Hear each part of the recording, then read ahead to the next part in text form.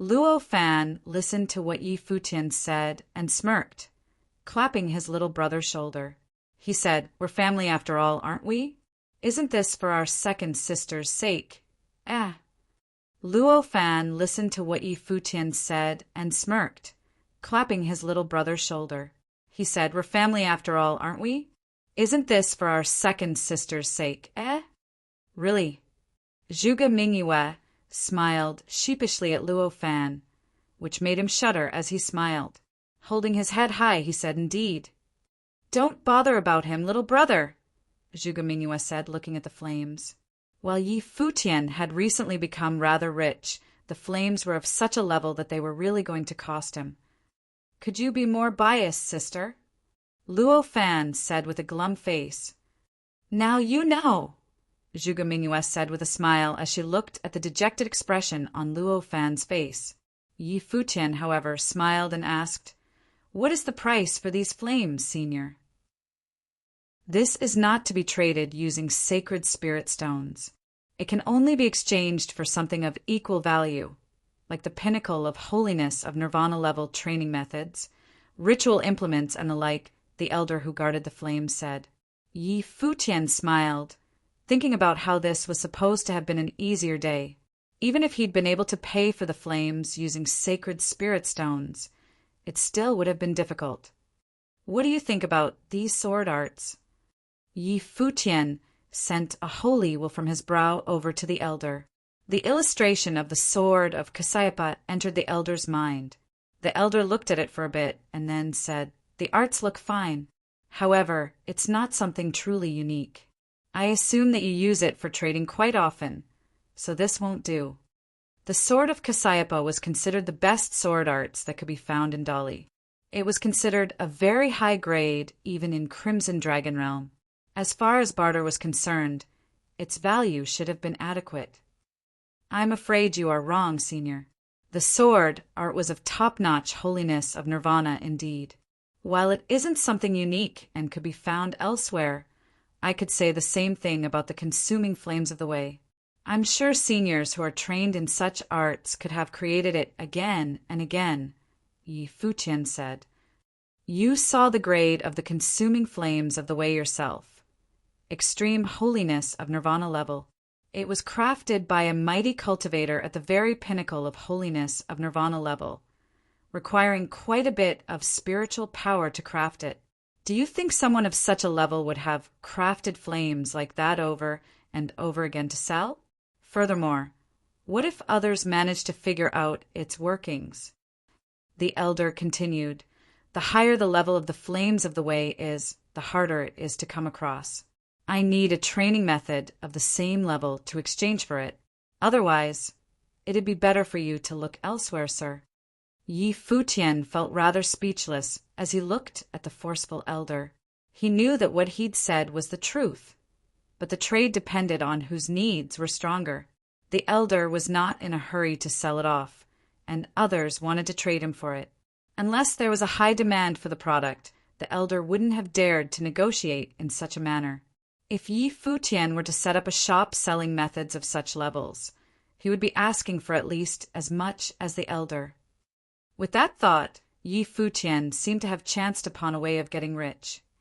However, on his plane, if he simply traded holiness of nirvana-level methods without a care, he might as well be painting a target on his back.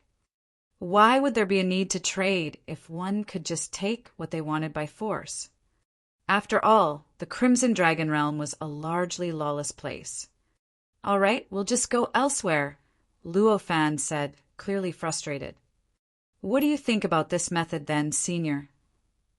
Xia Qingyuan interjected from the side. She then sent holy will into the elder's mind. The elder nodded and said, "You could take the flames for 2 methods." "That will do." Xia Qingyuan took out the method she'd used and looked at Yi Futian, who then took out a manual copy of the sword of Kasayapa and handed it to the elder. The elder checked the goods and then nodded, handing the furnace to Yi Futian. He said, "The furnace itself is one the top-of-the-line containers of flames. It would have melted under the powers of the flames of the way a long time ago otherwise. You people are getting quite a bargain here. Yi Futian took the furnace and handed it to Luo Fan before turning to Xia Qingyuan. He said, "Thank you, princess. I still have other methods with me, though." There were many methods to be found in the Golden Hall of the Lotus in Emperor Xiao's palace, but the truly top-of-the-line ones were kept in private collections by the royal palace. Even if he were to have seen them, there was no way he could have traded with them. However, if Xia Qingyuan were to do so, then it naturally would not be a problem. "Never mind. It's all the same," Xia Qingyuan said plainly. The elder looked at the two of them and speculated about their identities. "Princess." But then again, all kinds of people could be found in Crimson Dragon City. The place was the biggest and greatest city in the Crimson Dragon region, after all. Luo Fan took a look at Yi Futian, impressed by his little brother's capabilities. They were far above his own abilities. He sure couldn't measure up to him. "Yi Futian," someone called out.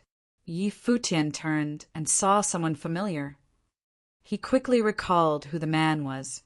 It was the man who had fought Yu Sheng, Wu Chen, and the others in the battle of the Sleeping Dragon, Zhui Su of the Black Flames clan. He was a native of Crimson Dragon City. Zhui Su took a look at Yi Wu Chen. Those who had lost to him in the past had since become saints at the Battle of the Crimson River. Yi Futian nodded with a smile, not wanting to engage him in conversation. Zhui Su then took one look at the flames that Luo Fan was putting away. In truth, Zhui Su had always wanted the consuming flames of the way. He wanted to consume it to strengthen his flames. However, his family wouldn't grant him two top-notch methods to exchange for it. Their flames of the way were powerful to begin with, so they were reluctant to cover such expenditures. Yi Futian, Lord of Qinya City? Many turned to look at Yi Futian curiously. After the battle between Li City and Qinya City, as well as the Battle of the Crimson River, the city lord of Qinya had gained quite some renown. Of course, his renown paled in comparison to that of Yu Sheng, who had practically steered the direction of the entire Battle of the Crimson River. A battle between two cities was a big event involving two imperial realms. However, the attention attracted by such battles could not compare with the Battle of the Crimson River. That battle had enabled the winner to enter the regional palace. Plus, the Battle of the Crimson River had been fought in the Crimson Dragon City. "We'll take a look elsewhere," Yi Futian said as he walked out of the Tower of Heavenly Flames. However, there were still many people around who had come out to take a look at him. Some were heard saying Yi Futian was bickering with Xing Kai back at the Battle of the Crimson River. It was quite a pity that they didn't end up fighting each other. Yu Sheng's talents were unparalleled. He seemed to listen to this guy a lot. How would Yi Futian compare to a devil like Yu Sheng? Many talked about this. Many cultivators on Heavenly Flames Avenue turned to look at Yi Futian as well. Xing Kai of the ancient imperial city was extremely renowned, even in Crimson Dragon City. Xing Kai would become a renowned figure in the Crimson Dragon realm in the future. Furthermore, the ninth servant, the city lord of ancient imperial city, was also a legendary figure. He was lauded as the #1 city lord outside of Crimson Dragon City. Yi Futian did not bother with what the people around him were saying. People of renowned clans were commonly seen in a place like Crimson Dragon City. For instance, Zhui Su was a descendant of a Runhuang, yet people had stopped paying him any attention soon enough. "Are you looking for flames of the way, my friend?" someone asked, causing Yi Futian to turn around. An old man was setting up a street stall in the middle of the busy Heavenly Flames Avenue, making him stand out of the crowd. The old man's aura appeared to be very weak. The grades of flames he was selling in his stall were all of the very low grades. No one walking about was paying him any attention. Yi Futian smiled and nodded, saying, "I'm indeed looking for flames of the way. Why do you ask, sir?" "I have some here," the old man said, beckoning Yi Futian's party over to his stall. Yi Futian took one look at the flames in the old man's stall. They were like comparing gold and dirt when he thought of the quality flames being sold at the Tower of Heavenly Flames. There was no need to compare them at all. However, Yi Futian nonetheless walked up to the old man and said, "The levels of these flames are rather low. They would be of little use for my friend's training. I do have higher level ones if that's what you're looking for, but I don't know if you'd dare to take them," the old man said to Yi Futian with a smile. Yi Futian looked at the old man and noticed how alert and cautious his eyes were. Although the old man looked frail and had little aura to speak of, Yi Futian was able to tell that the old man was very adept at concealing his true abilities. He had been quietly sitting there before with no one bothering him. He had not been trying to bother anyone either. Yi Futian wondered why the old man had decided to call out to him. "If the prices are good, I don't mind taking them," Yi Futian said. "You can have them for free." The old man flashed a beaming smile. His teeth were rather yellow and somewhat unsightly. Yi Futian looked even more puzzled. Free. There were a lot of situations where free things turned out to cost the most. They often required payment in other forms. "What conditions do you have then, sir?" Yi Futian asked. "I have none." The old man shook his head. Yi Futian felt rather puzzled. He was unable to read the old man. "That was why I asked if you would dare to take them," the old man said somewhat aggressively. "I don't dabble with what I know nothing about," Yi Futian said, bowing to the old man. "I shall take my leave." The old man looked very mysterious. Yi Futian thought that it would best to exercise caution in a place like Jinmu City. "Are you sure you don't want it?" A voice with a terrifying aura cried out all of a sudden, sweeping all over the Heavenly Flames Avenue. Its scorching will made everyone turn around in an instant. Yi Futian was no exception. He saw the old man holding a ball of flames of the way, which glittered brilliantly. They contrasted with the rays of the sun above in mystical ways. The three-legged golden ravens in the sky over Jinmu City cried. The old man put the flames away in just an instant, smiling at Yi Futian. He said, "I'm giving them away to you. Do you dare to take them?" "Renhuang flames of the way." Yi Futian stared at the old man and then looked around the avenue. Countless pairs of eyes had turned toward him in an instant. The old man whom no one had bothered with before had suddenly attracted the attention of everyone in the area. That flames of the way were being given away for free. The eyes of countless people were burning brilliantly, Yi Futian included. However, flames of such levels would be difficult to hold on to. It was no surprise that the old man had asked him if he dared to take it. What he was unable to fathom was why the old man was trying to give the flames to him for free. There was no way that they knew each other. "I'll take it," Yi Futian said. If that old man said that he was willing to give Renhuang level flames away, then it would be up to Yi Futian to choose how to deal with it. If he was unable to keep it around, he would simply sell it. He walked up decisively, the people around him following him, concerned that the old man was up to no good. However, that old man simply chucked the flames into the furnace and handed it over to Yi Futian, who accepted them right away. He then looked at the old man and said, "Since you've said you're giving it to me, then it's up to me to decide what to do with it, right? Of course, I wouldn't hold it against if you just gave it someone else.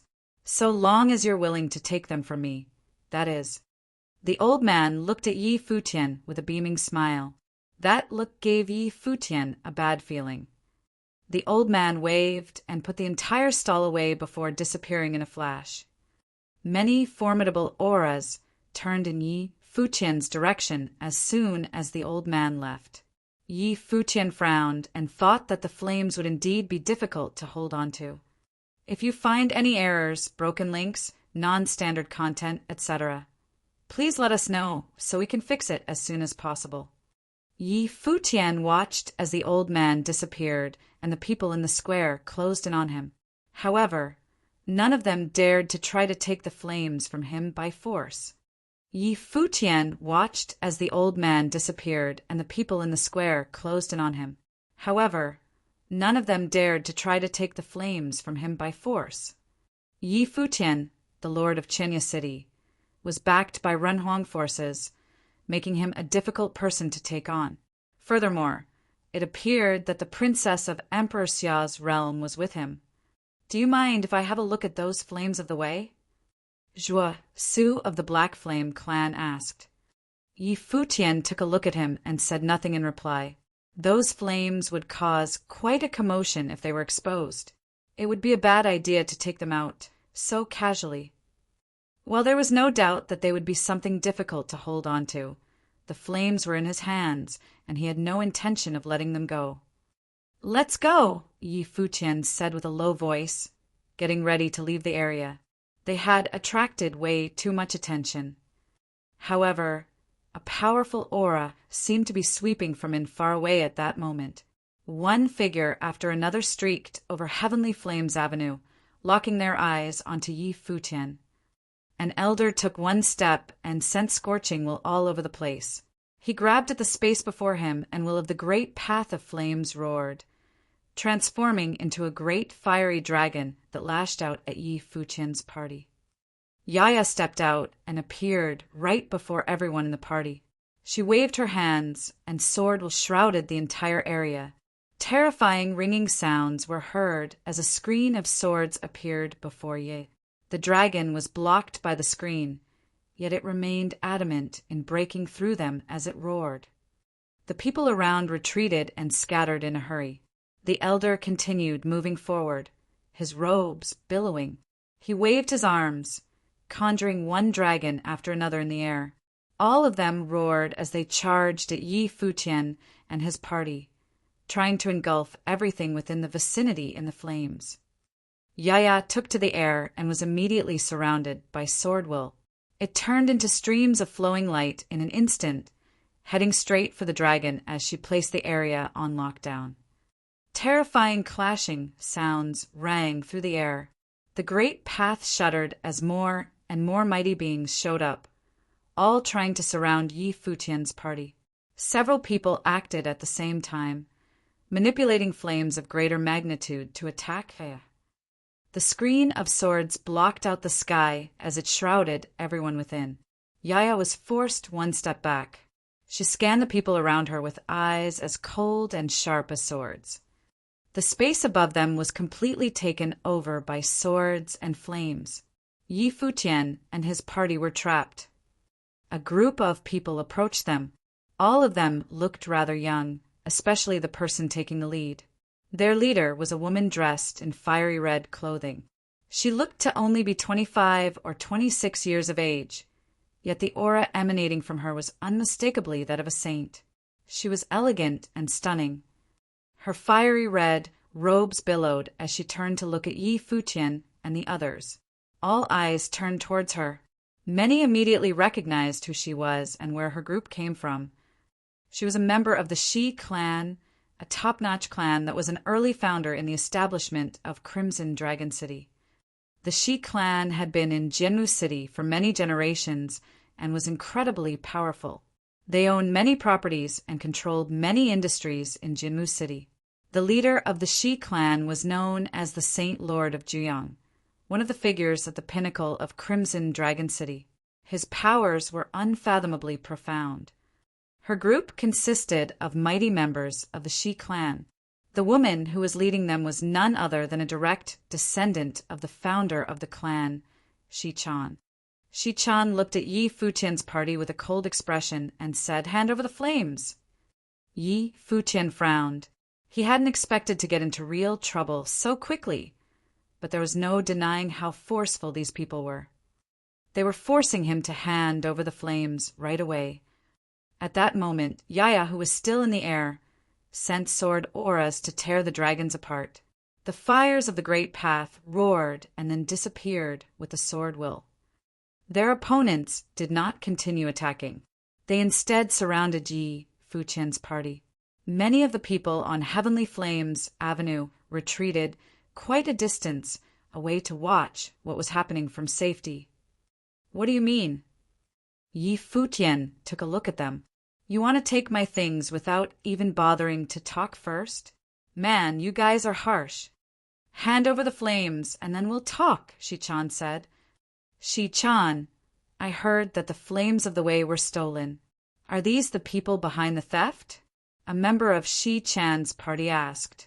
The young person took a look at Yi Futian's party and said, What is there to talk about with the thieves? We should take them down right now. Thieves?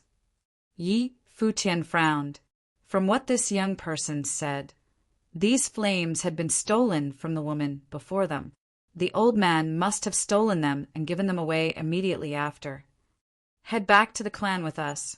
If you're able to explain yourselves adequately, you might be able to leave with your lives intact, an old man standing beside Shi-chan said.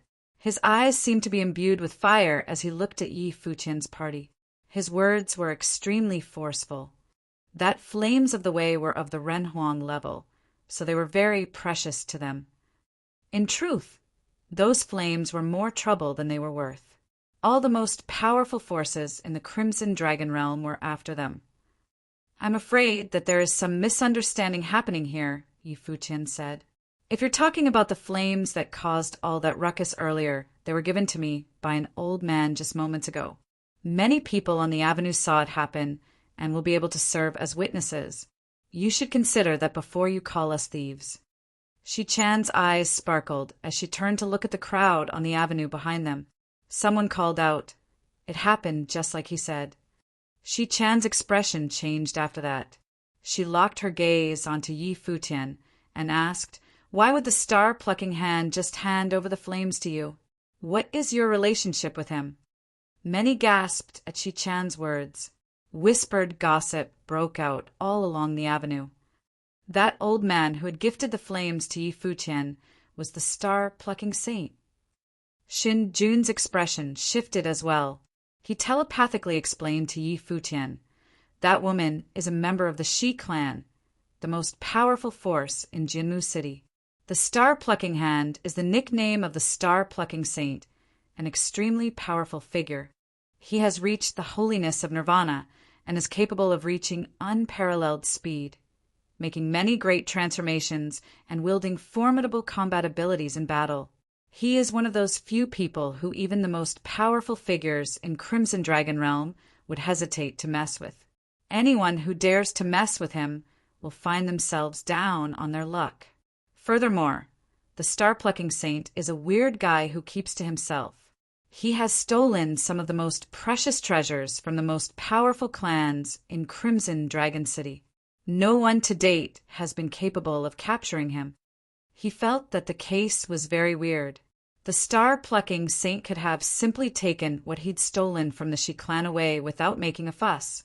The Saint Lord of Jiang of the Shi clan, despite being extremely powerful, was utterly incapable of capturing the star-plucking saint. The two men were probably more or less equal in power. No one could tell who between them was the stronger one. Even if the star-plucking saint simply took the goods by force, there was nothing the Shi clan could do about it.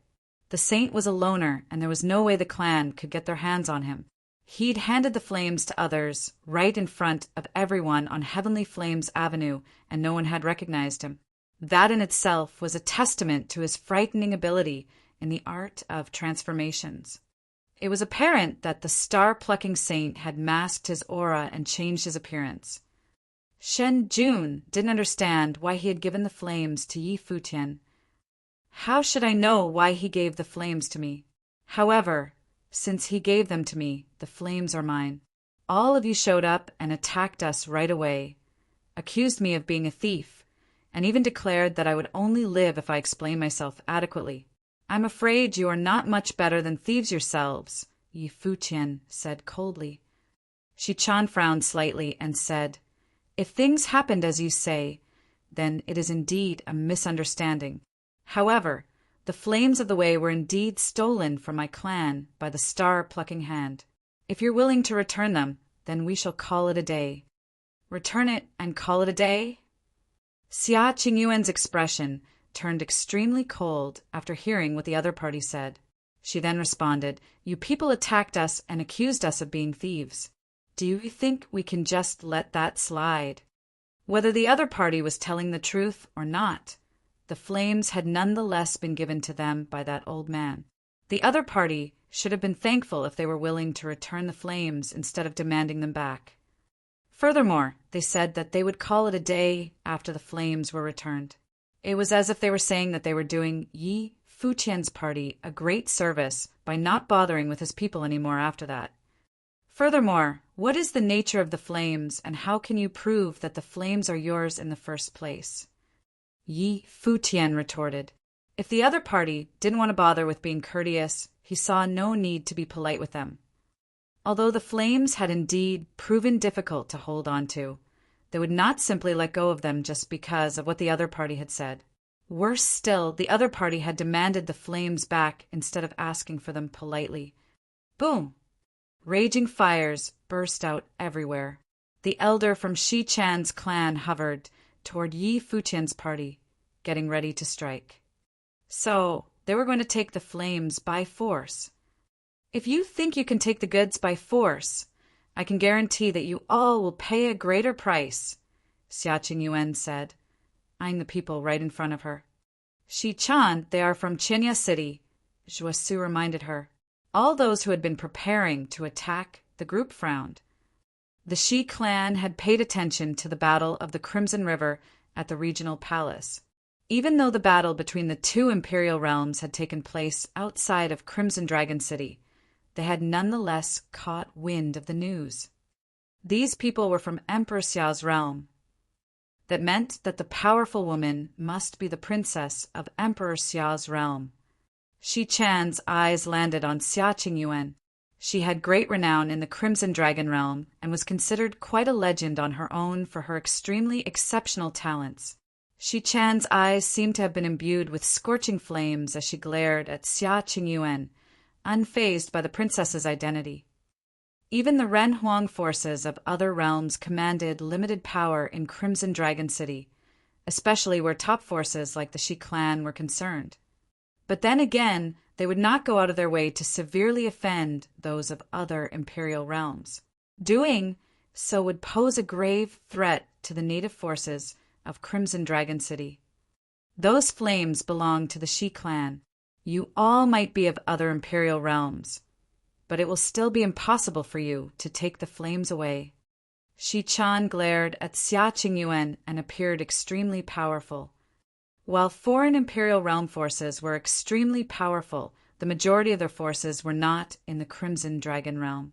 If the Shi clan insisted on keeping these people around, there was no way they could simply leave. It was impossible to simply walk away with those flames. Even if those of the Shi clan refrained from taking the flames by force, there was still no way Yi Futian and the others could call for help from Emperor Xiao's realm. If that course of action was possible, conflicts like these would be settled in such a manner from then on. The number cultivators who had reached the holiness of nirvana level from imperial realms were far fewer than those in the Crimson Dragon realm. Mobilizing those saints was more difficult than it seemed to be. Furthermore, even if such saints were mobilized, the forces of foreign imperial realms could not simply act against the native forces without ample reason. If you find any errors, broken links, non-standard content, etc., please let us know so we can fix it as soon as possible. Jianmu City was the home territory of the Shi clan, meaning that Xia Qingyuan and the others were at a disadvantage. Jianmu City was the home territory of the Shi clan, meaning that Xia Qingyuan and the others were at a disadvantage. That was why Shi Chan was daring to be so forceful and insisting on keeping them around. However, while the forces of other imperial realms were incapable of doing as they pleased in Crimson Dragon City, the native forces didn't dare to act rashly either. Xia Qingyuan did not balk at all and forcefully retorted. Many of the people on Heavenly Flames Avenue witnessed what transpired personally. The flames were gifted to us by an old man. If you insist on being so forceful, then bring the old man here. If he told us to hand over the flames, we would comply without question. As for you people, we did not get the flames from you. Do you think that we'll just hand them over because you say that the flames are yours? If these people had spoken to them nicely and proved that the flames were indeed theirs, Yi Futian and his people would have considered returning them to them. However, there was no way they would hand them over just because the other party claimed that the flames were theirs. Furthermore, these people had attacked as soon as they'd arrived and had behaved extremely rudely and forcefully. They'd also voiced their intentions of taking down Yi Futian's party out loud. In this case, it was simply impossible for Yi Futian's party to hand over the flames. Both parties stayed in a deadlock for quite some time, neither of them giving way to the other. Both women, Xichan and Xia Qingyuan, were extremely powerful people. A new group of people approached them. They emanated extremely powerful auras and wore crimson dragon robes, making it obvious that they were part of the Crimson Dragon Army and tasked with maintaining public order in Jianmu City. Jianmu City was part of Crimson Dragon City. Within Crimson Dragon City limits, the Crimson Dragon Army served as the absolute peacekeepers. A fight had broken out there and caught their attention. Commander Mu. Xichan bowed slightly to the leader of the army. It was obvious that she knew the commander. The Crimson Dragon Army of Jianmu City had been stationed there for many years. There were 9 lieutenants and 2 commanders. Commander Mu was one of the 2. He was tasked with managing the upper regions of Jianmu City. What happened? Commander Mu looked at the opposing forces and asked. A figure arrived in a flash of light and reported to the commander what had transpired. Commander Mu then looked at Yi Futian and his group after finding out who they were. It was said that Yu Sheng of Chenya City had entered the regional palace by overpowering all the mighty being there. He could become one of the commanders of Crimson Dragon City someday. There was a great possibility that he would join the Crimson Dragon Army's ranks one day. Xichan, how can the Shi clan prove that those flames are theirs? Commander Mu looked at Xichan and asked, how did the Shi clan come to possess the flames? Commander Mu, those flames of the way indeed belong to the Shi clan. A figure appeared in midair at that moment. A fiery aura swept out through the air. A legendary figure appeared, looking as brilliant as the sun in the sky. He seemed to have the sun on his back. He was blindingly bright and nearly impossible to look at. It was the Saint Lord of Zheoyang of the Shi clan. However, this was probably only a projection of his will rather than his true self. Commander Mu looked at the materialized specter and said, there has never been a Renhuang in the ranks of the Shi clan, Jiang. Those flames are of the Renhuang level, so that means they were acquired elsewhere. By my logic, I'm afraid no one would have traded those flames away without good reasons. It was apparent that Commander Mu had a good guess as to the origins of the flames. The Saint Lord of Zheoyang frowned. Commander Mu then looked at Xia Qingyuan and asked, the Shi clan claims that the flames are theirs. Would you be willing to return it? No, Xia Qingyuan answered decisively. Very well, Commander Mu nodded. One side wants to take the flames, while the other side refuses to give it up. In that case, the Shi clan is free to take the flames by force, but do not cause too much of a commotion in Jianmu City. Furthermore, if you people clash with them in the future over the flames, the Crimson Dragon Army shall not interfere with matters between your parties. You are free to do as you please with each other. Crimson Dragon City had rules that forbid haphazard killing. In truth, Crimson Dragon City was the safest city in the Crimson Dragon realm because it was the only place where rules were firmly enforced. That was because those rules had been laid down by the Crimson Dragon Emperor himself. Everyone had to obey them. Anyone who broke those rules would be dealt with by the Crimson Dragon Army. However, at present, the Crimson Dragon Army was there simply to mediate the conflict between the two parties. Since neither of the parties was in the mood to make compromises, the commander saw fit to let them deal with the conflict on their own. The Saint Lord of Zheoyang looked down at those below him until his eyes fixed on Xia Qingyuan. If a conflict breaks out between your parties, none of us will have anything to gain from it. What would it take for you to return the flames? Those flames were rather important to them. It was about more than the flames being left behind by a Renhuang. If the flames had only been left behind by a Renhuang, the Saint Lord would not have bothered making an appearance. Since you people sought to overwhelm us through sheer force, there is naturally no way we will return the flames. Xia Qingyuan looked at the Saint Lord of Zhuyang coldly. If he had been a top-notch figure who didn't belong to any group, he would have been tricky to deal with. However, since he was part of a top-notch clan, then he did not dare to make a move against her. Overwhelm you through sheer force, eh? The Saint Lord of Zhuyang looked at Xia Qingyuan and said, Xichan. Yes, sir. Xichan looked up at the Saint Lord. If Princess Xia here thinks that we're simply throwing our weight around, you should fight her. After all, you are on the same plane as her. The Saint Lord then said, Princess Xia, if Xichan wins, you shall return the flames of the way. If you win, then the Shi clan shall never ask for the flames again, and I shall have Xichan apologize for her rude actions. What do you think about that?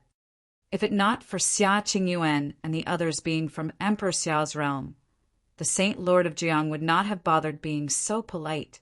He would have simply taken them on right there, and then...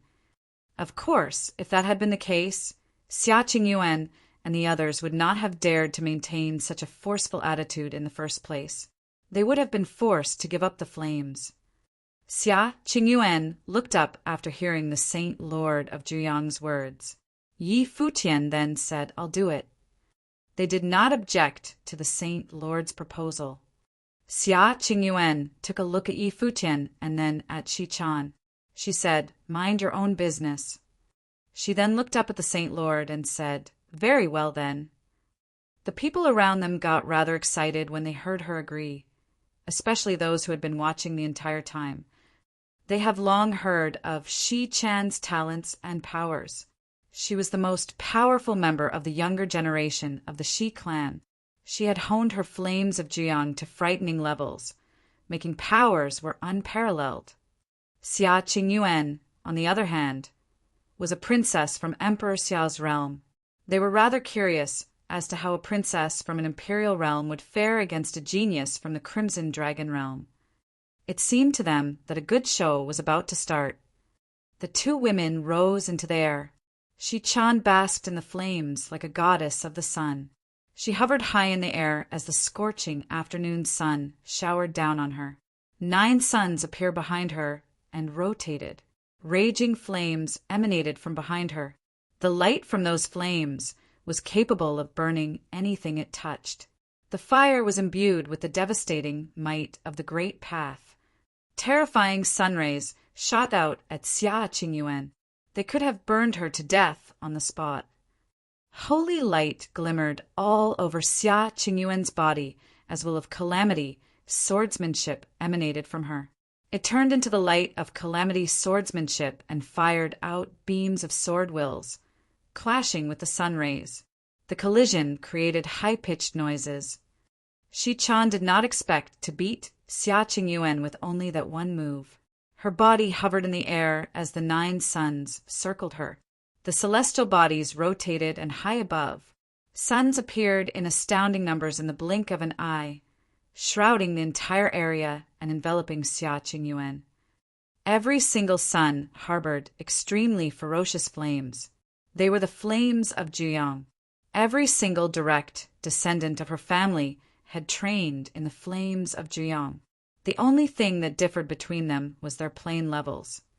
Even though the flames that she'd conjured and honed were only of the proving holiness level, they were nonetheless tremendously devastating. The suns that surrounded Xia Qingyuan rotated, shot down rays of light, trying to burn their target alive. Xichan's beautiful eyes looked as if they held suns inside them. She lifted her arms, and fire of the sun coiled around her palms. She was out to see just how capable a princess of an imperial realm could be. Burn, said Xichan's saint-level spells were cast as the suns repeatedly fired beams of flames. They tore through the sky as they headed right for Xia Qingyuan. Ringing noises were heard in the air. It was difficult to imagine just how devastating the flames of the suns were. Futian looked at the battlefield from below and was rather startled. Chan was more powerful than he had expected her to be. Top-notch clans who were trained in the power of the flames in Crimson Dragon Realm exhibited extremely proficient control and use of fiery powers. They were considered masters among masters in the art. Holy light dazzled over Xia Qingyuan as countless lotus flowers appeared around her. Those lotuses shielded her as they blossomed in the air. The beams of flames collided with them, making the petals ring intensely. However, the flowers remained intact instead of melting or burning away. The suns fired beams of even greater intensity, drowning the space and burying Xia Qingyuan completely. Chan waved her hands, causing the suns in the air to merge. They turned into a gigantic sun and buried Xia Qingyuan. The air around them became extremely hot in an instant. It felt like everything was on the verge of melting down. Xia Qingyuan and her lotuses had been all but swallowed by the sun. At that moment, dazzling sword auras burst from the petals of the lotuses, especially from the one in the middle. Terrifying calamity, swordsmanship, pierced through the sun and shot outside. The number and intensity of the auras grew increasingly dramatically as they tried to tear everything apart. Within mere moments, the boundless sword auras tore the sun into pieces, which then exploded with a loud noise. The lotuses blossomed to reveal an imposing figure standing at their center. It was none other than Xia Qingyuan. Xia Qingyuan stood on a lotus flower as countless others blossomed in the air. The will of calamity swordsmanship harbored extremely terrifying, explosive capabilities. They became numerous enough to block out the sky in mere moments and headed straight for Chan. Go! Xia Qingyuan pointed at Chan. The boundless swords imbued with the worldly great path zipped past as they launched at Chan.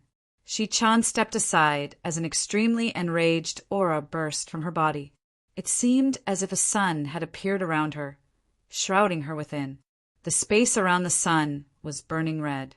When the swords reached her and pierced through the sun, they melted into nothing. The swords melted immediately. Chan kept moving forward, forcefully making her way towards Xia Qingyuan. The flames of the sun were capable of melting everything in the world. The swords crumbled before the flames of Juyang. Xia Qingyuan frowned as boundless swords shot forward. They were all quickly destroyed when they hit the screen of the sun. It was her first time fighting with someone at her level. She'd never faced someone who was trained in such formidable powers as the art of flames. Furthermore, it seemed as if Chan intended to fight up close and personal. If you find any errors, broken links, non-standard content, etc., please let us know so we can fix it as soon as possible. The flames on Chan's body grew increasingly more powerful as the 9 suns rotated. She looked like a true goddess of the sun as she basked in the sun's flames. Devastating fiery waves swept out all around her. The flames on Chan's body grew increasingly more powerful as the 9 suns rotated. She looked like a true goddess of the sun as she basked in the sun's flames. Devastating fiery waves swept out all around her. Boom! Chan stepped forward and headed straight for Xia Qingyuan. The flames of Juyang burst devastatingly as soon as she stepped out, firing 9 beams of holy light straight at Xia Qingyuan. The lotus flower before Xia Qingyuan blossomed and blocked the beams, yet destructive heat waves still washed over her. The extremely dazzling figure of Chan charged at her. It was as if Chan had turned into a sun herself. Ferocious heat waves began engulfing the entire space before she even came close to Xia Qingyuan.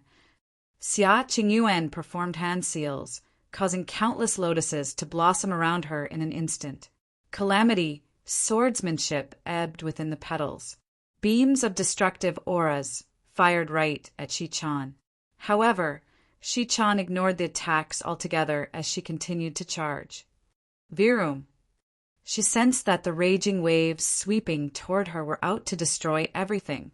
Calamity's swordsmanship burst out as the swords headed straight for Shi-chan. Shi-chan did not even slow down, zipping right through like a bolt of lightning to throw a punch. Her devastating flames contained terrifying, explosive powers that wrecked the swords within mere moments. "Divine body of 9 suns," Shi-chan muttered. Her body was like a sun at the moment. She activated the divine body of 9 suns, enabling her to pulverize everything before her through extremely destructive means. The swords were destroyed and the lotuses crumbled. Xia Qingyuan retreated as Shi-chan continued to press forward like a sun falling from the sky. Seemingly nothing could stop her. Boom, boom, boom. Explosions were heard as Xia Qingyuan's attacks continued to crumble. The holy light about her became even more brilliant. Lotus petals opened and closed until they melded into one single lotus flower. Thousands of swords flowed around her body, encircling her in an ever more powerful storm. Terrifying ringing noises were heard as the two of them chased one another in the air. Shi-chan basked in flames and charged forward like a fireball of the sun. At that moment, Xia Qingyuan finally retaliated. Xia Qingyuan pointed at Shi-chan below. Boundless swords appeared in an instant. They immediately transformed into a dragon of calamity. Catastrophic beams of terrifying intensity rained down from above. The swords then streaked downward in a frenzy, crashing into Shi-chan's body. The divine body of 9 suns broke and crumbled under the incoming attacks. However, that dragon seemed to be an indestructible being. It continued to roar and charge, engulfing the sky around them.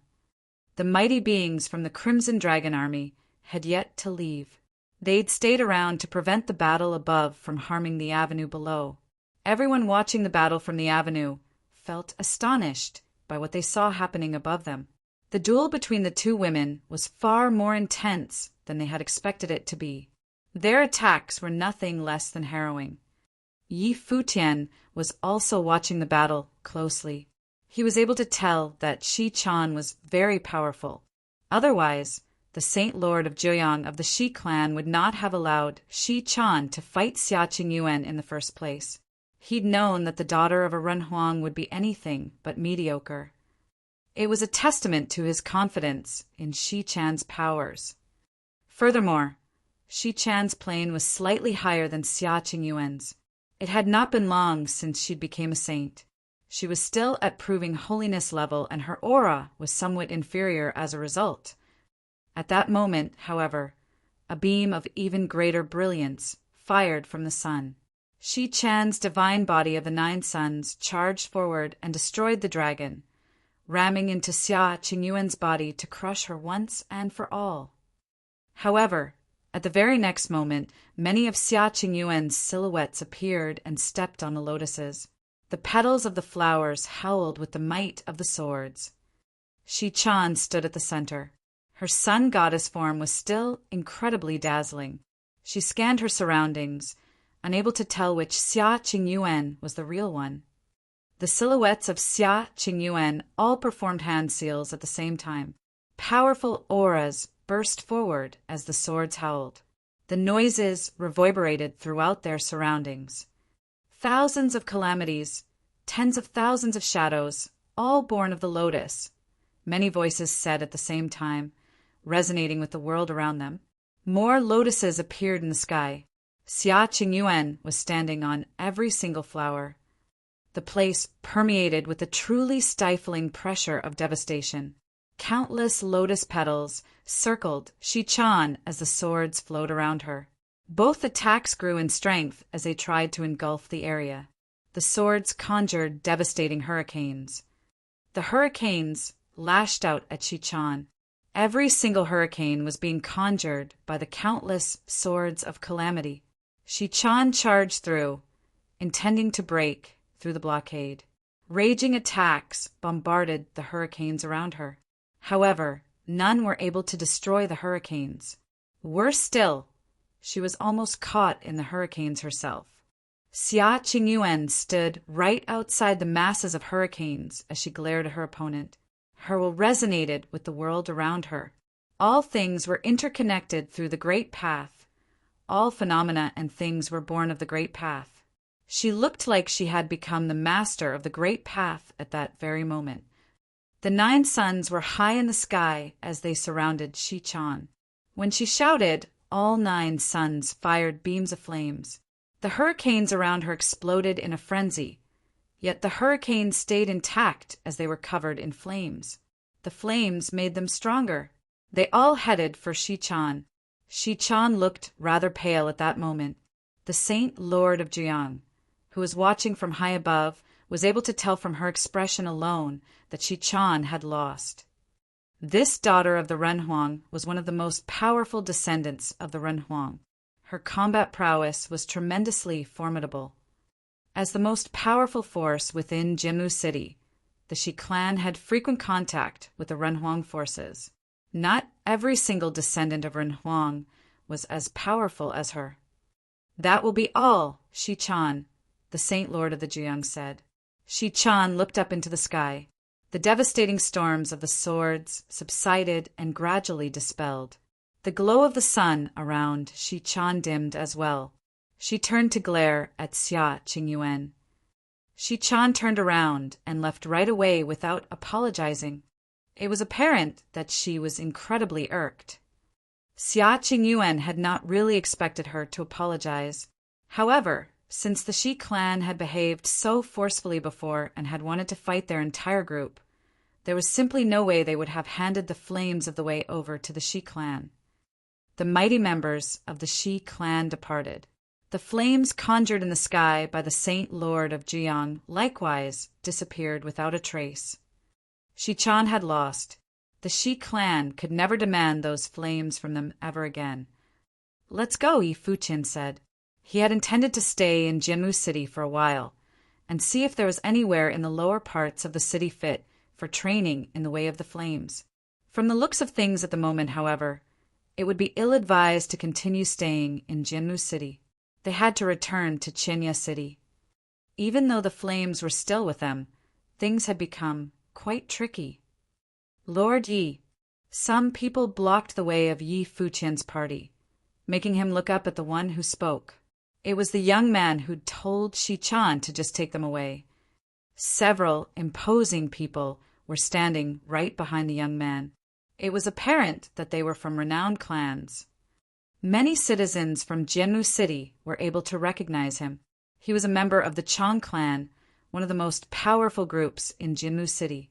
They had amicable relations with the Shi clan, and their bond ran rather deep. The young man was named Chang Huai, and he was a saint with exceptional talents. He had been pursuing Xichan for quite a while, wanting to forge a marriage alliance between the Chang clan and the Shi clan. Yeah, Yi Futian said rather coldly. Chang Huai was the one who'd suggested that they take Yi Futian's party out, so Yi Futian saw no reason to be nice to him. I would like those flames. Would you mind naming a price, Lord Yi? We would like to get a fair trade underway, Chang Huai said with a smile to Yi Futian, appearing polite and amicable. He didn't have a single trace of the bullying attitude he'd displayed before.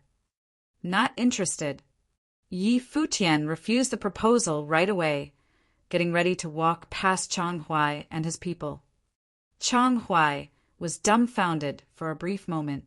He then smiled and said, Lord Yi, you're just a doctrine saint, yet you're already the lord of a city. It wouldn't be far-fetched to say that you're the first person to accomplish such a thing in the cities surrounding Crimson Dragon City. But then again, you're a saint who stands behind a woman. Don't you think there's something wrong with that?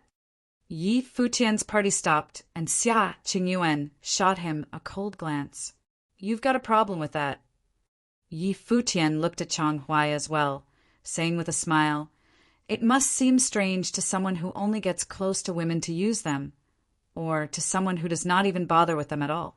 I assume that you want the flames so you can give them to Xichan, right? He then continued walking. Chang Huai had been right beside Xichan before, and it seemed that Shi Chan hadn't wanted anything to do with him. Seeing how Shi Chan and her people had been unable to take the flames, it made sense that Chang Huai was asking to trade for them to gain favor with her. Yi Futian and his people left. They flashed and zipped along the roads below, departing the area at breakneck speeds. Chang Huai smirked and said in a low voice after they left, "The Lord of Chinya City has a way of getting the people around him to work for him. I have to admit, that is a good ability indeed. Sending Yu Sheng into the regional palace, making Emperor Xia's realm back him up, having Yaya protect him while he's outside, and having Xia Qingyuan fight for him. He was capable of doing all of that, yet he'd made it unnecessary to do anything for himself." The people around Chang Huai listened to his words and concluded that this was indeed the case with Yi Futian. The man himself had hardly ever fought. No one knew how capable he was. Many who had watched the Battle of Crimson River claimed that, as city lord, his powers must be on par with Yu Sheng. After all, Yu Sheng had been doing his bidding. But then again, one would only be able to know how powerful he was with certainty from seeing him fight. Yi Futian hardly minded what Chang Huai said.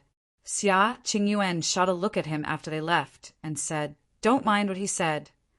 You're the one who shouldn't mind, princess." Yi Futian smiled and did not say much after that.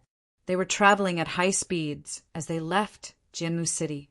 He turned his head around and took a look, feeling that it was quite a pity that they'd had to spend so many sacred spirit stones to gain entry. They would have to pay again if they ever wanted to come back. Yaya conjured a sword in the air. The party hopped onto it and disappeared in an instant. If you find any errors, broken links, non-standard content, etc., please let us know so we can fix it as soon as possible. Yi Futian's party returned to the city lord's office at Chinya City. Yi Futian's party returned to the city lord's office at Chinya City. Yi Futian pondered the star plucking saint's intentions during the return trip. He was still puzzled as to why the saint had done that. From what Xinjun had told Yi Futian, the saint was powerful enough to take the flames of the way away, and the Saint Lord of Jiang wouldn't be able to do anything about it. The star-plucking saint's skill at transforming was peerless. No one knew if anyone in the Crimson Dragon realm less powerful than the Renhuangs would be able to capture him alive. Regardless, the Renhuang-level flames of the way were theirs. However, it was the backing of Emperor Xia's realm that had allowed him to pull what he'd pulled. It would have been nearly impossible for him to bring those flames back with him otherwise. The Shi clan would have been the first to get in his way. Yi Futian looked for Shen Tianzhan after he returned to the city lord's office to talk to him about it. He asked, "Do you have any idea what the star-plucking saint was actually up to?" Shen Tianzhan was at the same level as the star-plucking saint. He might be able to share some insights about the enigmatic saint. However, Shen Tianzhan simply shook his head and said, "The star-plucking saint has always kept to himself. No one knows what he is up to. But then again, I have heard that he once went to the ancient imperial city intending to steal something, but he failed. Furthermore, it is said that there is a very high possibility that he was injured in the fight with the ninth servant. As for the flames, do you mind if I take a look at them?" Shen Tianzhan said. Yi Futian nodded and took the flames of the way out. Terrifying heat radiated from them and swept all over the place. The light of the flames shot to the heavens. Shen Tianzhan's pupils dilated slightly as he sensing the will of the great path within the flames. He then said, "Put it away." Yi Futian put the flames away. Shen Tianzhan continued, "The flames were something left behind by Emperor Kwa. If you're able to internalize the flames, you will be able to head to the 9 tribes of the Kwa and have the chance to enter the territory of Emperor Kwa." Yi Futian was puzzled after hearing Shen Tianzhan's words. He asked, "So you're saying that there are other uses for the flames? That they allow passage into a Renhuang territory?" He recalled the moment right after he'd acquired the flames when Zhuasu of the Black Flame clan had asked if he could take a look at the flames. Su was a descendant of Ren Huang. The Black Flame clan was a top-notch force. This meant that Su had been able to figure out a thing or two about the flames, driving him to make such a seemingly stupid request. Yi Futian had not bothered with him back then. Indeed, Shen Tianzhan nodded and said to Yi Futian, "The flames of the way of Emperor Kwa appear once every few years. There is rarely more than one wisp of the flames to be found at a time. However, many would have appeared at the same time in the Crimson Dragon realm. All the top-notch forces throughout the realm were out to get them secretly. Some groups obtained some and then lost them before they were able to do anything. Some traded them away to make extreme profits. In the end, a handful was taken away for training purposes, while the rest were used to gain access to the 9 tribes of the Kwa. And I just happened to pick this up for free?" Yi Futian asked. Shen Tianzhan looked rather puzzled by the question. He'd indeed been lucky in an eerie, unnerving way. He wondered if the star-plucking saint had indeed set up the events to play out this way. The Saint Lord of Jiang probably decided to not turn hostile against you because of your identities and backgrounds. But having lost the flames to you, the Shi clan will try to get the flames elsewhere, Shen Tianzhan said. After all, Yi Futian was not the only one in possession of flames left behind by Emperor Kwa. The flames had appeared all over the place in the past. "Where are the 9 tribes?" Yi Futian asked. "They are found in the western regions of Crimson Dragon Realm. That place used to be the territory of Emperor Kwa. The current 9 tribes are 9 of the major forces in Crimson Dragon Realm. They are all very powerful. They're like our cities here," Shen Tianzhan elaborated. Yi Futian nodded. Forces that had once served directly under the Runhuang territory would undoubtedly be extremely formidable. "Seems like there will be secret fights over the flames starting in the Crimson Dragon Realm again. We'd better watch ourselves out there," Shen Tianzhan said. Despite what he'd said, the people of Crimson Dragon Realm would hesitate to make a move against them. However, it was still prudent to be cautious. Many would guess that Yi Futian had gotten his hands on flames of the way of Emperor Kwa. Even Su had begun to have his suspicions. "Will do." Yi Futian nodded. He had no intention of leaving Qinya City just yet. "Try and see if you can do anything with the flames." "I've heard that the flames pick their masters," Shen Tianzhan said. "All right." Yi Futian nodded and left. Yi Futian went to a training ground and temporarily sealed the place off. He then took out the flames. They began to warm the entire place with their scorching heat within mere moments, filling the entire space. A scorching aura of extreme intensity swept throughout the place. Yi Futian closed his eyes and extended his holy will into the flames, as, melding with it, his will circled the flames and sensed the powers within. He then seeped into the flames properly, bit by bit. Yi Futian sensed the flames' terrifying will of devastation within a split second. He felt as if his will was about to be burned to cinders. The flames of the way were, in truth, something materialized from the will of the Great Path. The flames had been conjured without any will of attack. However, he nonetheless still felt as if his will was about to be reduced to nothing just by getting near the flames. Yi Futian did not try to work on it. Holy light sparkled at the center of his brow.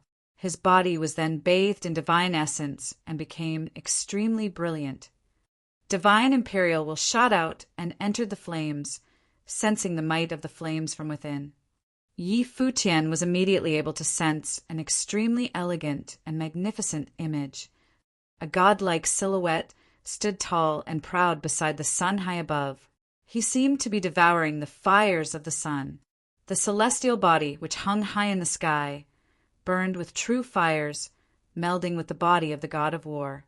The god of war's eyes turned even more brilliant than the sun. It was as if one look from him could make the world burn. In comparison, Yi Futian discovered just how insignificant and weak his sun life spirit was. It was no wonder that other cultivators had gained abilities to communicate and manipulate the world around them when they reached the Saint Plain or even the Renhuang Plain. They had forged their ways and methods into their life spirits, which could then be passed down to the later generations. When one reached such plane levels, they transcended. The ability to absorb the fires of the sun was extremely formidable and overwhelming on its own. The abilities of those trained by the Shi clan were similar. It was no wonder that they wanted the flames back so badly. It must have caused them quite a bit of heartache to part with those flames. As he sensed all of this, the will of the great path in the flames shot into Yi Futian's will and melded with it. At that very instant, the holy brilliance of the Renhuang showered onto Yi Futian's body. It was as if he had earned the approval of the flames. The flames ceased to hurt Yi Futian directly. He began to try to internalize the flames of the way into himself, sensing and absorbing the powers within. Others were incapable of learning such overpowering ways of training. They would only be able to slowly communicate and work with the flames. No one else could bash into it as he could. He spent quite a long time afterward training in isolation, internalizing the flames and attempting to forge his own. It was not that he would be training with the very flames that he worked with and internalized. Depending on his level of comprehension, he would be able to create a new one that belonged only to him. Everyone was capable of comprehending the experiences of those who came before them, but their training had to be uniquely their own nonetheless. Someone arrived at the city lord's office of Chinya City while he was training, claiming that they wanted to trade for the flames. None of them thought that Yi Futian would train in the powers of the flames, so they thought that the flames would be of little use to him. They hoped that they would be able to get the flames at a high price, but their proposal was rejected right away. Other than the scuffles and skirmishes that broke out time and again between the top-notch forces in Crimson Dragon City, hardly any clashes occurred. It was as if the fight for the flames was taking place in secret. But then again, none of that had anything to do with Yi Futian. Shan Tianzhan came looking for Yi Futian one day and told him a piece of news. Many of the top-notch forces in Crimson Dragon City and the surrounding cities were departing. Yi Futian also decided to depart right away and make the trip with Shan Tianzhan. The territory of Emperor Kwa consisted of ruins left by Emperor Kwa. There was no way he would miss seeing it. A city known as Emperor Kwa City was located in the western regions of Crimson Dragon Realm. The old city had once been the residence of Emperor Kwa. The 9 tribes who served Emperor Kwa were tasked to stand guard around the city. Emperor Kwa City had recently become extremely lively. People of the top-notch forces from all over Crimson Dragon City were going there. The people of the city could guess why they were there. Emperor Kwa's city had a rustic feel to it. Emperor Kwa's castle stood within the city. There was a skyscraping statue of Emperor Kwa basking in boundless fires right in front of the castle. His likeness stood tall and proud, looking very alive. Mighty members of the Shi clan, who had recently fought Yi Futian over the flames, were one of the forces found there. Shi Chan was there as well. After the flames were taken away by Yi Futian, the Shi clan paid a great price to get themselves another wisp of the flames of Emperor Kwa before coming to the city. Shi Chan stood before Emperor Kwa's statue and displayed the Renhuang will about her. There were many around who extended invitations to her. All of them were members of the 9 tribes that had once served the emperor. Yi Futian and Shan Tianzhan were there as well. Shan Tianzhan learned a lot about the matter and explained quite a bit about the ruins of Emperor Kwa on their way to the city. In addition to Yi Futian, there were many people from other forces there as well. The Chang clan of Jemu City was there too. Mighty figures from Flaming Prison City and Crimson Cloud City were also present. Yi Futian was wondering just how many wisps of the flames of the way Emperor Kwa had developed. Go. Getting into the ruins requires support from the 9 tribes. and their powers complement each other. The 9 tribes are not of the same level. They often compete with each other. I have introduced the tribes to you before. It'd be best for you to work with the strongest tribe. Xin Tianzhan told Yi Futian telepathically. Yi Futian nodded and walked up to the statue of Emperor Kwa. Holy light shrouded his body. He looked as if he was basking in divine, fiery light. And you are. Many pairs of eyes turned toward Yi Futian. Yi Futian, City Lord of Chenya, Yi Futian replied. The people nodded at once. Those of the 9 tribes stared at him, seemingly watching him while weighing their options. They were wondering if Yi Futian was someone worth extending their invitations to. They had naturally paid attention to news from Crimson Dragon City. Yi Futian of Chenya City hailed from Emperor Xia's realm, but they knew little of his powers. They knew only that he had defeated Xin Jun, son of Shen Tianzhan. He had also killed the young palace, lord of the Bliss Palace. However, those achievements hardly seemed worth mentioning. At the very least, he appeared to pale significantly in comparison to Yu Shang, who had participated in the Battle of Crimson River. That was why the tribes were wondering if Yi Futian was someone worth betting on. If you find any errors, broken links, non-standard content, etc., please let us know so we can fix it as soon as possible.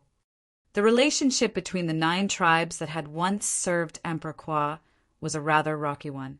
Even though they worked together, they were also rivals. The relationship between the 9 tribes that had once served Emperor Kwa was a rather rocky one. Even though they worked together, they were also rivals. They had all served Emperor Kwa before. When the emperor perished, the 9 tribes remained separate entities, competing against each other for many years.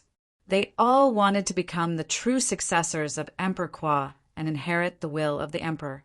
Doing so would allow them to unify all 9 tribes. If one among the 9 reached the Renhuang Plain, everything would naturally come to a close. The so-called Renhuang ruins were the ancestral lands of the 9 tribes. They had been trying to inherit whatever was left behind by Emperor Kwa for many years. They were the only ones who truly knew where the flames of the way came from.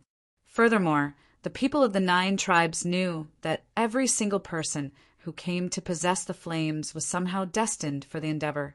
However, what happened after they fought was not planned. However, there was no doubt that people who inherited the flames were definitely from top-notch forces and adept at flame powers. Only such people had the ability and right to do so. Each of the 9 tribes was allowed to cooperate with someone who came with the flames. As such, the 9 tribes only had a single chance to pick their candidates. As such, they were always very careful about it. It was especially true that many forces who gained the flames showed up. However, there were still others who had yet to show up, so they did not know how capable those who had the flames were. Under such circumstances, the weaker ones among the 9 might have proceeded with the selection process, finding and approaching their candidates. The process was two-sided after all. If they didn't take the initiative, they might be able to do so later. However, the stronger few would not have extended their invitations without serious consideration. Yi Futian, Lord of Chenya City, had unknown power. In truth, in addition to powers, the people of the 9 tribes still needed to consider other factors. While Yi Futian had internalized the flames, he was not a member of any clans of fire powers. They had no idea how capable he was at manipulating flames. It was imperative to find that out, as it concerned their ancestral land. As such, to the people of the 9 tribes, Yi Futian was quite literally a wild card. Extending an invitation to him would be little more than a gamble at best. On the other hand, Shi Chan and Chang Huai, who were near Yi Futian, despite having lost to Xia Qingyuan before, were nonetheless members of renowned fire clans. The abilities that they were most versed in, or rather, their core powers, were flames. As such, several tribes extended their invitations right away. However, the stronger few did not extend their invitations. They needed to wait. City, Lord Yi, I, a member of the Wu clan, would like to invite you to join us in an expedition into the territory of Emperor Kwa. Will you accept the proposal? A powerful voice asked him. Yi Futian turned his eyes toward the person who'd asked. It was a gray-robed elder. He then nodded and smiled at Yi Futian, appearing rather friendly. Yi Futian recalled Shen Tianzhan's introduction to the 9 tribes. In the era after Emperor Kwa's passing, the 9 tribes had competed for many years. By remaining separated, the differences in their strengths had become apparent. For instance, the Zhu clan was one of the strongest among the 9 clans, ranking at firmly the very top. As for the Wu clan, they were actually leaning on the Zhu clan. They had even married their women into the Zhu clan, showing their intention to become an affiliated force. As for the specifics, Shen Tianzhan knew little more than that. It was, however, clear that the Wu clan was not that great of a choice. I'll think about it, Yi Futian replied with a smile. The relationship between the 9 tribes and the people who had acquired the flames was that of a partnership. Both sides waited for the right price before bidding. Yi Futian was in no hurry to make his decision. He deemed it entirely fine to wait until the very last moment. Very well, the gray-robed elder said, nodding. You can stay in Emperor Kwa City for the time being, Lord Yi. There are still others who have yet to arrive. You are free to make your choice when everyone else is here. The people of the Zhu clan were right beside the people of the Wu clan. The one who spoke was huge and imposing, wearing a fire-type robe sporting a crimson beard. He looked very overbearing and stern. Sure. Yi Futian smiled and nodded before leaving the place. Like Yi Futian, Shichan and Chang Huai did not make their choices yet. They chose to wait for the right price before bidding. Those who had extended invitations to them were comparatively weak tribes. In this case, there was simply no need for them to be in a hurry to make their choices. You train in fire powers too? Someone behind Yi Futian asked. He turned around and saw Shichan. Her voice sounded rather cold. When the flames that were stolen by the star-plucking saint were handed over to Yi Futian, it had cost her clan considerably to get their hands on another wisp of the flames. Indeed, Yi Futian nodded. We'll see each other in the ruins then, Shichan quipped. Chang Huai followed right behind her. Chang Huai smirked and took a look at Yi Futian when he walked past before continuing to move forward. Yi Futian did not pay the 2 of them any heed. He returned immediately to see everyone from Chinya City. He told them, let's head out. The group left the place right away. They wanted to find an inn in Emperor Kwa City to settle down in for the moment. Mighty beings continued to pour into Emperor Kwa City after that. There were even some people there who did not have flames with them and were simply there for fun. Of course, there were others who had acquired the flames arriving all the time. Their identities were gradually discovered by others. Unexpectedly, every single one of the people who showed up later was a legendary figure trained in fire powers in the Crimson Dragon Realm. Those people caused quite a bit of commotion as they arrived at Emperor Kwa City.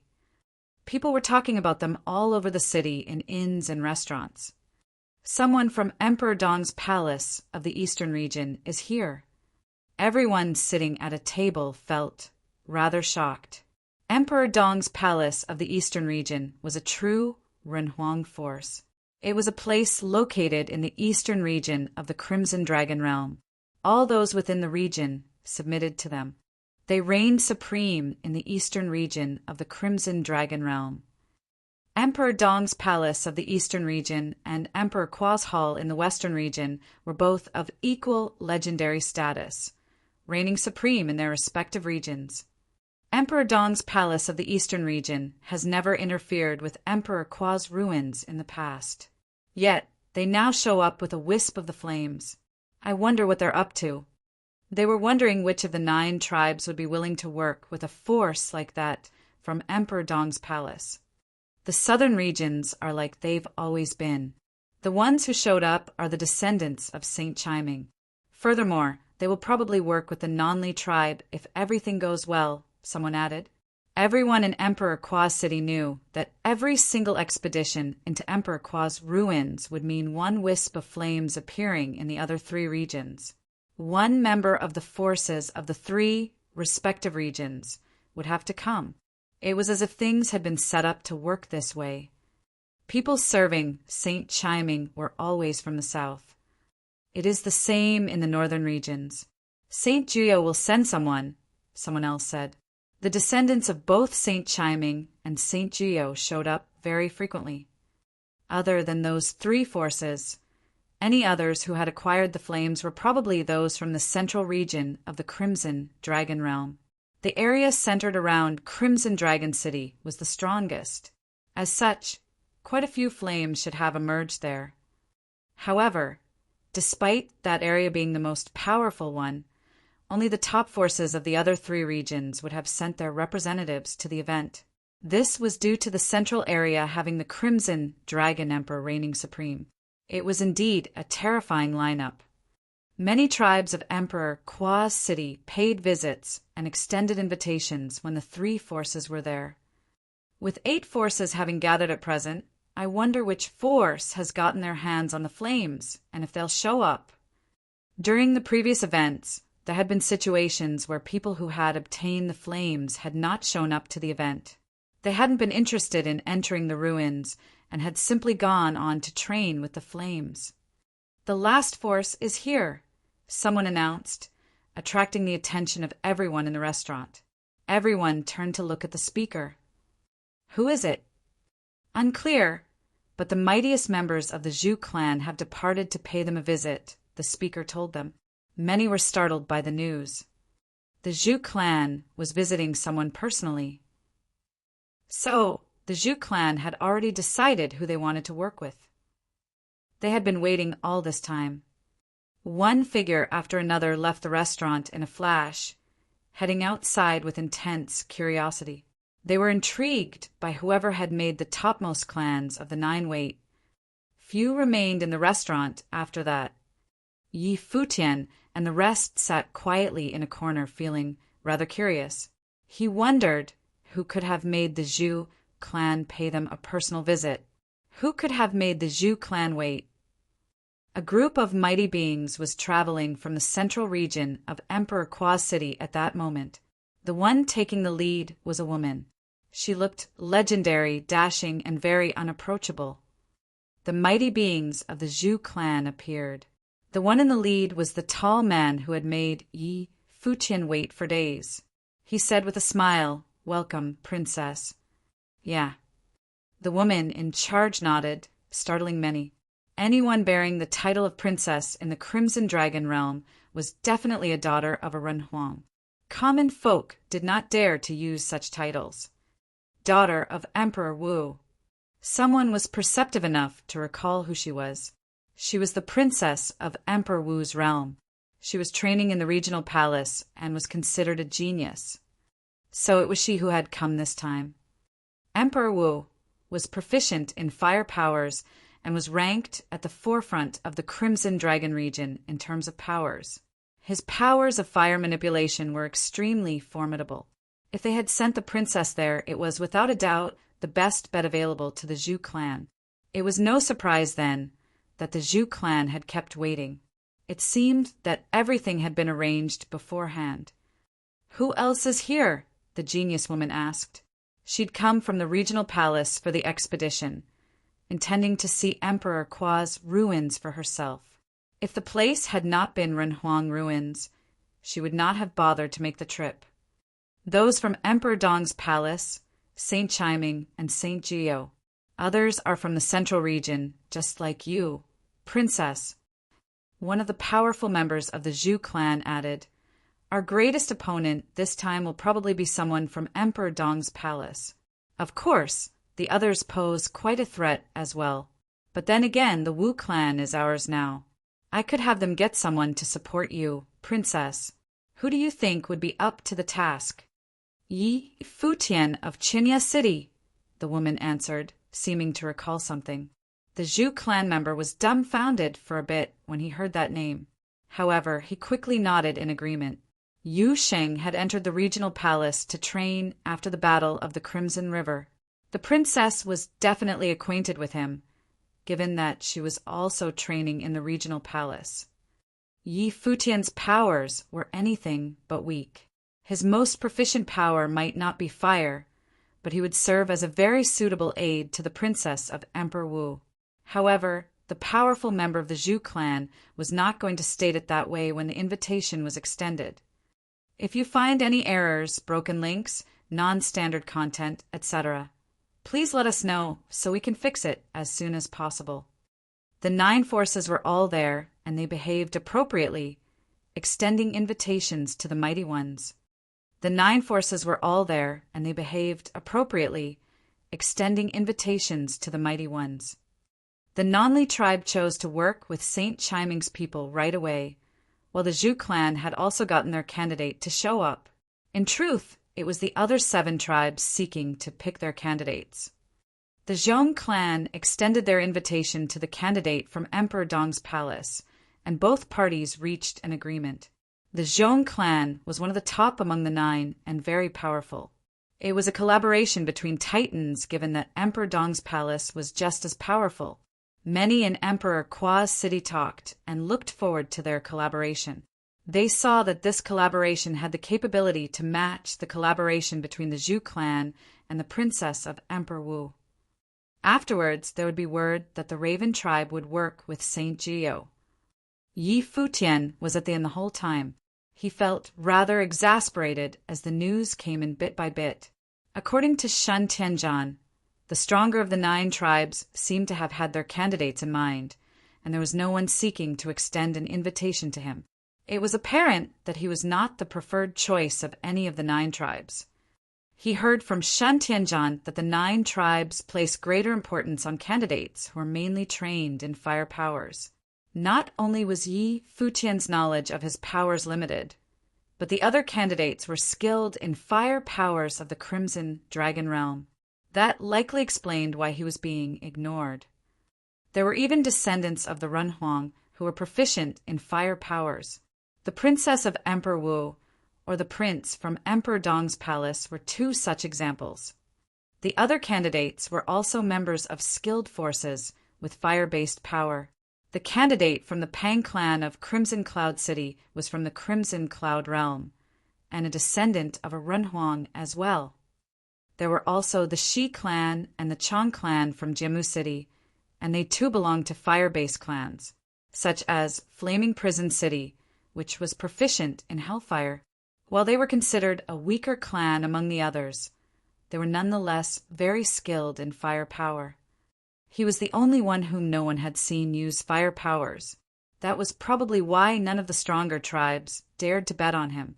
One would have placed their bets on more likely candidates, and he apparently was not one of their top choices. After some time, Yi Futian finally had invitations extended to him. The one who came first was an elder of the Bailey tribe, who emanated a rather mystical aura. In terms of power ranking, the Bailey tribe was in the middle of the 9. The elder wore a robe and held a scepter in his hand. "We of the Bailey tribe would like to extend our invitation to you, City Lord Yi, to enter the ruins with us. Would you take up the offer?" The elder from Bailey tribe did not bother to beat around the bush. "Why did you choose me, senior?" Yi Futian did not answer right away, choosing to ask with a smile instead. "Among those who have obtained the flames of the way of Emperor Kua, your powers are the least known. As such, all 9 tribes have their reservations about you, which I'm sure you can understand," the elder explained.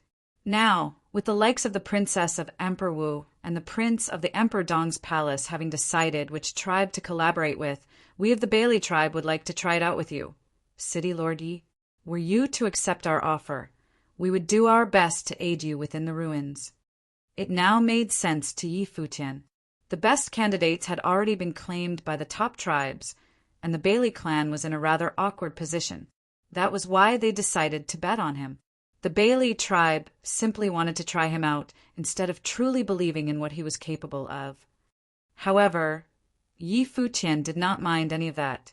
He was not stupidly prideful enough to think that the 9 tribes should have believed in his powers without question. Trust was built on the foundations of power after all.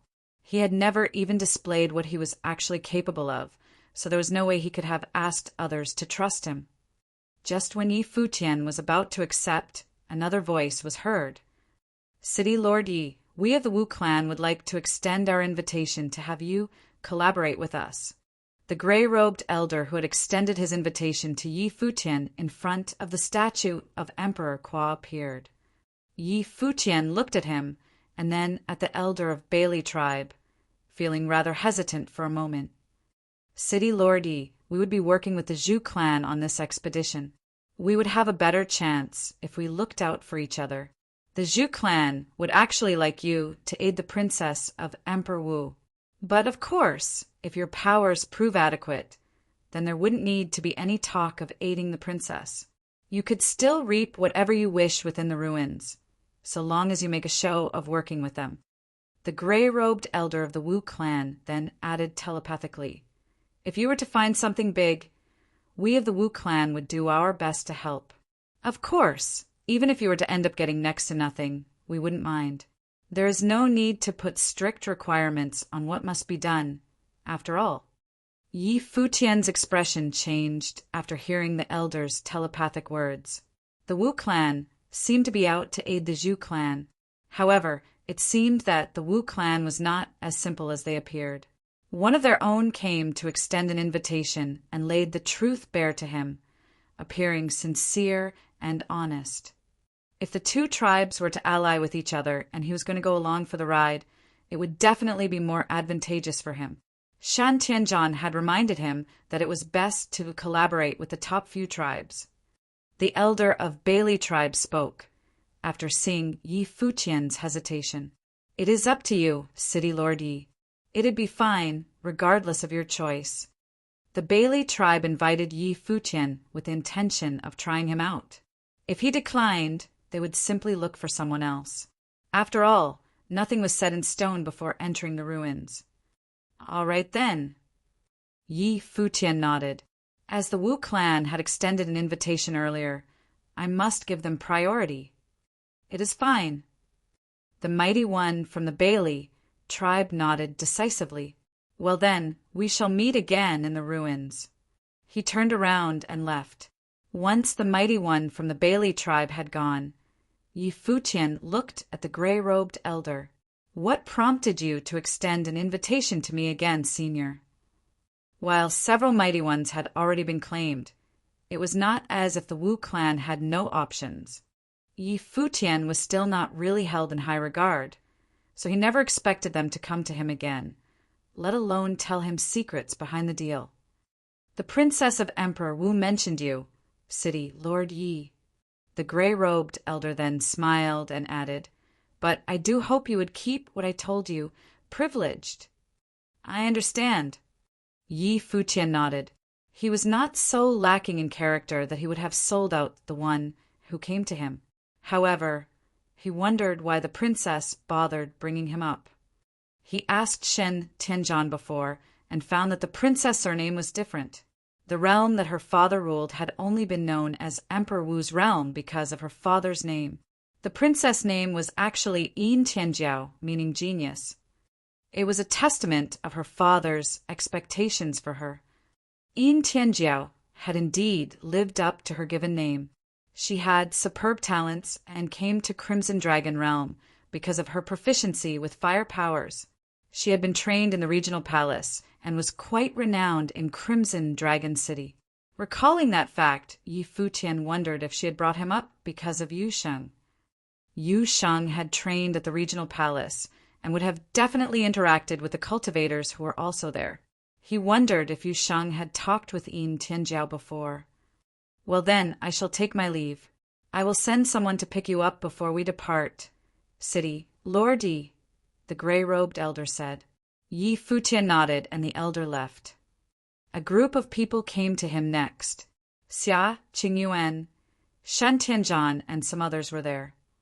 The 9 tribes had chosen their respective candidates for the collaboration and many looked forward to it. When everything was settled, it was time to depart. The gray-robed elder came to invite Yi Futian and the others to depart together.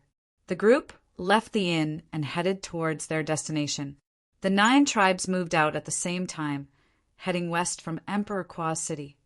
The 9 tribes did not reside within the city itself. The city had once been a territory of Emperor Kwa. It was only after Emperor Kwa's passing that the 9 tribes began to move into Emperor Kwa's cities. However, their headquarters remained in the areas surrounding the city, and they seemed to have ruled all of the western regions. It was a desolate place which seemed endless, consisting of deserts and castles. The scorching sun shone on the land, and a heat wave threatened to fry the entire area. The further they went, the hotter it got, as if the entire place was covered in flames. The ground was like fire scorching their feet. Amidst the heat-struck desolation, there was an area with statues. The largest of them all depicted Emperor Kwa, with the others surrounding it. They were the mighty ones who had served Emperor Kwa, the ancestors of the 9 tribes. The gallery was in ruins, but in the center was a portal. The people of Crimson Dragon Realm all somehow knew that this was not only Emperor Kwa's ruins, but also the ancestral land of the 9 tribes. That was the place where they originated from. From here, they had taken all of the western regions in the Crimson Dragon Realm, reigning supreme over the entirety. Despite the passage of time, the ancestral land remained standing. Some of those now present were members of top clans proficient in fire powers, but had not acquired the flames of the way themselves. However, there were also others who had entered the ancestral land before. They landed and walked in a single direction. Mighty ones of the Zhu clan and Yin Tianjiao walked together, attracting the attention of many. Due to Yin Tianjiao's renown in Crimson Dragon City and training at the regional palace, she attracted the most attention. It could have been said that she was very radiant. Other than Yin Tianjiao, the one that attracted the most attention was the prince of Emperor Dong's palace. That was a Run Huang force native to the Crimson Dragon Realm. They were the absolute authority in the eastern region of the realm, so much so that not even the Crimson Dragon Emperor would interfere with their rule. Emperor Dong's palace was of equal renown to Emperor Kwa's hall. As the prince of Emperor Dong's palace prepared to enter Emperor Kwa's ruins, many became excited and wondered what would happen next. Out of all the clans, it was the Zhong tribe that was working with the prince of Emperor Dong's palace. They were very powerful and definitely among the top 3 forces. The collaboration of 2 such parties was naturally worthy of note. If you find any errors, broken links, non-standard content, etc., please let us know so we can fix it as soon as possible. Those present were the strongest to be among the 9 tribes. The leaders of all 9 tribes were there personally, as were the holiness of Nirvana. Those present were the strongest to be among the 9 tribes. The leaders of all 9 tribes were there personally, as were the holiness of Nirvana. The fact that the 9 tribes had still been able to rule the region after Emperor Kwa's passing served as an undeniable testament of their powers. Several pairs of eyes turned to Yi Futian when he came. Notable among them were the mighty ones from the Zhu clan and Yin Tianjiao, princess of Emperor Wu. Also Shi Chan of the Shi clan and Changhuai, who worked with the Vermilion Bird clan and the Zhu tribe. The Vermilion Bird clan consisted of demonic beasts, with the leader having once served as Emperor Kwa's steed. The student of Saint Chiming worked with the Nonli tribe, while the student of Saint Geo worked with the Raven tribe, the mighty ones of which descended from the bloodline of the 3-legged golden raven. The Bailey tribe had chosen to work with a prestigious young saint from Flaming Prison City after Yi Futian refused their offer. And finally, the ones from Crimson Cloud City worked with the Shang tribe.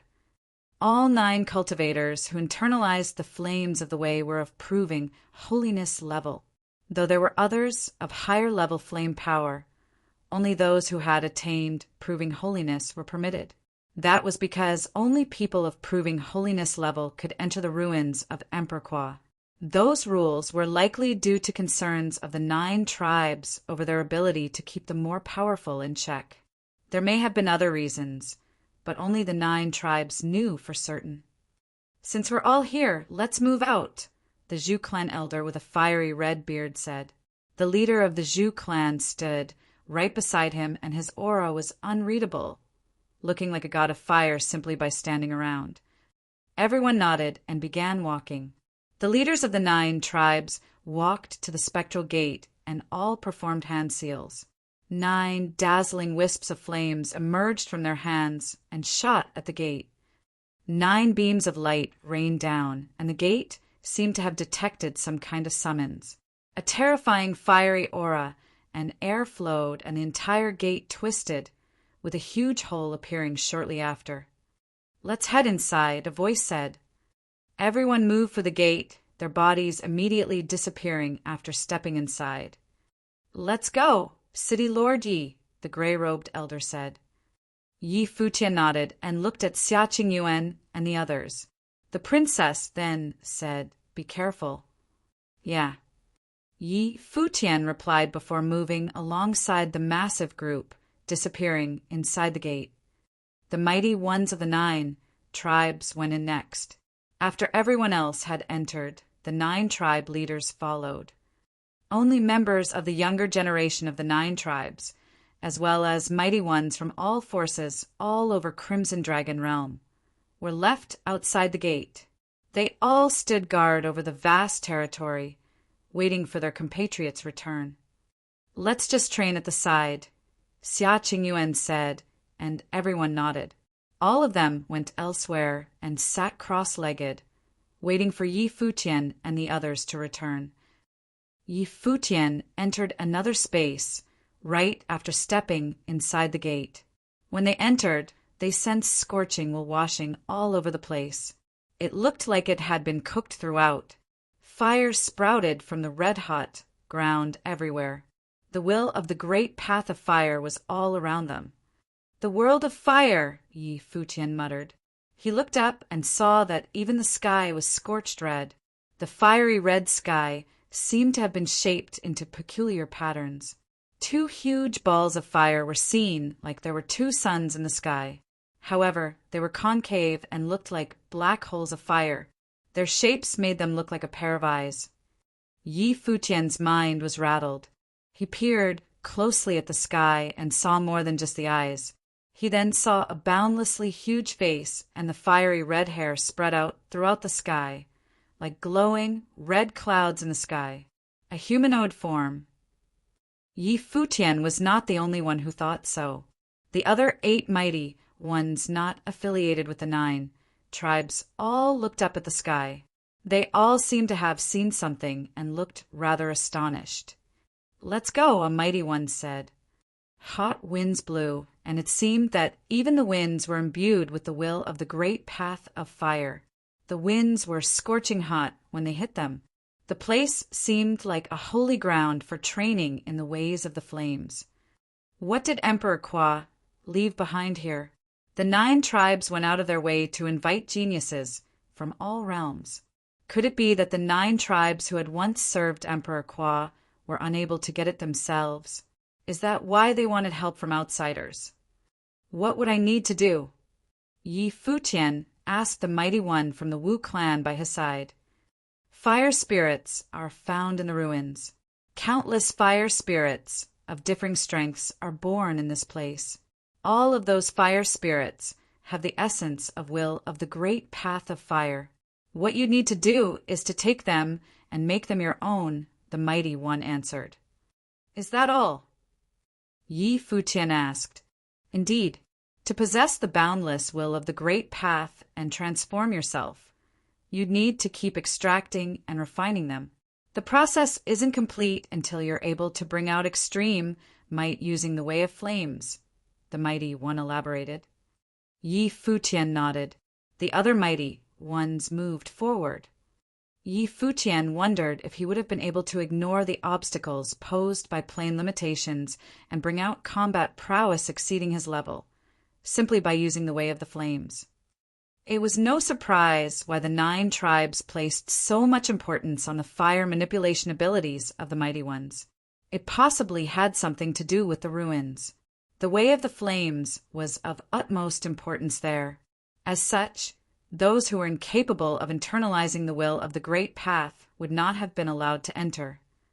The Mighty Ones of the 9 tribes moved forward and split up, heading in different directions. Dangers lurked everywhere in that ancestral land. If the 9 outsiders were to simply wander on their own, there was no doubt that they would end up dead. Therefore, each tribe was in charge of the safety of one person. But of course, the 9 tribes naturally had their reasons for doing so. They would not have been so meticulous with their selection process otherwise. All of them placed high hopes on their chosen ones. The Wu clan chose to work with Yi Futian, so they followed right behind him. The Zhu clan was there as well. They were tasked with the protection of Yin Tianjiao. A fiery desert area was right before them, looking endless. Yi Futian finally saw fire spirits emerging. One fire dragon after another was seen spread out in different places. All of them were burning with golden flames. They had a humanoid, yet fiery build. They all pounced when they saw the group. Despite being spirits, they had not actually been awakened and only acted on instinct, making them see the humans as prey. "Let's go," Mighty Ones from both clans said to Yi Futian and Yin Tianjiao, respectively. Both of them flashed and headed out in different directions. The Mighty One from the Wu clan paid close attention to Yi Futian. The Zhu clan wished for Yi Futian to be of aid to Yin Tianjiao. It was a good chance to see what both of them were capable of. Boom! Yin Tianjiao charged, and her entire body burst with extremely dazzling golden flames. Holy light burst out of her body, making her look like a furnace of the Great Path. She stepped out at blitzing speed as she headed for a fire spirit. While the fire spirits were not intelligent beings, they nonetheless possessed saint-level auras, as if they were flames of the way born of the world itself. However, Yin Tianjiao was not hesitant. She charged right before a fire spirit and lashed out. The constructive flames charged at her roaring, but was quickly pinned down. A terrifying whirlpool seemed to have appeared on Yin Tianjiao, devouring the fire spirit's body and making it one with her own. She was able to absorb fire spirits of such levels into her body without pause. The Mighty One from the Zhu clan watched the scene quietly. Yin Tianjiao, Princess of Emperor Wu, had indeed inherited the true essence of her father. She was able to incorporate fires of the Great Path directly into her, wielding such powers in a variety of means, making her extremely powerful. Yi Futian charged at a fire spirit as well. Raging flames were sensed all over the place. Boom! A fire spirit charged right at Yi Futian, intending to eat him up alive. However, the will of the Great Path coursed about his body and holy light flowed. The flames were quickly internalized. The fire spirit roared and wanted to destroy him outright, yet its body kept shrinking. It continued until every single bit of its way of flames was taken into Yi Futian's body, being siphoned straight to his life palace. The Mighty Ones from both the Zhu Wu clans nodded when they saw the scene. While the city lord of Chenya City might not have been well versed in fire powers, but that was not to say that he was weak. Such beginner levels of fire spirits were of no threat to him at all. Both Yin Tianjiao and Yi Futian continued moving forward, destroying any fire spirit that emerged from the desert and consuming their powers. Time passed, and as they crossed the desert area, hundreds of wills of the Great Path of the Flames were already found in Yi Futian's life palace. They came to a lava-filled area when they crossed the desert. The lava burst everywhere, and there were even more fire spirits to be found there. However, the will of the Great Path of Flames was different from what was seen before, but things ended up almost the same nonetheless. Both of them charged into the fires of the lava and continued to internalize the fire spirits within. The mighty ones followed, closely behind. The mighty one from the Zhu clan was relieved to find that Yi Futian had not gotten in the way in the slightest, as he consumed the flames without a problem. It seemed that Yi Futian had a way of taking down flames after all. At that moment, the lava boiled and gushing sounds were heard. Yi Futian looked forward and saw the lava boil, from which a war god of lava appeared. That thing was no longer a simple fire spirit, as it had condensed itself into a solid body and materialized into a giant of lava, emanating a terrifying aura. Saint of true self level, Yi Futian muttered to himself. The giant of lava took a look at Yin Tianjiao and Yi Futian, lashing out with both its hands. Anything hit by the great, big hands of lava would have probably melted on the spot. Both of them evaded at breakneck speeds. Yin Tianjiao looked at Yi Futian and said, "Work with me." It was apparent that she was getting ready to take on the giant, even though it was of saint of true self level. If you find any errors, broken links, non-standard content, etc., please let us know so we can fix it as soon as possible. The lava giant took a huge step forward and clapped its hands in Yin Tianjiao direction. Yin Tianjiao was unfazed and charged at the hand, her body dazzled with glittering light, power bursting from her body. She threw forward her hand. Though slender, it still contained the might of the great path. Rumbling noises were heard, and the world around her resonated with her being. She thrust, and an enormous, fiery handprint appeared. The lava giant took a huge step forward and clapped its hands in Yin Tianjiao direction. Yin Tianjiao was unfazed and charged at the hand, her body dazzled with glittering light, power bursting from her body. She threw forward her hand. Though slender, it still contained the might of the great path. Rumbling noises were heard, and the world around her resonated with her being. She thrust, and an enormous, fiery handprint appeared. Boom! A loud rumble was heard, and the lava giant's hand cracked, but quickly mended. The fires melted her great handprint. She frowned slightly at fire spirit's insane healing powers. Sword wills held around Yi Futian. Swords of Cassiopeia zipped past and arrived right before the lava giant, which roared as the swords came near. They were engulfed in the fires right away and melted into nothingness. Level superiority was at play in this fight. Yin Tianjiao's aura became even stronger at that moment. A tall, imposing figure like an empress seemed to have appeared behind her. A towering aura swept all around her body as her might burst in a frenzy. The will of the great path circled about her. Thousands of wills of the great path coursed, and the area surrounding her seemed to have become a world of destruction. Many wills of the great path of flames all gushed into her body at that moment, and it felt as if her body was burning. The will of the great path around her was furiously absorbed into her body. Yi Futian took a look at her and conjured the halberd of time and space into his hand.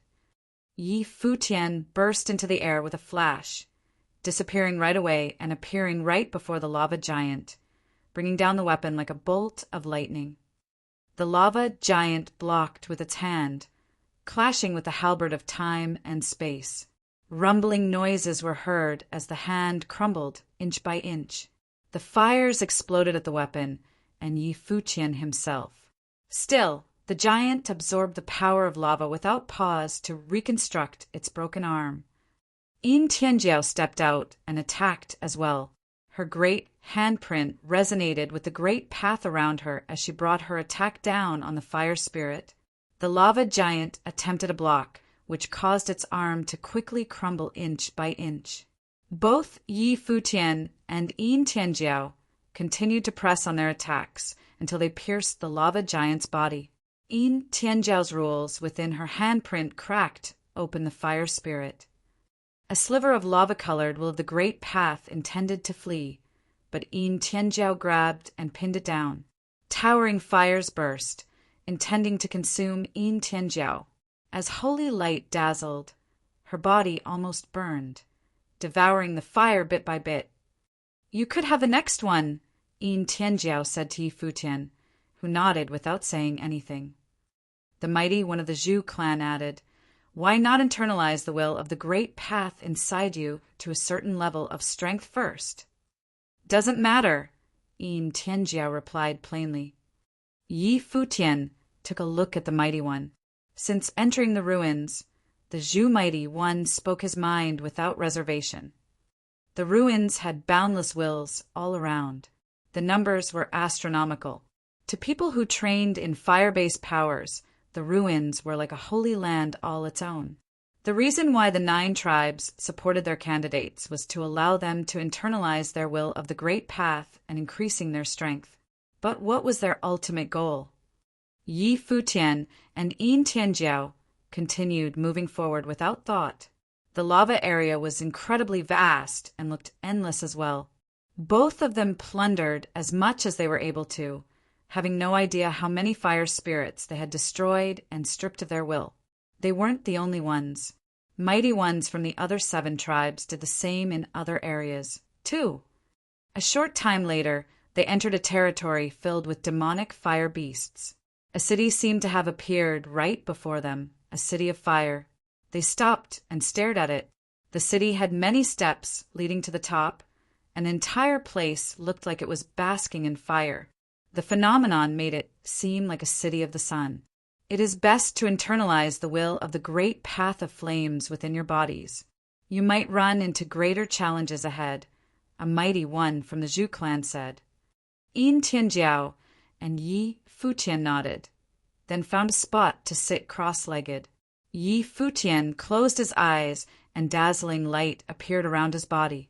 Swishing sounds were heard in his life palace. At that moment, his life palace turned into a world of flames. Flames of the way circled about endlessly. Yi Futian knew that those powers were not his. They were simply things taken by force. Even if he were to be able to internalize and use them for battle, they could be destroyed. That would be the end of it. Essentially, he was only using external powers instead of relying on his own skills. It was something he would not have done in his usual training.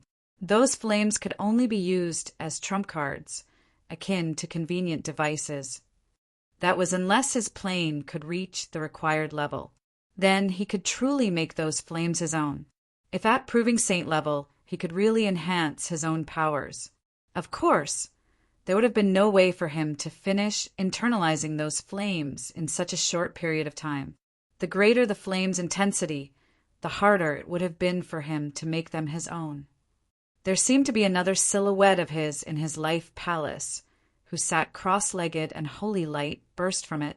The deed of thorough comprehension flowed about in a frenzy within him. His body was now like a furnace, melting and internalizing the wills of the great path. The world tree swished about. Powers of all elements been turned into auras of flames, enveloping his body. Auras of the world around him flowed into his body, entering his life palace through his veins. The first of his flames were completed a while later. Flames of increasingly greater numbers melted to become one with him. Fiery auras of the boundless great path flowed into his life palace. Not far away from where Yi Futian was, Yin Tianjiao was also training with her eyes closed. They sat that way for a long time. When they completed their training, they opened their eyes. Together, they began ascending steps before them, moving towards the city of the sun. With every step they took, the heat of the staircase grew increasingly intense, like they were walking on the flames of the great path. The sun hung high above with countless golden ravens circling around it. The birds dove towards them with great force, as if they viewed the group as intruders. Everyone feared they were on the verge of destruction. Yi Futian sensed the birds' auras and found many of them to be at Saint of True Self levels. Fiery auras of the great path flowed around the sun, coalescing into dazzling beams of light. The beams shot forth like divine fire. The golden rays were engulfed by them, and they exploded into flaming auras of the great path. What transpired had caught the attention of the mighty ones from both the Zhu and Wu clans. Yi Futian's fire ability did not seem weak at all.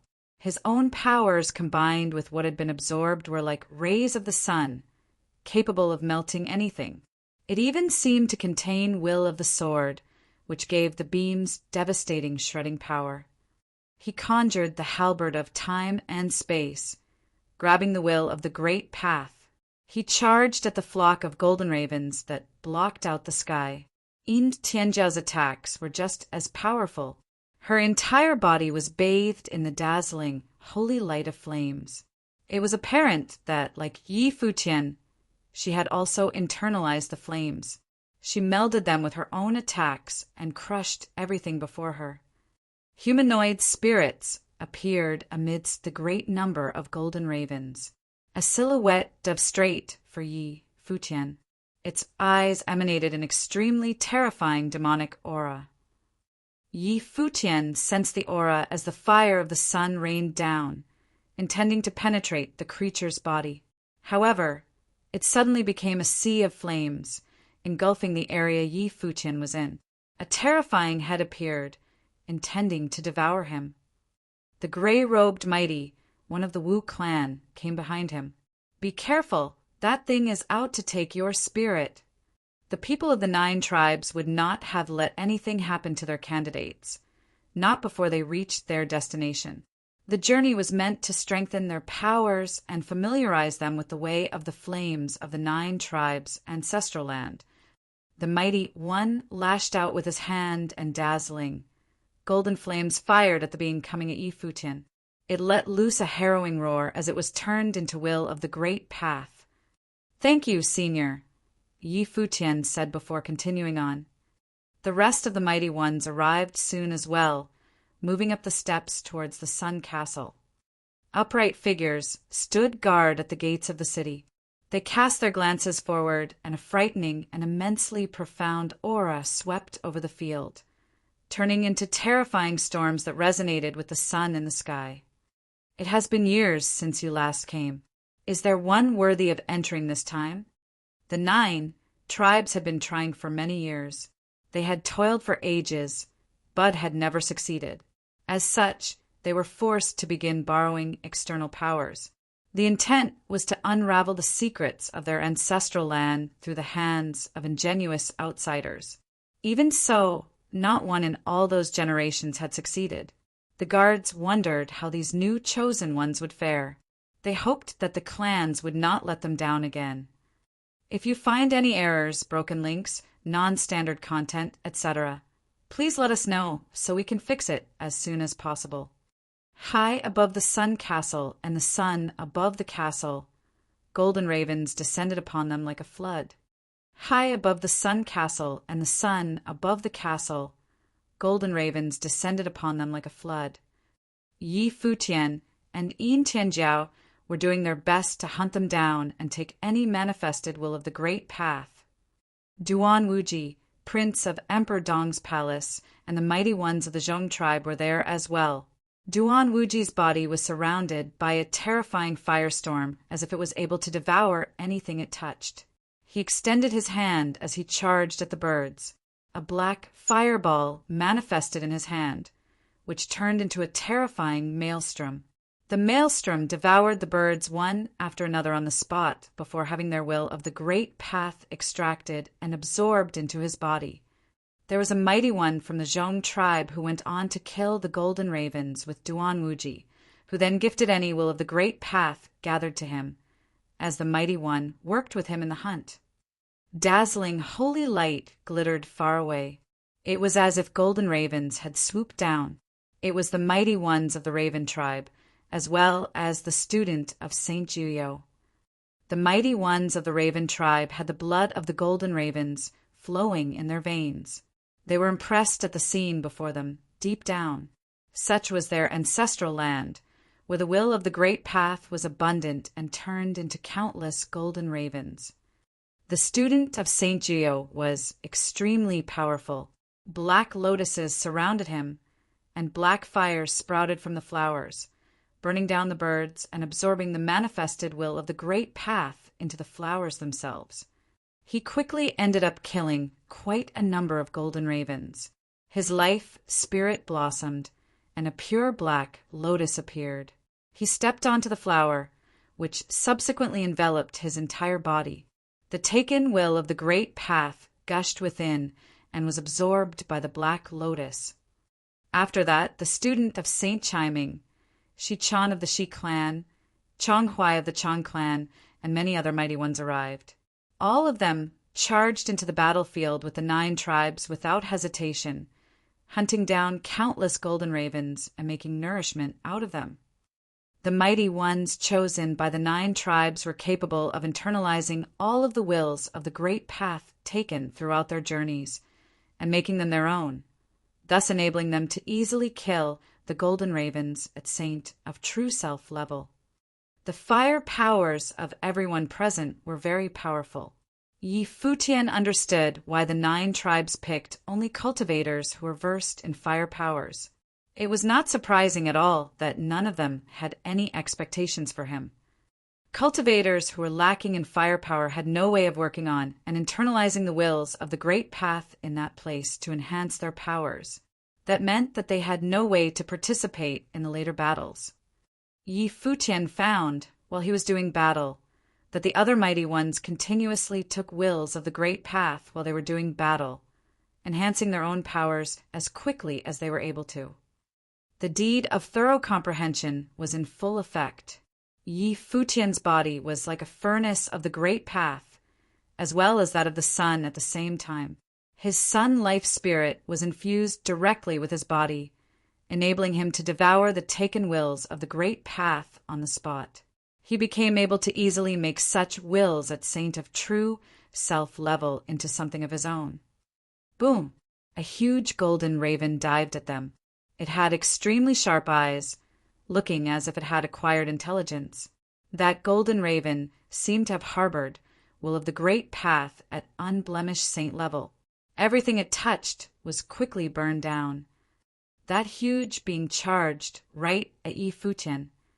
The gray-robed elder behind, Yi Futian stepped out and pointed his finger at the air. Dazzling golden fire spread throughout their surroundings, before penetrating right through the golden raven's huge body. Fiery holes appeared on that huge body of the bird. Terrifying golden chains of the great path appeared from within the holes, penetrating through the bird's body and shackling it in place. City Lord Yi called. Yi Futian appeared right away. His finger pointed right before him, and great fires shot out right away, devouring the golden raven's body, along with the will of the great path at unblemished saint level. The unblemished saint aura was extremely powerful. Yi Futian felt extremely hot all over when he absorbed the bird. It was as if he was about to be burned to a crisp. The fires of the furnace were unable to make it into the way of fires that he required. He had internalized too many saint of true self level wills of the great path along the way. However, the will of the great path at unblemished saint level exceeded his capacity to easily internalize the flames due to plain limitations. That bit of Ren Huang will of the great path seemed to have fused within his body, making the light on his body shine even holier. He used that will of the great path of Ren Huang with the fires of true self to work on the flames of the way of unblemished saint level. Time passed, and Yi Futian plundered countless wills of the great path of saint of true self level, as well as many unblemished saint ones. He then stopped fighting altogether, walking up to a spot.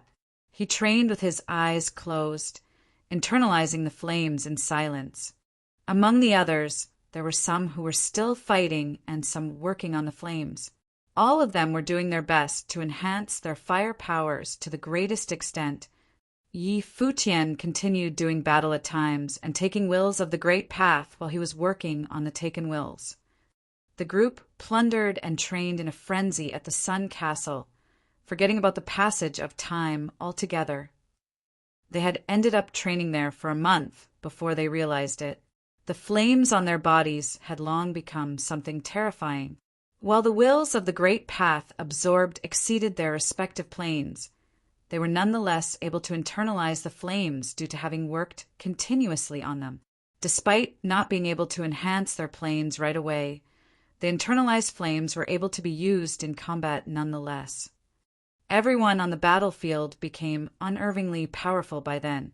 Duan Wuji, the prince of Emperor Dong's palace, stood there. Terrifying fiery whirlpools appeared around him. Boundless aquamarine-colored flames coursed about him. He extended his palm and absorbed it. Golden ravens around him were all absorbed into his body in a frenzy, which was then internalized by the flames within. The black lotuses of the student of St. Juyo seemed to have turned huge, and his flames burst in full force, burning everything down. Those golden ravens were all burned down. Every single one of them brought extremely formidable power of the flames to bear until none of the massive flock of golden ravens was left flying in the sky. The ray of the sun above the sun castle was cast onto everyone's bodies. The sun seemed to have a true golden raven, letting out a shrilled cry. Terrifying light was cast down onto the 9 mighty ones, as if they seemed to have been embedded with mystical connections.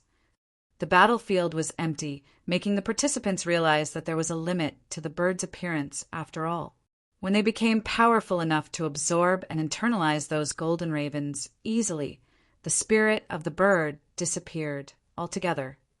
Frightening aura was sensed sweeping out from the sun castle before them. All of them began to walk towards the construct. The mighty ones of the 9 tribes seemed to be walking up in the front like they were on a pilgrimage. One mighty one from each of the 9 tribes walked to the front and came before being in front of the sun castle's gates. All 9 of the mighty ones stood before that being. The mighty ones bowed slightly and then extended their fingers, drawing paper cuts on them, and let their blood drip. The blood was shot to the being on the castle, which then flowed on its body. The being then looked up at the sky, and the sun up there shone on it. The 9 glittered with extremely dazzling light. It was as if a blood-colored thread had connected them. The 9 mighty ones of the 9 tribes then returned to their respective chosen ones. The gray-robed mighty one came to Yi Futian's side and said, "Do what you've seen me do. You'd be connected to the matrix afterward." Yi Futian nodded and pricked his finger as well. Blood dripped from his finger, and a ray of light shone onto his body. The being on the castle connected to him, and a blood-colored thread was seen in the air. Yi Futian seemed to have seen an illusion right there and then, as if he was linked together with that being at the castle, flourishing and perishing alongside it.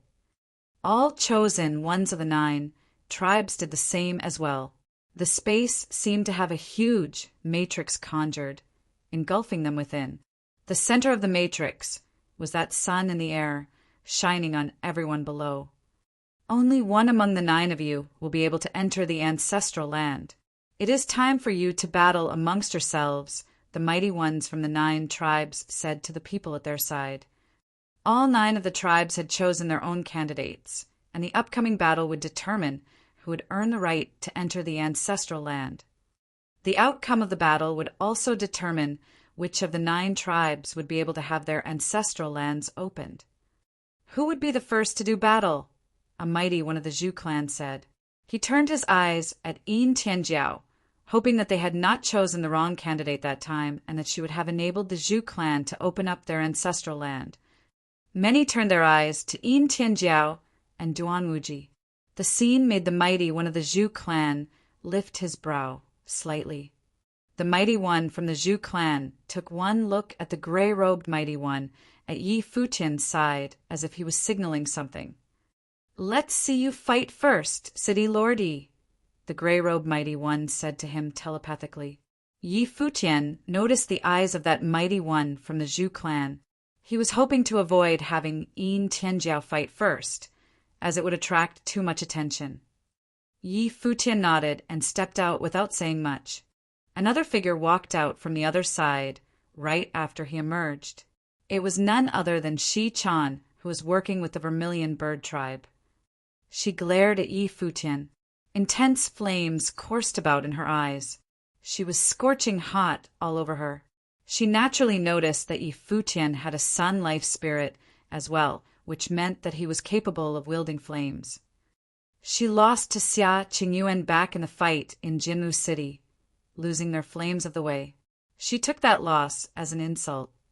At the moment, the match was essentially one that was fire fighting against fire. She was confident in not losing to Yi Futian. No words were spoken. The sun hung high up in the air when Shi Chan emerged. 9 suns appeared at the same time above her. Terrifying rays of the sun were fired, containing fires of the great path of destruction. Boom! Flames burst all over Yi Futian's body right away. But it was as if he was a furnace of the great path, devouring the scorching beams shot at him. Shi Chan took one step out.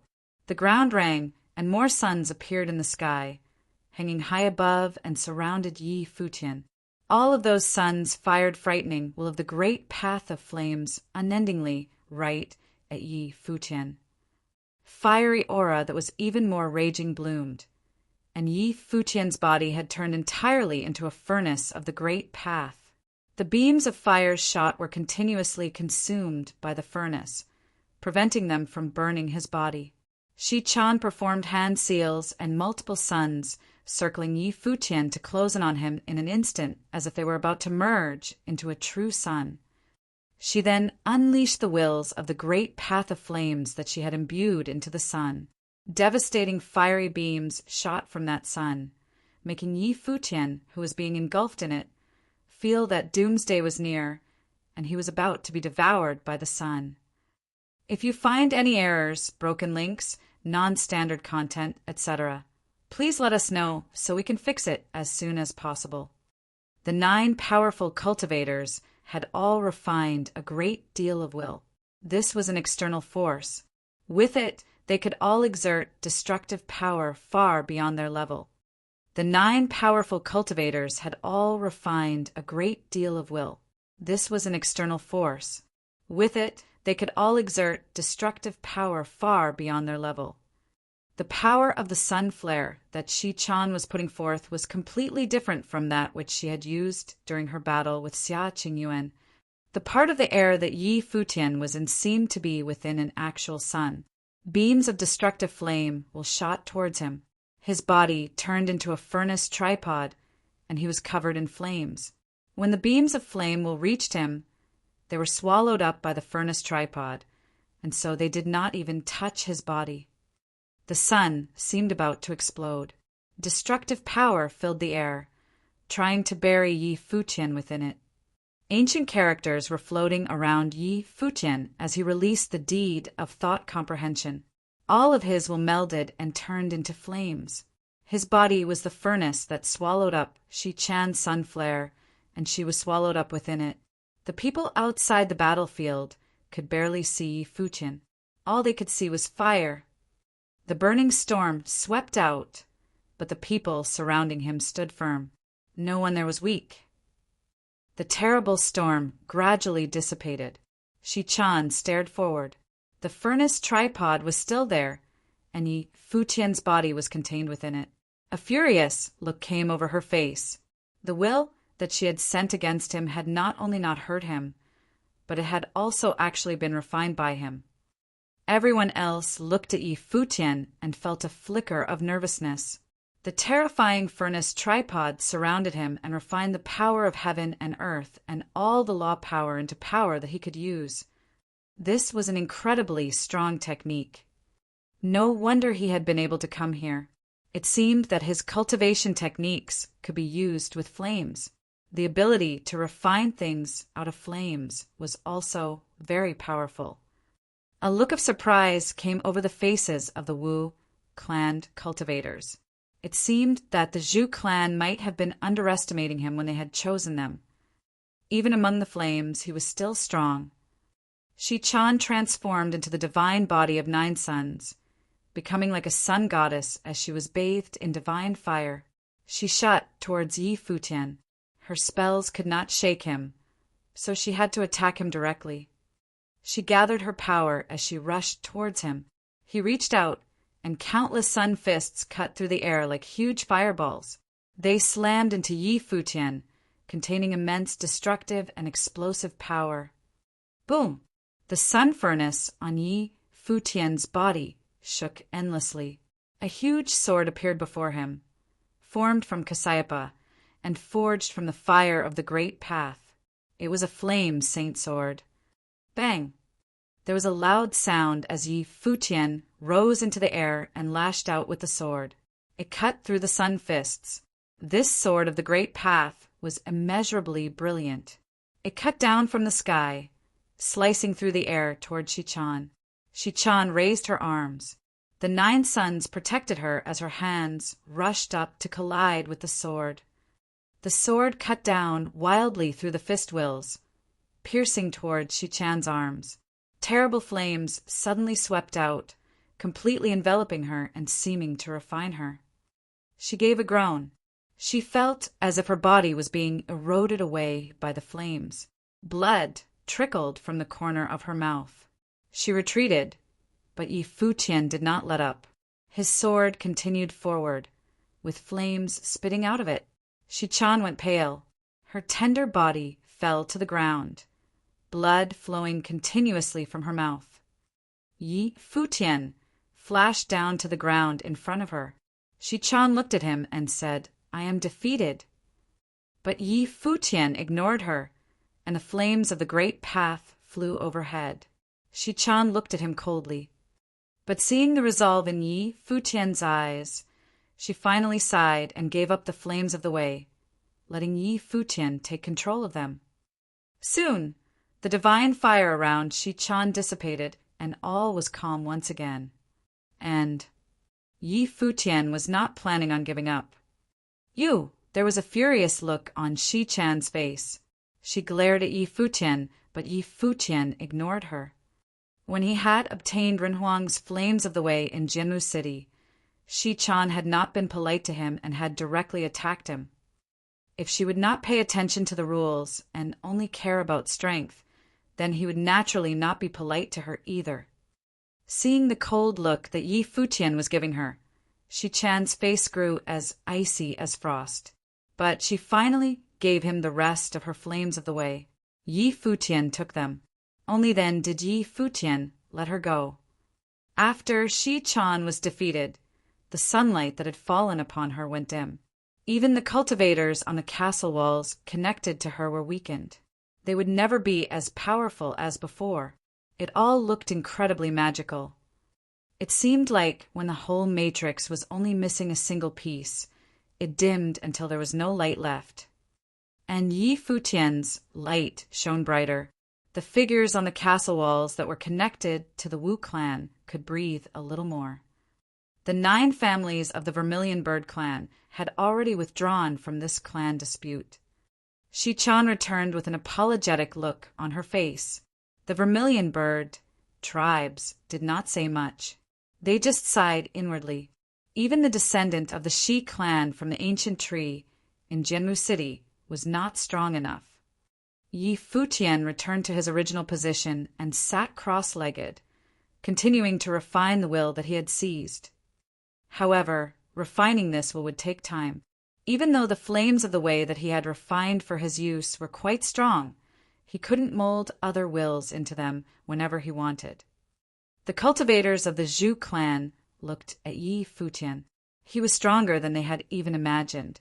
Later, they might be able to use him to deal with Duan Wuji and Saint Jiu's disciples.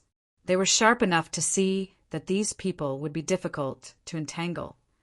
At that moment, Duan Wuji stepped forward and walked to the center of the crowd. Everyone shared a single thought. This prince was a son of Renhuang in the Crimson Dragon Realm. He dominated the eastern part of the realm, and his flames of the way were extremely strong. People called them God-eating fire. As he stepped forward, his gaze fell upon a cultivator of Flaming Prison City, who was allied with the Bailey tribe. The cultivator frowned slightly. He did not want to oppose Duan Wuji, but it seemed to be too late to avoid it. His every step shook the very air. Burning will swept out, and hellfire blazed. A powerful flaming god of war appeared behind the cultivator from Flaming Prison City, and his body merged with it. He grew larger, turning into a flaming war saint. Duan Wuji looked at the tall figure, but his expression was unchanged. The dark green flames around him blazed and flowed, seeming to form a devouring storm. It swallowed up all the flame in the area around them and integrated them into itself. Bang! The burning god of war stepped forward, and a terrible aura swept out. Duan Wuji stood firmly and rose into the air. He stretched out his hands, and suddenly the dark green flames formed a terrible storm that grew larger and larger. In a flash, a dark green vortex appeared in the air above Duan Wuji's head. In addition, the aura that was swallowing up all the flames in the area grew larger. The terrible vortex shot towards the god of war and covered him. The cultivator from Flaming Prison City lashed out with a fist, and suddenly it seemed as if lava and flames were shooting out from him. Firelight shone all around, threatening to melt the vortex before him. But the vortex swallowed up the lava as well. Endless green light shone from it, falling upon the fiery god of war's body and slowly eating up the flames upon him. It was turning him dark green as well, making it look like demonic fire.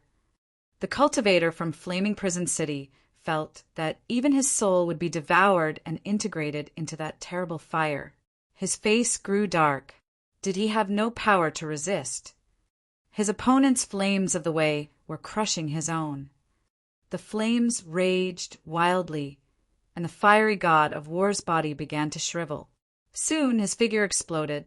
The flames of the way were all devoured, and the terrifying vortex returned the air above Duan Wuji, after which it wrapped around him and poured into him little by little.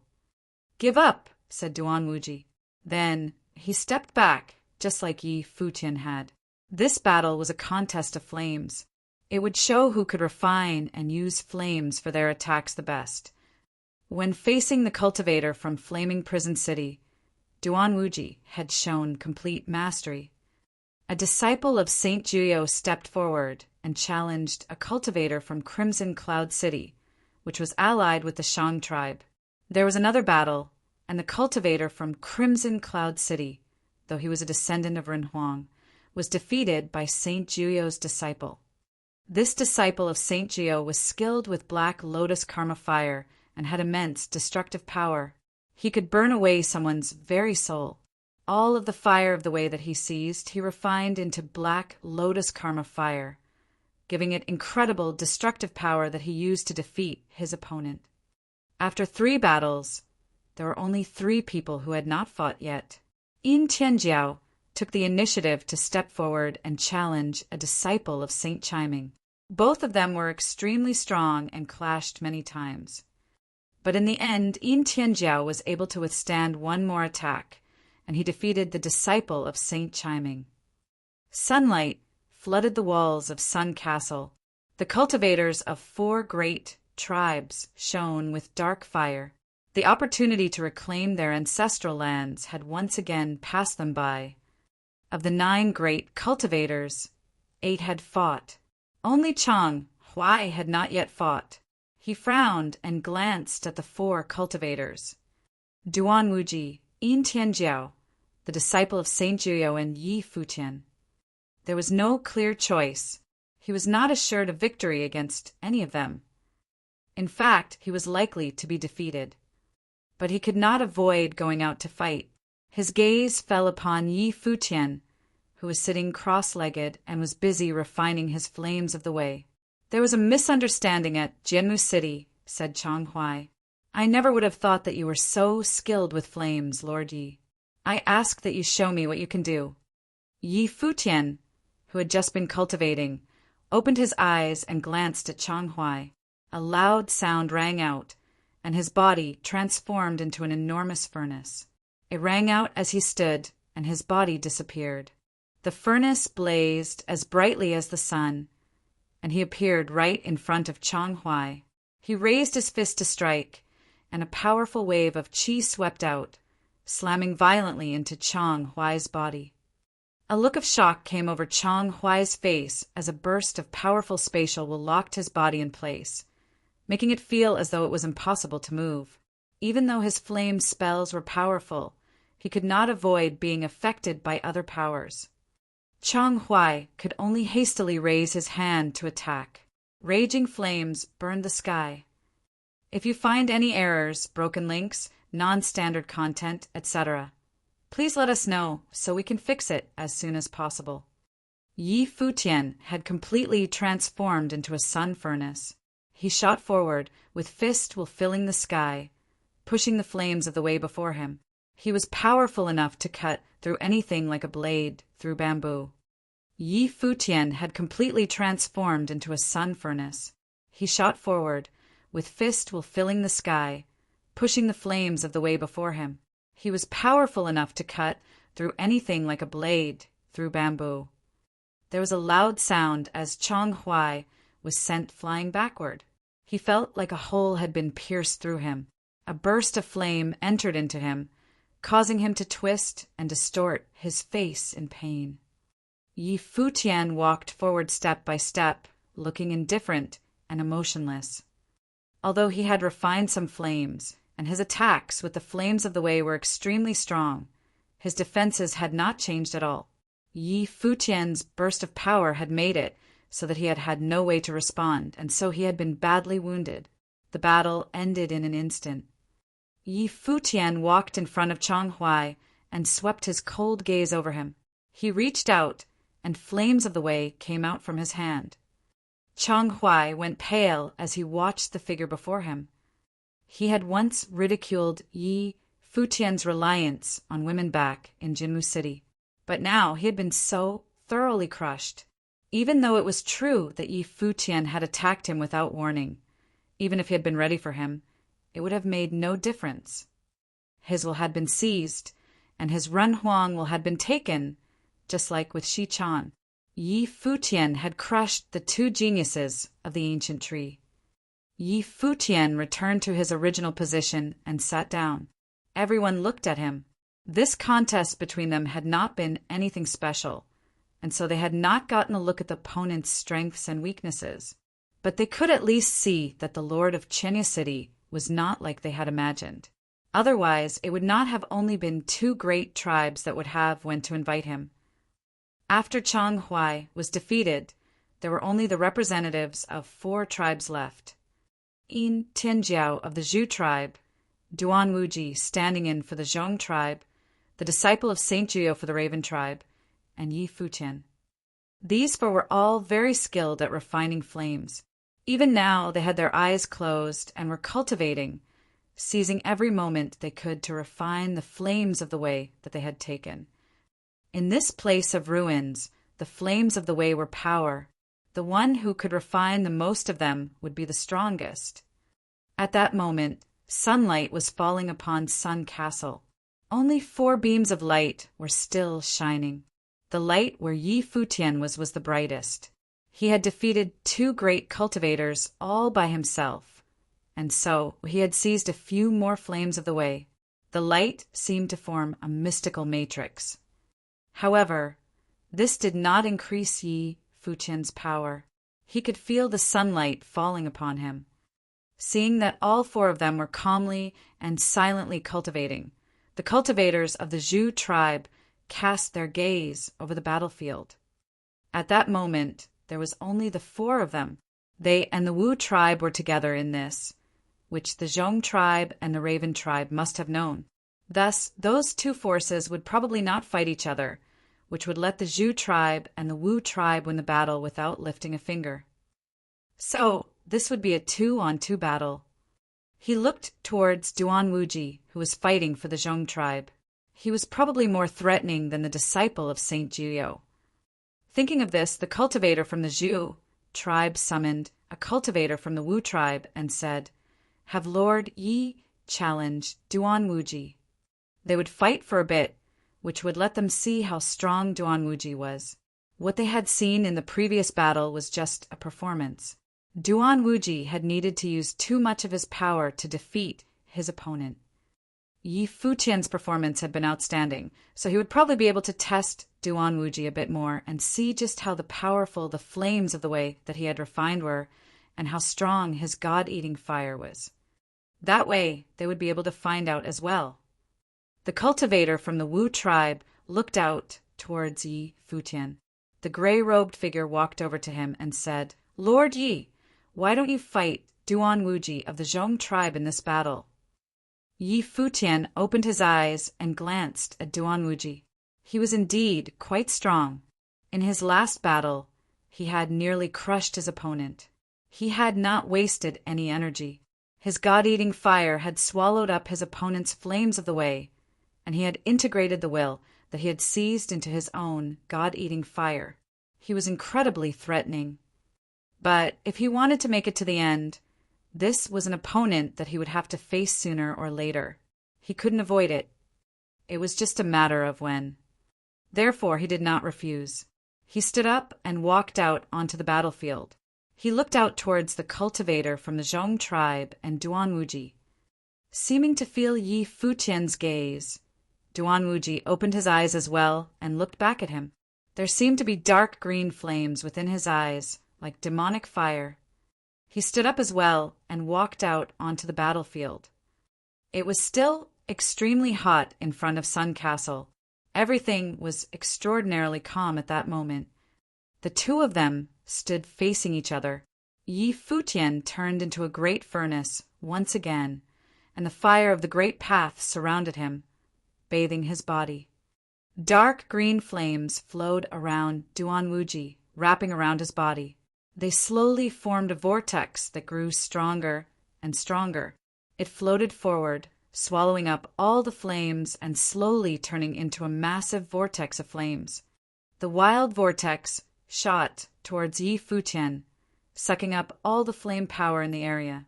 Yi Futian used his deed of thought comprehension, and all his will turned into flames that burned like the sun. "Leave." He pointed to the air, and the flames around suddenly shot upwards, covering the sky. The word "leave" appeared among the flames. The vortex collided with the sun furnace, causing an incredibly destructive storm to sweep out. The dark green storm tried to swallow up the sun furnace, and the sun furnace was trying to transform the vortex. The two forces intermingled, and terrifying flames of the path wrapped around each other. Duan Wuji and Yi Futian were floating in the air, using their minds to control the flames and guiding them with their hands. As they watched this ferocious battle, many people thought that if Yi Futian and Duan Wuji's wills were to collide with each other, both of them would be consumed. In that case, Yin Tianjiao and Saint Juyo's disciple would probably be able to reap the benefits without having lifted a finger. Many people were a little surprised that Yi Futian's fire of the Great Path could withstand Duan Wuji. As a prince, Duan Wuji had cultivated himself to be very powerful. So, Yi Futian of Emperor Xiao's realm's powerful techniques must be at the Renhuang level. The two of them floated among the fire of the Great Path, using their hands to control the flames. They were putting more and more will into it, and endless flames descended from the sky. Each flame was filled with terribly destructive energy. Duan Wuji looked at Yi Futian under the raging flames. Dark green fire wrapped around him, growing stronger and stronger. He had not put all of his power into the vortex yet. He was still saving some. However, lines of flame will appeared around Yi Futian as well. The flames were clear and pure, seeming real one instant, then illusory the next. There was something unreal about them. "Go." Duan Wuji swept out his sleeve, and endless flames of the way swept out. But Yi Futian pointed forward, and 3,000 flames of the way shrieked forward, slamming into his opponent's flames. The two powers shook the sky as they collided. Duan Wuji stepped forward with a mighty stride and descended right in front of Yi Futian. He reached out, and suddenly a vortex of flames appeared around Yi Futian, trying to swallow him up. Yi Futian's eyes were frightening. He swept his gaze over Duan Wuji, and pure white flames appeared around him, seeming to have grown out of thin air. They covered Duan Wuji's body. The two of them were nearing each other quickly. Duan Wuji raised his fist and slammed it towards Yi Futian. Immense power appeared around his delicate hand. Yi Futian stretched out a single finger, but it was sharper than a sword. It pierced towards the onrushing fist. The two attacks collided, and a terrible vortex descended upon Yi Futian from Duan Wuji's fist. He seemed unable to control his body, and his aura was sucked out by his opponent's fist. It seemed that his very soul was under attack and would be sucked out. But Yi Futian's finger contained immense, space-tearing power. It was like a halberd. In a flash, endless destructive will entered his opponent's hand and slammed into his body. Duan Wuji's blood surged through his body. He had an uncomprehending look on his face.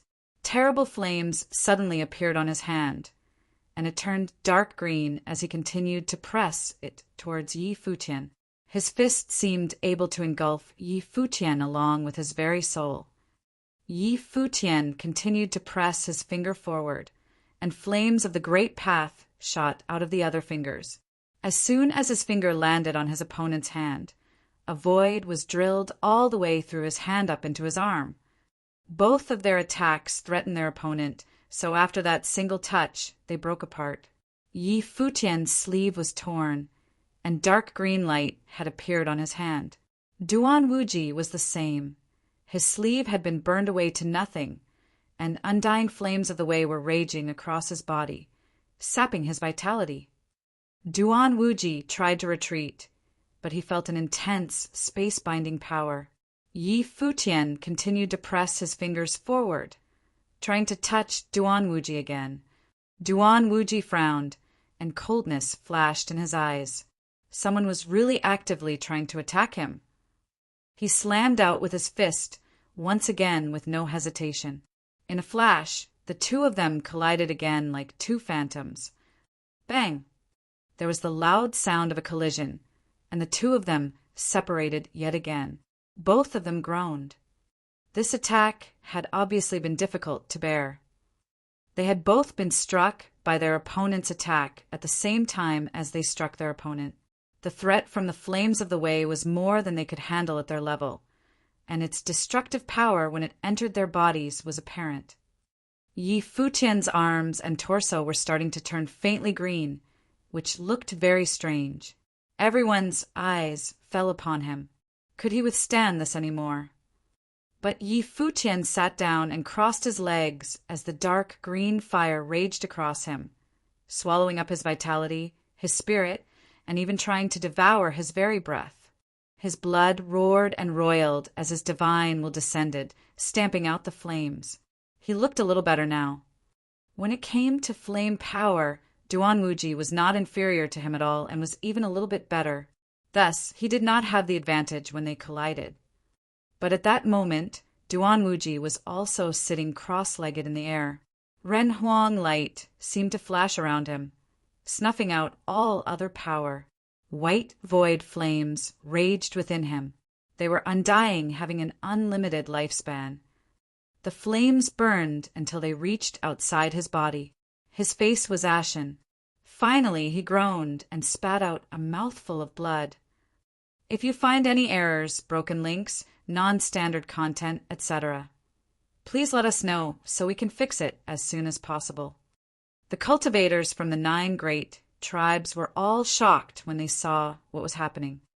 The cultivators from the 9 great tribes were all shocked when they saw what was happening. Prince Duan Wuji had been the first one to be seriously wounded. From his current stance, it was clear that this wound was affecting him greatly, and he was still fighting to control the flames of the way within him. On the other side of the battlefield, Yi Futian swept his gaze around. The divine sun furnace swallowed up everything, and gradually devoured the dark green vortex. Duan Wuji had no time to deal with him, and so the conflict up in the air had come to an end. Duan Wuji has lost. Everyone's hearts trembled. This was an unexpected outcome. If this had just been a regular duel, then even though Lord Yi of Qinya City did not have a brilliant record, he would still have been strong because of Yusheng, and he could have been more than a match for Prince Duan Wuji. However, this was a contest of flames. The god-eating flames were famous, and so everyone had thought that Duanwuji would win here in the ancestral lands. But things had not gone as expected. Yi Futian of Chenya City had defeated Duanwui in a contest of flames.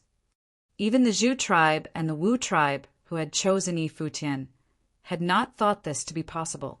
They looked incredibly surprised at that moment. If they had known that he could control flames so well, then everyone would have sent him invitations the moment he had set foot in Emperor Kua's city. Instead, no one had come looking for him, and so the Wu tribe had been able to convince him to go with them for practically no cost. However, many people looked surprised when they thought of the relationship between the Wu tribe and the Zhu tribe. Yin Tianjiao of the Zhu tribe was still there, and Yi Futian, whom the Wu tribe had invited, was still so powerful. It seemed that there was no more suspense about the outcome of this struggle at the ancestral lands. Saint Juyo's disciple was strong, but it would be almost impossible for a single cultivator to resist two powerful cultivators like Yin Tianjiao and Yi Futian. Indeed, he would have a great deal of trouble trying to take on just one of them. After all, Yi Futian had already proven his strength in this battle. Thus, if the Wu tribe was willing to concede to the Zhu tribe, then there was no more suspense in this battle. The Zhu tribe would be the victors and would have the opportunity to put the ancestral lands to use. 8 great tribes had been eliminated from this competition already. The only question was, would the Wu tribe and Yi Futian concede? If they didn't, who was stronger, Yi Futian or Yin Tianjiao? Lord Ye's strength is supernatural. I never would have thought that Prince Duanwuji would lose to him. It seems that Saint Juyo's disciple would similarly have a hard time against him, said the burly, middle-aged man from the Zhu tribe with the long, red beard. Saint Juyo's disciple looked at Yi Futian. Yi Futian raised his eyebrow slightly. This cultivator from the Zhu tribe was a bit impolite. Or could it be that he was trying to incite a fight between him and Saint Juyo's disciple? Among the people present, he was the one who had fought the most. Although he had beaten Duanwuji in the fight he had used up a lot of his power to do so, and much of the will he had refined had been destroyed. Moreover, Duanwuji's attacks had injured him. With such fearsome flames entering his body, how could he not have been affected? Saint Juyo's disciple was not weak, and his black lotus karma fire contained terrible destructive power. If he fought again after having just fought, then even if he defeated Saint Juyo's disciple, he would not be at full power. And at that point, the only 2 cultivators left would be him and Yin Tianjiao. He knew exactly what the cultivator from the Zhu tribe was trying to do. His statement seemed to incite Saint Juyo's disciples will to fight. He stared at Yi Futian, and the black lotus karma fire wrapped around him. He was ready to fight. But at the moment, a figure flashed over and descended upon the battlefield, appearing in front of Saint Juyo's disciple. The dazzling figure was none other than Yin Tianjiao. She had not waited for Saint Juyo's disciple and Yi Futian to fight, but had actively come to participate. Terrible flames wrapped around her, bathing her in divine fire. Her violent aura swept out, shooting towards Saint Juyo's disciple. The cultivator from the Zhu tribe was shocked as he beheld this scene. He was surprised that she would act like this. But then he understood. These people were all proud sons and daughters of heaven. Thus, this Yin Tianjiao was an incredibly proud person and had seen what he was trying to do. So she had acted, disdaining such means as he was employing. The cultivator from the Zhu tribe smiled coldly. Yin Tianjiao was indeed proud, but the ancestral lands were extremely important to the 9 great tribes. Now that they were within easy reach, how could he easily let them go? He would obviously use any tricks at his disposal. Also, wasting your opponent's energy was not really a petty trick. Yi Futian eyed Yin Tianjiao. What a proud woman!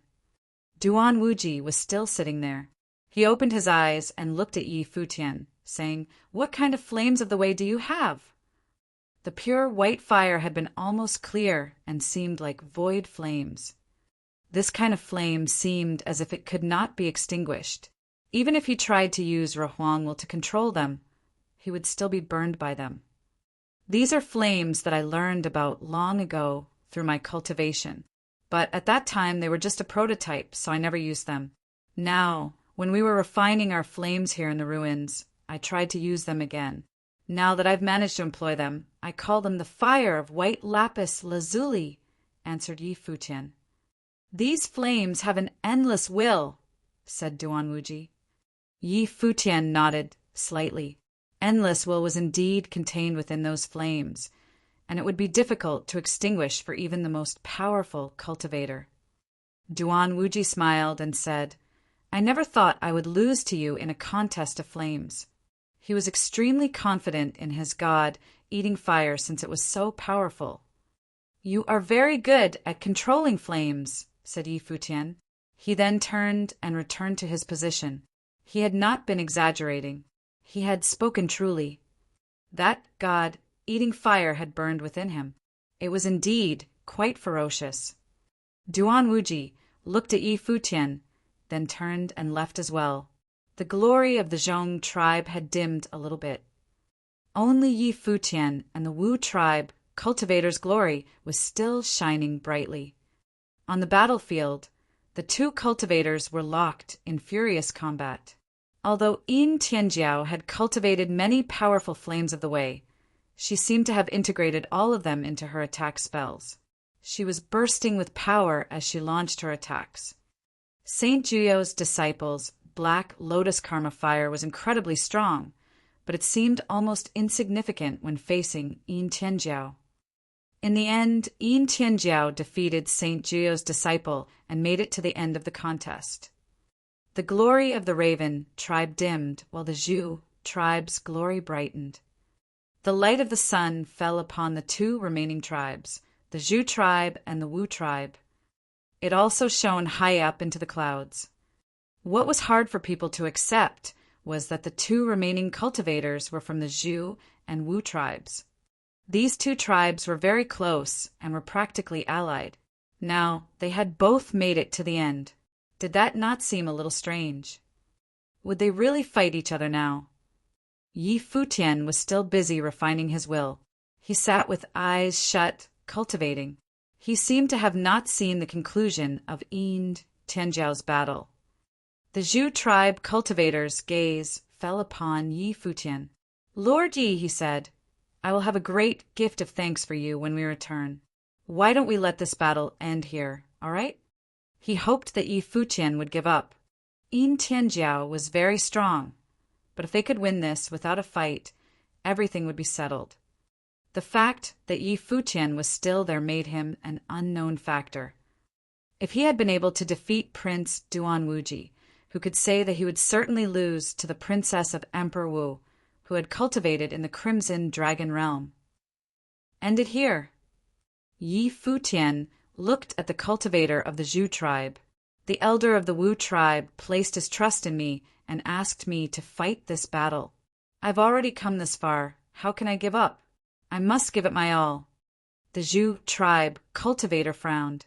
He was a bit upset with this reply. The Wu tribe cultivator looked at him, then to Yi Futian, and said, "Both of them are powerful figures, and so it would be good to watch a battle between the two of them. Why don't we just let them fight?" The Zhu tribe cultivator frowned. This man from the Wu tribe seemed to have his own ideas. Was it because Yi Futian's strength had given him confidence, and thus thoughts of total victory had been born in his mind? "What are you thinking, Wu Yong?" asked the Zhu tribe cultivator coldly. The other cultivators of the Zhu tribe also swept their gazes over the people from the Wu tribe. Coldness flashed in their eyes. Were they trying to stand up for themselves? Boom!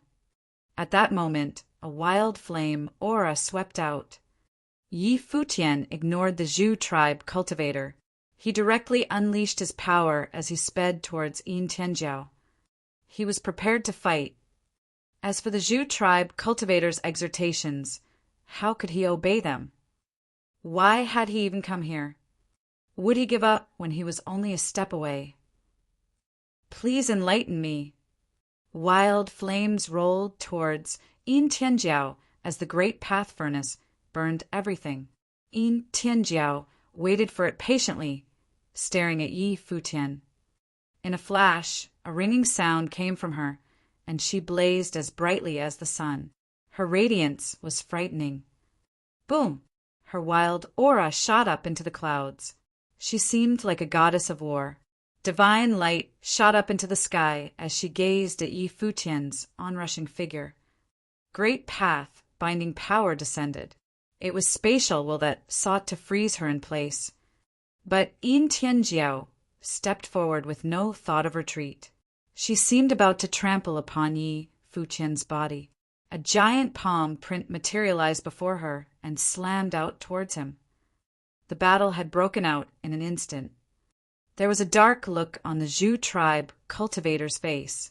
He watched Yi Futian with unkind eyes, but soon he was watching the whole battle. This battle was extremely important. The idea to have the Wu tribe invite Yi Futian on this trip to the ruins had originally been theirs. When the Wu tribe had seen Yi Futian's strength, they decided to gamble with him. He would watch and see. If Yi Futian was defeated at Yin Tianjiao's hands, how would the Wu clan cultivators deal with him? And even if he won, would the Wu clan cultivators be able to take all of the Zhu clan cultivators? Two figures collided wildly atop of Sun Castle. Yi Futian was bathed in the sun's fire. He turned into a furnace tripod, and ancient characters surrounded him, refining all his power and integrating it into his body. He let loose a powerful attack. Yin Tianjiao was a princess of Emperor Wu's realm and was a Runhuang cultivator. It was apparent how powerful she was in combat.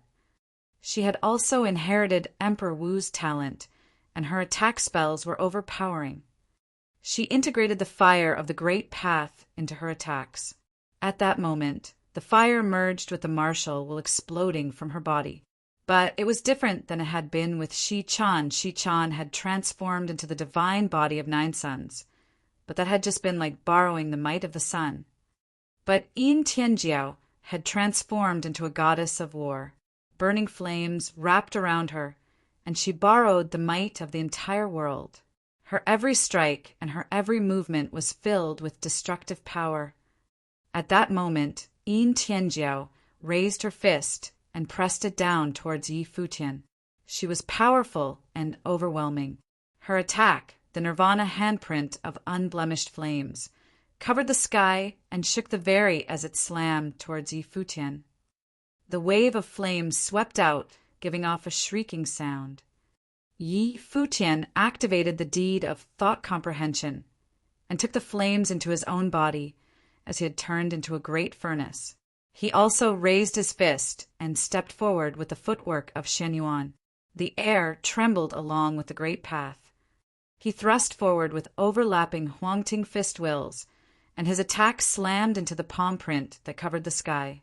A rumbling noise rang out, and the hand print trembled as cracks appeared in it. It then collapsed. But Yin Tianjiao's attacks did not stop. She continued forward and struck out with both fists at the same time. Her long robe was bathed in flames. She looked majestic and powerful. She slammed out her fists like a martial goddess, and her flaming palm print flattened everything in its path.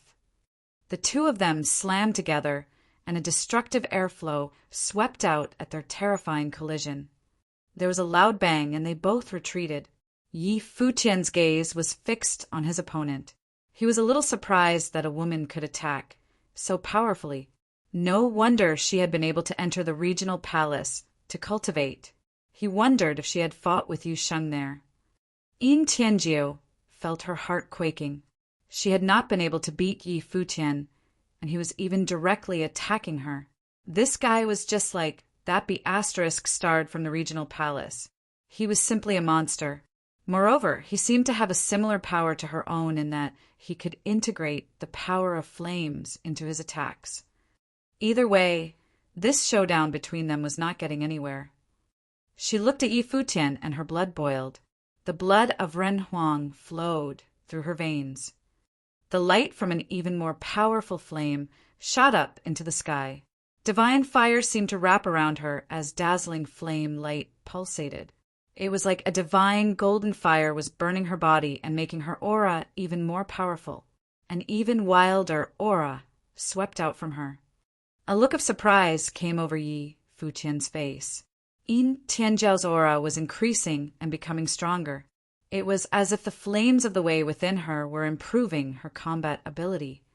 Golden flames shot out of her eyes and pierced towards Yi Futian's. In that instant, Yi Futian felt terrible divine flames burning in his mind that sought to extinguish his spiritual willpower. Whoosh!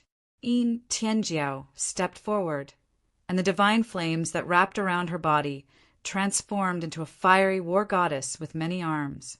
The goddess thrust out her fists towards Yi Futian, destroying the very air as they covered him in blows. There was a look of pain in Yi Futian's eyes.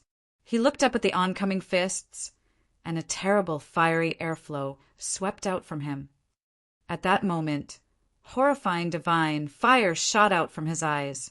He looked at Yin Tianjiao, and she seemed to see an incomparably huge, fiery god of war. The scene was somewhat familiar to her. Intense sunlight fell from the sky. It was as if the sun itself was on fire. The flames fell on Yi Futian's body, making the flames that were already around him become stronger and stronger. All the cultivators from the 9 great tribes were looking at him, and their hearts were trembling. They also seemed to feel a familiar aura. The Ren Huang flames of the way, they all said as they watched him. Had this guy refined many Ren Huang flames of the way and integrated them into his body for his own use? Yin Tianjiao's flames of the way could also be called Ren Huang flames of the way. Her father, Emperor Wu, was Ren Huang, and her talent had come from him. But even so, she had only been able to gradually display her power as her cultivation became stronger. No matter what, her flames of the way should have been stronger than the ones that Yi Futian had refined. After all, she had directly inherited them from her father, whereas Yi Futian had obtained them later. However, the aura that burst forth from Yi Futian now was not weaker than hers in the least. In addition, Ren Huang will burned within it. It was as if he was using the power of these ruins. The intense light of the sun shone down on him. Boom! A wild burst of will swept out as Yi Futian's furnace swallowed up the flames around him. His body became tall and mighty. It was as if Emperor Kwa had come down into the world. He raised his fist and grabbed at the air. Huge palm prints slammed into the onrushing fists, shattering them completely. He stepped forward, and the very air trembled.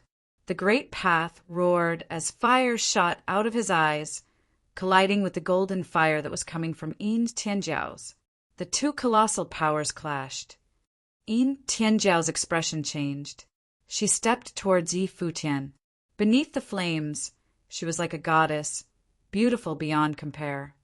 Yi Futian stepped forward at the same time and thrust his fist out. A furnace tripod of the heavenly great path appeared in his hand, formed from the flames of the way.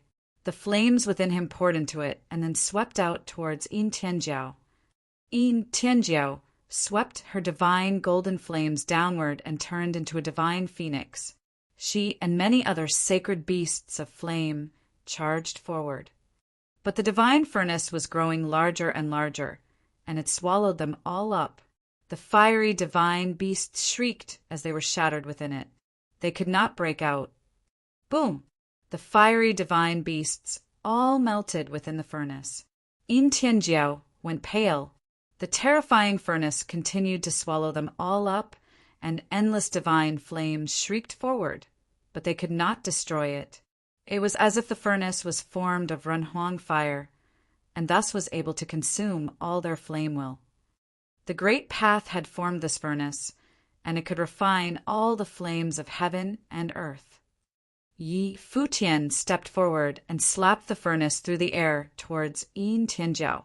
It pressed towards her, and she raised both her hands to block it, but it swallowed up the flames that were upon her. She was sent flying back by its continuous pressure, and she spat up a mouthful of blood. Her face was ashen. Yi Futian continued forward with not a hint of regard for her safety. He once again pressed the furnace towards her, continuing his attack on her. She was slammed to the ground. She was finally no longer able to bear it. She lay sprawled on the ground with crimson blood flowing from the corner of her mouth. Yi Futian's figure flashed, and he descended before her. He began to walk towards her. Upon the walls of Sun Castle, the Zhu tribe cultivator's face was held hard as iron. Yin Tianjiao had actually been defeated at Yi Futian's hands. Of all the 9 tribes, it had actually been the Wu tribe's Yi Futian who had made it to the end and had defeated all opponents. Lord Yi, called the Zhu tribe cultivator, Yi Futian looked at him, then continued forward, ignoring him. All the cultivators of the 9 tribes were watching him. They were speechless. The Zhu tribe cultivator could not change this outcome. Yi Futian had no intention of conceding. He walked up to Yin Tianjiao and cut the flame from her. Sunlight streamed down from high up in the sky. Upon the walls of Sun Castle, 9 beams of radiance seemed to merge into one. It fell upon Yi Futian. Golden light wrapped around him and covered the vast area. The will of the great path flowed down along with the sunlight, making Yi Futian's aura stronger and stronger. He seemed to resonate with the sun, and the 2 of them became one. Not only that, but of the cultivators standing guard on Sun Castle, only those of the Wu tribe's bloodline shone brightly as well. The cultivators from the other 8 tribes dimmed. It seemed as if their auras had been swallowed up by the sun and given to this one man. Wu Yong turned his gaze towards a figure standing guard upon the castle walls. The sun shone brightly upon him as he strode towards Yi Futian. Do not resist. He will help you open the gate to the ancestral lands, Wu Yong said to Yi Futian. The figure walked towards Yi Futian, then entered directly into his body, seeming to turn into a beam of fire. It seemed as if the cultivators upon the castle walls were not real, but were formed of pure will. Yi Futian's golden light grew brighter and brighter, and the refinement of flames of the way within him sped up. The light of brilliant flames covered Sun Castle. A beam of terrifying light shot forward towards the gate to the ancestral lands. The sun, Yi Futian's body, and the gate to the ancestral lands all shone brightly one after the other. Even under the light of the terrible golden fire, the gate did not budge. Even as it was heated until it became red hot, it still stood firm.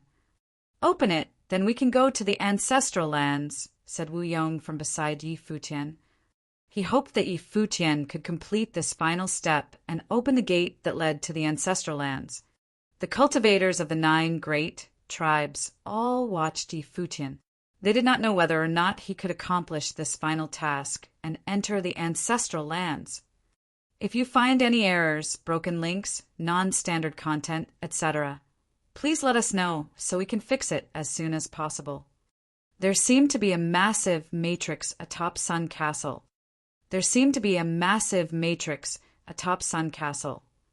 At this point, the sun's fire was not divided into 9 rays, but instead, all of it was falling upon Yi Futian and helping him refine the gate to the ancestral lands. Flames burned beneath the brilliant matrix that was formed from the light of the sun. Everyone around them stepped back due to their terrible power and would not dare to draw any nearer. The cultivators of the 9 great tribes and the 8 other people that they had invited with them were all staring at Yi Futian and the gate. The cultivators from the Wu clan were watching closely, especially Wu Yong. His heart was pounding fast. Wu Yong may have invited Yi Futian twice, but in reality he would have never thought that the lord of Qinya City could refine the flames of the way and defeat all his opponents, especially Yin Tianjiao, the daughter of Emperor Wu and Duan Wuji. But now he had succeeded. He naturally hoped that Yi Futian would go even further and open up the gate to the ancestral lands, letting them set foot there. Over the years, any tribe that managed to enter the ancestral lands became much stronger, and their power would increase by leaps and bounds. They naturally did not want to miss their chance. The reason that the Wu tribe had attached themselves to the Zhu tribe was both tribes' power was gradually increasing. When facing external threats, the 9 tribes acted as one, but they would also struggle and compete against each other. Each of the 9 tribes was ambitious. They each wanted to unify the 9 tribes and become their leader. However, without entering the Renhuang Plain, it would be challenging to make the other 8 tribes listen to orders and obey them. But even if they could not unify the 9 tribes, they would still increase their power by entering the ancestral lands. Wu Yong would no longer need to look at that Zhu tribe cultivator's face, nor listen to his orders. As he thought of this, Wu Yong watched closely. He hoped Yi Futian could do it. Duan Wuji and Yin Tianjiao were watching Yi Futian as well. They had all heard of the ruins of Emperor Kwa. It was said that every time they were opened, people would go there to undergo trials. Part of the reason was so that they could become stronger. For people who refined flames of the way, the path of refining did not allow you to advance to the next level directly. They must first deepen their understanding of flames. But more importantly, it was rumored that Emperor Kwa had left something behind in the ruins. Those who went to the ancestral lands would have a chance to find and inherit it. Of course, very few people had been able to go there in the past. No one had ever heard of anyone finding whatever it was that Emperor Kwa had left behind. Thus, people still came here. But none of them expected that they would not be able to pass through the gate as Yi Futian overtook them. Now they could only be observers. Both Duan Wuji and Yin Tianjiao thought that given Yi Futian's talent, he had a chance of opening the gate. After all, they thought of themselves as quite outstanding, and Yi Futian had beaten them using flames, so they naturally had to admit the extent of his power. At that moment, there was a divine matrix formed of sunlight in front of Sun Castle. The sunlight helped Yi Futian refine the flames, and his aura began to rise wildly, becoming extremely strong. It seemed to be helping him reach the peak of the divine path and refine all the flames that he had seized from his opponents. It was not only the matrix that was helping him. The figure that had entered into his body previously had turned into a brilliant flame of the way and was assisting him as well. At that moment, Yi Futian had reached the extreme limits of his power. He could even fight with someone at the nirvana level. Of course, most of it was power that came from outside him, and it was just there to help him open the gate. The sun's flames shot towards the gate to the ancestral lands and covered it. However, the gate did not budge. It stood there firmly, and the flames of the great path could not melt it. Yi Futian wildly refined the will within him. He could even feel that the figure that had entered him was at the nirvana level and was refining fire as well. At that moment, he felt that he was at the absolute center of all the fire of the great path in the area. He was drawing in all the power of heaven and earth to try and melt the gate, but he was still unable to do it. Time passed slowly, and Yi Futian still sat in the center of the matrix, bathed in the sun's divine fire. He did not stop for a moment. No one tried to hurry him up. The cultivators of the 9 tribes stood there watching. All of them were at the saint level and thus were very patient. At this point, there was no need to be hasty. The cultivators who had been defeated in battle did not leave either. They stood there watching as well. Several days passed in what seemed like the blink of an eye. However, nothing changed. The flames within Yi Futian's body became stronger, but the gate was not affected in the slightest. It seemed to be an eternal gate that would never open. Yi Futian's eyes were shut tight. He was thinking about what the problem could be. He had taken all the flames from the matrix. If that were enough to open the gate, it would have done so by now. But the gate had not opened. So, where was the problem coming from? Emperor Kua's flames of the way. When Yi Futian thought of this, lines of fire entered the furnace that his body had formed and into his will. In his mind, a fiery god of war stood between heaven and earth, devouring all the flames. Yi Futian's will moved, drawing upon the power of the matrix, and began to refine Emperor Kua's flames of the way. Time continued to pass. When one reached the saint level, cultivation could take a long time. Yi Futian refined for 10 days without realizing it.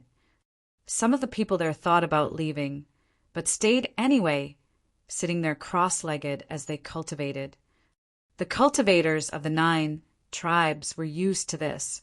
They were aware of what the gate to the ancestral land was like. It was not easy to open. Even within the 9 tribes, no one could open it. That was why they came here all the time and relied on the power of outsiders to open it.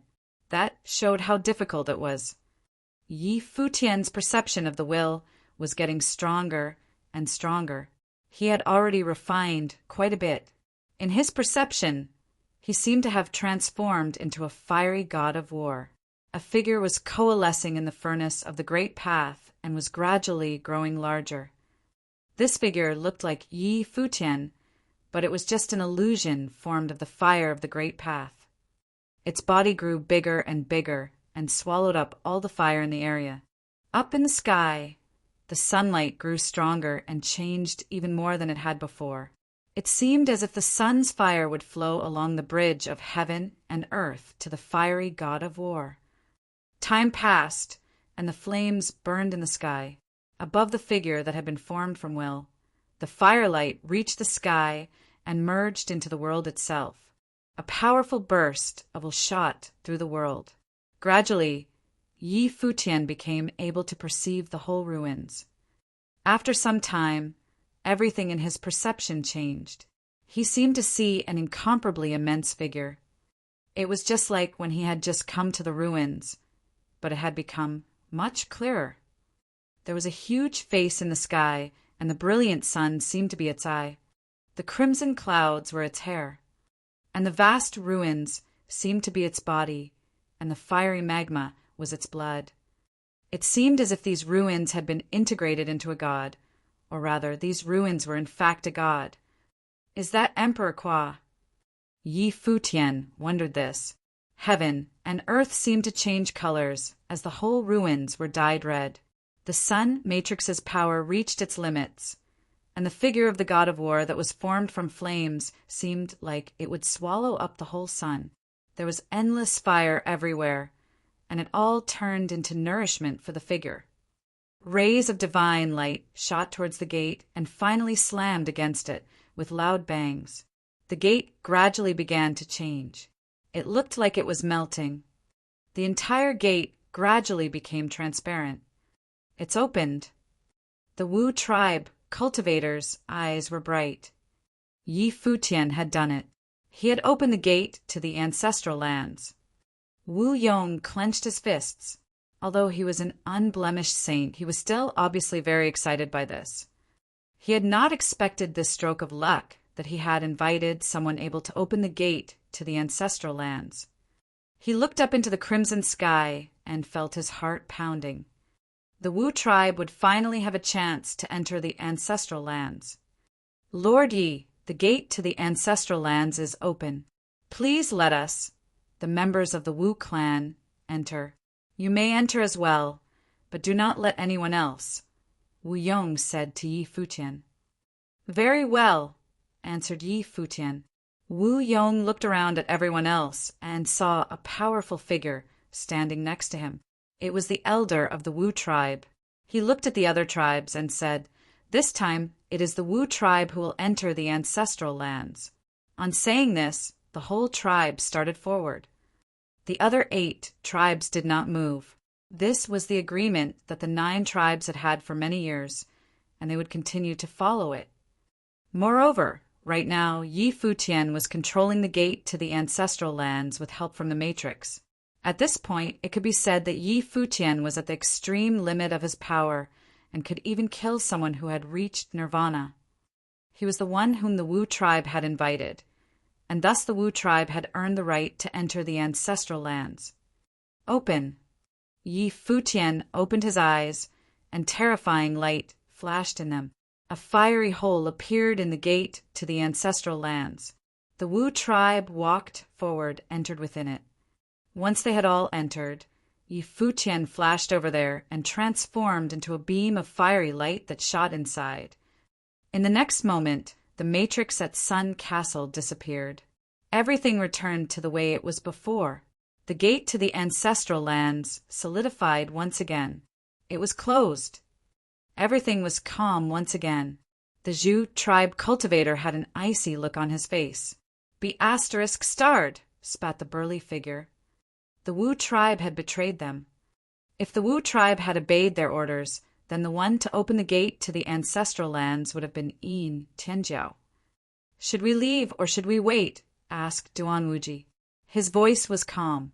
There was no joy or sorrow in it. It was as if this was all perfectly ordinary. "We will stay here. You can all leave if you want to," said the Zhong tribe cultivator. "Is it all right if we stay and cultivate here for a while?" asked Yin Tianjiao. The Zhu tribe cultivator nodded. "Of course." Duanwuji looked at Yin Tianjiao, then smiled. He had had no intention of leaving, so he stayed as well. The gate to the ancestral lands had opened. None of them knew what would happen there. After Yi Futian and the others entered, they looked forward and saw a stairway off in the distance that went up into the sky. The end of the staircase seemed to be the place where the sun rested, the highest point of Sun Castle. The Wu clan cultivators waited for Yi Futian up ahead. The elder watched Yi Futian walking over. Many thoughts were racing through his mind. At this point, Yi Futian no longer had the blessing of the Matrix, but an incredible aura still flowed over him. What had he just gained? After opening the gate to the ancestral lands, would he be the only one who had the chance to get whatever it was the Emperor Kwa had left behind? Yi Futian felt the elder's eyes on him, but kept his own eyes forward. He looked extremely calm, but he felt a keen sense of determination. This whole scene made his heart tremble slightly and gave rise to a sense of vigilance within him. This elder of the Wu clan had never spoken to him. Could it be that he had some ideas of his own? For him to pull down the bridge after crossing the river would be nothing new. If you find any errors, broken links, non-standard content, etc., please let us know so we can fix it as soon as possible. "Have you gained anything from this, Lord Yi?" the Wu tribe elder asked Yi Futian. There was a faint smile on his face, and it did not look like he had any ulterior motives. "Have you gained anything from this, Lord Yi?" the Wu tribe elder asked Yi Futian. There was a faint smile on his face, and it did not look like he had any ulterior motives. "I have been able to refine a lot of will, and have felt Emperor Kwa's majesty. I have benefited a lot," said Yi Futian with a slight smile. The Wu tribe elder nodded with a smile. "Thank you for allowing us to come here to the ancestral lands. Without you, we would have never had this chance." "No need to be so polite, elder," replied Yi Futian with a smile. "As far as I am concerned, I have also gained a lot from this. So I must also thank you for inviting me." The Wu tribe elder smiled at that, then looked ahead. At that moment, Wu Yong was coming over. "Elder, Lord Yi," he said, "let's go up and take a look." "All right." Something flashed across the Wu tribe elder's face as he looked forward. No one could tell what he was thinking. Yi Futian walked forward up the stairway, going higher and higher. It looked like he was walking right into the sun. "Lord Yi, did you learn anything about what we might find in the ancestral lands from the Matrix?" asked the Wu tribe elder as he stared up the stairs. "My perception has covered the entire area, but other than at the very top, I can't find anything." "I did," said Yi Futian with a nod. A sharp look flashed in the Wu tribe elder's eyes, but when he turned to look at Yi Futian, his gaze returned to normal. His eyes were warm and calm. "Was it the thing that Emperor Kwa left behind?" he asked. Yi Futian shook his head and said, "It was a marvelous feeling. Previously, the power of the Matrix poured into my body, and I felt that my body could resonate with the ancestral lands themselves. I feel that a secret way of opening up the ancestral lands can be found at the top. Let's go and see." The Wu tribe elder looked at Yi Futian, then nodded and said, "Very well. Since you were able to come here, Lord Yi, you must also be able to unlock the secrets of the ancestral lands. I will wait here and see. The Wu tribe thanks you deeply. If you ever need anything in the future, you only have to ask us." "Thank you, elder," said Yi Futian with a smile. A group of them continued forward. "You were able to overcome all those heroes," said Wu Yong to Yi Futian. "Your future is definitely bright. Unfortunately, the 9 great tribes of Emperor Kwa have no one left within them who is as powerful as you are. Otherwise, given your accomplishments with the flames of the way, we might truly have a chance to truly become Emperor Kwa's heirs." "You are too kind, elder," said Yi Futian with a smile. They continued forward. They eventually came to the top of the stairway. A blazing will descended upon them. The sun was directly overhead and seemed to be very close to them. This was clearly not the sun of the Crimson Dragon realm, but instead was the sun of the ancestral lands. "Look over there." Wu Yong looked at the place directly below the sun. There seemed to be a magical matrix pattern there. "I will go and look. Perhaps we will find the secret of the ancestral lands there," said Yi Futian. He flashed over there and descended within the matrix. He sat down cross-legged within it. Sunlight fell from the sky, and he was instantly swallowed up by it. Divine light was shining all over him. His body was bathed in endless flames. The great path drew upon the power of heaven and earth. The matrix lit up bit by bit until it was incredibly bright. In a flash, Yi Futian's whole body was covered by the incomparably bright light from the matrix. Radiance continued to fall from the sun. At that moment, many thoughts were running through Yi Futian's mind. "How is it going, Lord Yi?" called the Wu tribe elder. Yi Futian kept his eyes closed and seemed not to hear what he said. "Lord Yi." The Wu tribe elder's voice grew much louder, shaking Yi Futian's eardrums.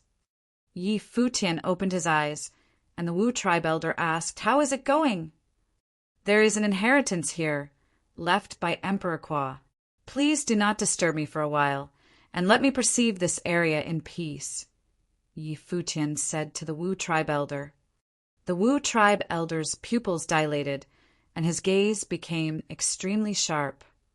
There was an inheritance here that Emperor Kwa had left behind. As he watched Yi Futian, a thought appeared in his mind. Why should this inheritance not go to him and his tribe, rather than to an outsider? After all, Yi Futian was just a guest that they had invited to help them fight, not a true cultivator of the 9 tribes. Moreover, he had just claimed that he had felt the thing that Emperor Kwa had left behind.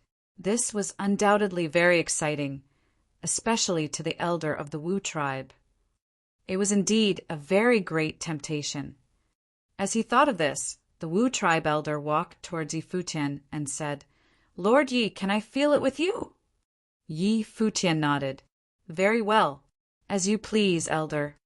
The elder of the Wu tribe walked into the matrix and could suddenly clearly sense the power of this will.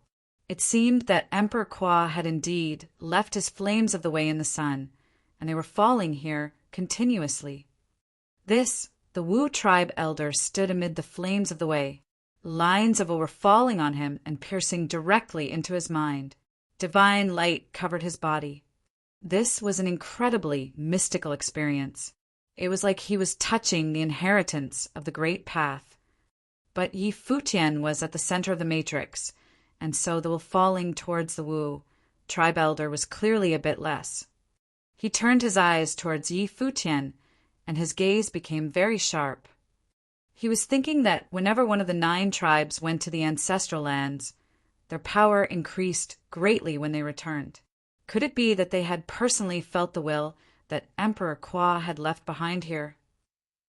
It was highly possible.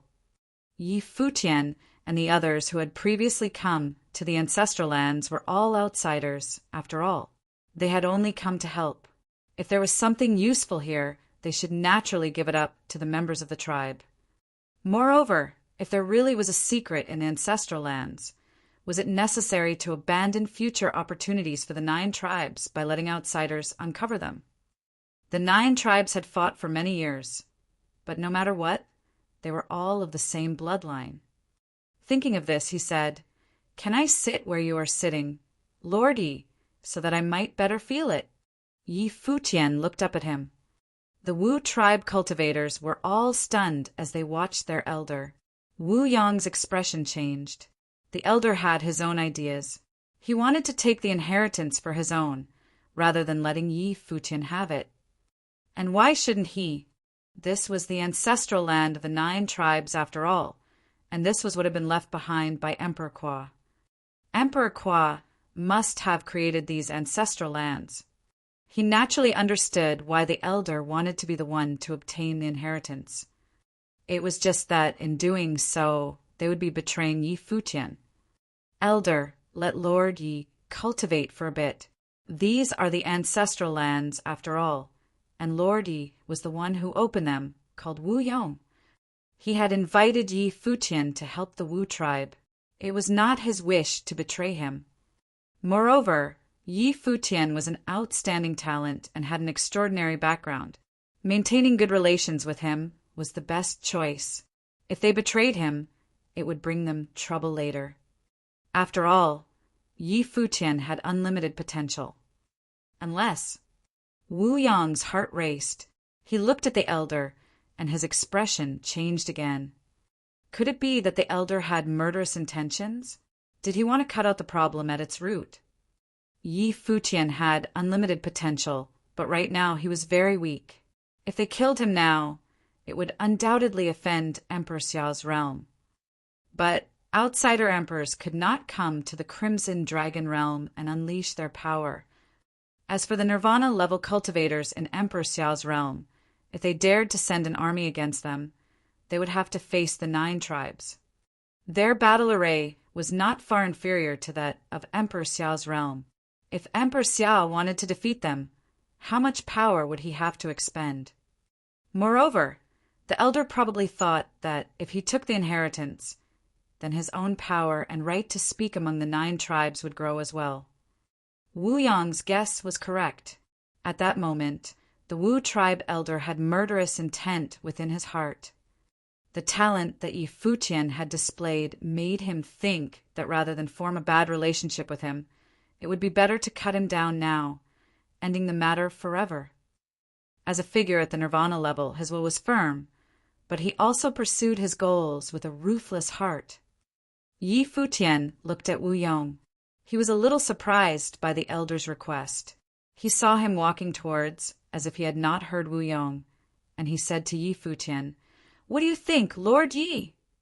Yi Futian swept his gaze over him, and the light of the matrix became even more brilliant. Divine fire fell from the sun. In a flash, it was like the flames of the apocalypse were descending. Boom! Suddenly, a look of shock came over the Wu tribe elder's face. He was sent flying back as the descending flames slammed into him. His body began to burn.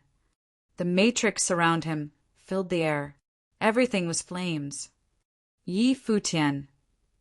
The Wu tribe elder swept his gaze over Yi Futian. Could he control the fire of the sun? A pair of eyes seemed to appear in the shifting clouds, looking like 2 great suns. They were vast beyond compare, like the eyes of Emperor Kwa. They looked at the Wu tribe elder. He felt that his body was burning up and that he had no control over it. He retreated with a horrified expression on his face. A booming sound rang out as flames covered everything. It was a devastating divine fire that could destroy everything. "You tricked me!" The Wu tribe elder gave a pitiful cry as his body burned up. "From the beginning, I've only let you see what I wanted you to see," said Yi Futian coldly. "Even the inheritance was like this. We came here, but I am the master of this place." The Wu tribe cultivator shot into the sky, trying to escape, but his arms burned away into nothing. A look of absolute terror came into his eyes. When he looked up in the sky, he could only see a horrifying imperial face. "Please spare me, Lord Yi," he cried. "Kill him!" Yi Futian spat in a cold, emotionless voice. The fire of the great path continued to fall. The Wu tribe elder's aura swept out at maximum power, but it was no use. His body burned away to nothing under the fire of Renhuang. The Wu tribe cultivators all looked shocked. They trembled as they beheld this scene, with hearts beating wildly. They were shaken by how fast it had all happened. Yi Futian swept an indifferent glance across the disappearing figure. There was no emotion in his eyes. A nirvana-level cultivator had tried to deceive him, but he had only managed to reveal his ambitions and be destroyed. If you find any errors, broken links, non-standard content, etc., please let us know so we can fix it as soon as possible.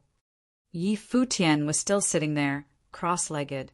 He had not moved at all, but the elder of the Wu tribe, a nirvana-level cultivator, had disappeared. Yi Futian was still sitting there, cross-legged. He had not moved at all, but the elder of the Wu tribe, a nirvana-level cultivator, had disappeared. The sun was high in the air, Yi Futian's head. A huge face had appeared in the sky, and as the cultivators of the Wu tribe looked at it, they felt their hearts tremble. It was the face of Emperor Kwa. Emperor Kwa had rebuilt the ancestral lands. This part of the ancestral lands had been left behind for the 9 great tribes to use. If they could obtain it, it would be a great advantage for them. The thing was, few in the 9 great tribes had been able to pass Emperor Kwa's test and open the gate to the ancestral lands. This was why they found themselves in the situation they were in now. Yi Futian had come to claim the inheritance, and the elder of the Wu tribe had gotten greedy. At that moment, conflicted expressions were playing across the faces of the Wu tribe cultivators. They were all top figures within their tribe. The elder had had his reasons for what he had done, but from Yi Futian's point of view, the elder had tried to kill him, and so he had naturally had to eliminate the threat. They had not wanted their cooperation with Yi Futian to end up like this. Them being able to open the gate to the ancestral lands was really a happy accident. They would have a chance to revive the Wu tribe, but greed was inherent to human beings, and so now they wanted more. This had made it so that at this moment their very lives were in Yi Futian's hands, not to mention the revival of their tribe. It could be that Yi Futian would wipe them all out with one fell swoop at the slightest provocation. At that moment, Yi Futian was watching the cultivators of the Wu tribe. There was a great sense of tension throughout the whole area. A voice suddenly rang out.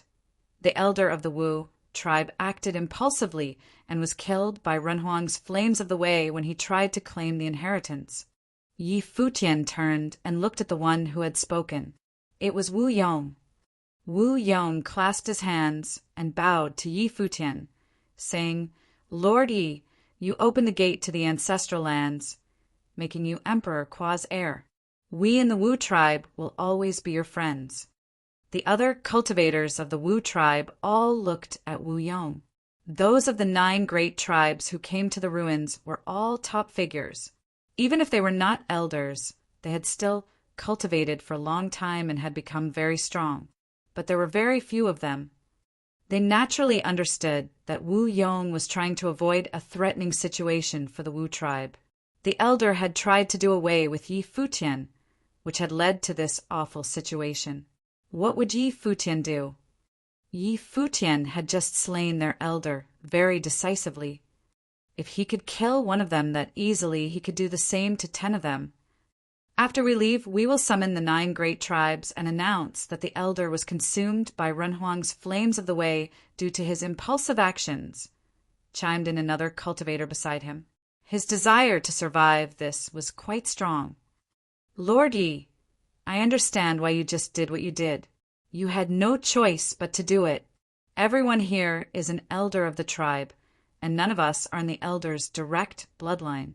As an elder of the tribe, I can control the rest of them, Wu Yong said to Yi Futian. So, please do not worry, Lord Yi. Yi Futian looked at Wu Yong. His eyes were filled with the light of divine fire. Boom! High up in the sky, the fire of the sun descended, and a giant phantom appeared. It seemed to be the image of Emperor Kwa. He merged into the sun, and flames fell to the ground from him.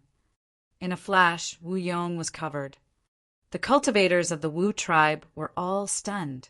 Wu Yong's expression also changed slightly.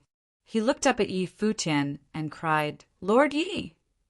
Wu Yong's voice resonated throughout the area as he stared at Yi Futian. He seemed to have shown his attitude and disposition. He did not try to escape. The light of the terrible flames covered Wu Yong's body. The Wu tribe cultivators' hearts beat wildly. However, Wu Yong was still standing there. He did not move. The terrible scene that they had been imagining did not occur. Wu Yong's body was not burned, and the flames of the way entered into him. What was flowing down from the figure of Emperor Kwa up in the sky and going into Wu Yong's mind. At that moment, Wu Yong felt that he had received a great gift from the Great Path, one that had been imparted by Emperor Kwa. If the elder of the Wu tribe had not acted against me earlier, then I would have given the inheritance of the ancestral lands to him. After all, these are the 9 great tribes' ancestral lands, said Yi Futian indifferently. The cultivators of the Wu tribe felt like they were in a dream. They breathed a sigh of relief, but their expressions were still conflicted. Yi Futian had been the one to open the gate to the ancestral lands, and was the one who had the right to receive Emperor Kwa's inheritance. He could give it to whoever he wanted. That was how those few tribes that had come here before had been able to become so powerful. The elder had died for nothing. He died because of his greed. If he had not had that often idea, Yi Futian would have helped him. But since Yi Futian had guessed what he was thinking, that he was purposely plotting against him, it had led to his fall. A nirvana-level cultivator had died for nothing. They all sighed inwardly. It was truly tragic. Previously, you all saw that this was not what I wished. I grant what Emperor Kwa left behind to Senior Wu Yong. If he wishes to give it to someone else after this, that is his affair. From now on, Wu Yong should be in charge of the Wu tribe, Yi Futian said to everyone. Wu Yong was an elder of the Wu tribe, and now the inheritance had been passed on to him. Now he would be able to lead the Wu tribe even better. Wu Yong was stunned when he heard what Yi Futian said, but the one beside him said, he is worthy of bearing the position of elder. The others all said the same thing one by one. Wu Yong nodded, not shirking his responsibility. This must have been fated to happen. The brilliant light of the flames flowed through Wu Yong's mind, but it stopped after a while. When Wu Yong opened his eyes, fire seemed to flash in them. He bowed to Yi Futian and said, Thank you, Lord Yi. You should go and cultivate, elder, said Yi Futian, already calling him elder. Very well. Wu Yong nodded, then turned and walked to the front of the gathered Wu tribe cultivators. We will go somewhere else to cultivate, he said. Yes, elder. Everyone followed Wu Yong away. They walked down the stairs. They took care not to disturb Yi Futian. Yi Futian glanced at them. How much of the inheritance Wu Yong was willing to pass on was his own business. He closed his eyes and began to sense the great path. At that moment, there was only one man left atop Sun Castle. He sat with legs crossed beneath the sun. High up in the sky, there was also a massive figure. This scene could be seen from far away. It was incredibly astonishing. Endless will flowed down, descending upon Yi Futian's body. Besides the law power that Emperor Kwa had given him, the scene that he beheld was growing clearer and clearer. It was the figure of Emperor Kwa. It seemed that these ruins had turned into him. His perception spread out throughout the ruins, expanding the range he could sense. As he stretched out his perception, the fire flowed towards him. Could it be that there was something else hidden here besides Emperor Kwa's inheritance? It was that previously no one had been able to find it. Otherwise, nothing would have happened. He sat there, calmly perceiving, letting his thoughts spread out. Time passed slowly. The Wu tribe cultivators were cultivating at the foot of the stairway. Wu Yang's aura was the strongest. Some of the others looked up at Yi Futian and saw that the sun was growing redder and redder. Crimson clouds streamed through the sky. They wondered if Yi Futian would be able to find whatever it was that Emperor Kwa had left behind besides his inheritance. Could he find the secret of the ancestral lands? Or maybe the 9 great tribes had been wrong all these years, and there was no secret of the ancestral lands at all. Maybe Emperor Kwa had only left his inheritance here and waited for people to come and claim it. They did not know if this trip would end up being a blessing or a curse. Whoosh! A powerful aura exploded from Wu Yong, and divine light covered his body. Strange light shot up into the clouds. The cultivators of the Wu tribe looked on in fascination. Wu Yong's aura was already at the level of an unblemished saint. Perhaps he would have the chance to reach the nirvana level before long. Outside the gate to the ancestral lands, no one had left yet. They were still waiting there. No one knew what was going on inside. They could only imagine. However, they could all faintly feel the flame all around them, flowing towards the gate to the ancestral lands. A long time passed. Yi Futian was still cultivating at the top of Sun Castle. His thoughts seemed to cover all of the ruins. These ruins formed the figure of Emperor Kwa. He could faintly feel a strange aura in the sun at the peak of the ruins. Up in the sky, there was an incomparably brilliant sphere among the sun's flames, which was slowly rotating. There was a powerful aura within it. Rays of light shone out from within it and stretched out into the distance. They covered the whole ruins. What is this? A thought flashed in Yi Futian's mind. His will and his perception floated towards it, trying to enter in. But once they got close, it turned into nothingness. There was no way to touch the depths of the sun. The terrifying thought surged wildly. It melded into Emperor Kwa's will, broke its shackles, and continued to penetrate the core of the sun. Yi Futian saw flames bursting from the brilliant sphere within the sun. They shot out all over the ruins.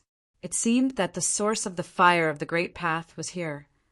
At that moment, Yi Futian's life spirit, the world tree, began to sway. He felt something. It made his heart tremble. This had also happened when he had run into Feishue. Could this be a treasure like the one that resided within Feishue? There was a rustling sound in his life palace as he thought of the way that he had helped Feishue. The world tree began to spread outward. At that moment, he put the will of the emperor into his life spirit, making incomparably brilliant light shoot out of the world tree. It was like the world tree had its own sun as it stretched out towards the actual sun. A powerful sense of burning spread out, and the will of the emperor that had been melded into the world tree began to burn. But the leaves and branches of the world tree grew even more brilliant as they were bathed in flames, and they began to swallow up all of the fire, even the flames from the radiant sphere within the sun. At that moment, everything suddenly changed. A terrifying vortex instantly appeared inside the sun, and the endless flames around him shot towards it. What is going on? Everyone at the base of the stairs looked up and saw the clouds fluctuating up in the sky. All the flames were flowing wildly towards the same spot.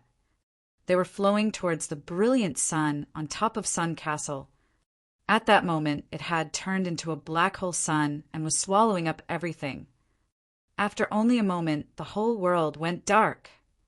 If you find any errors, broken links, non-standard content, etc., please let us know so we can fix it as soon as possible.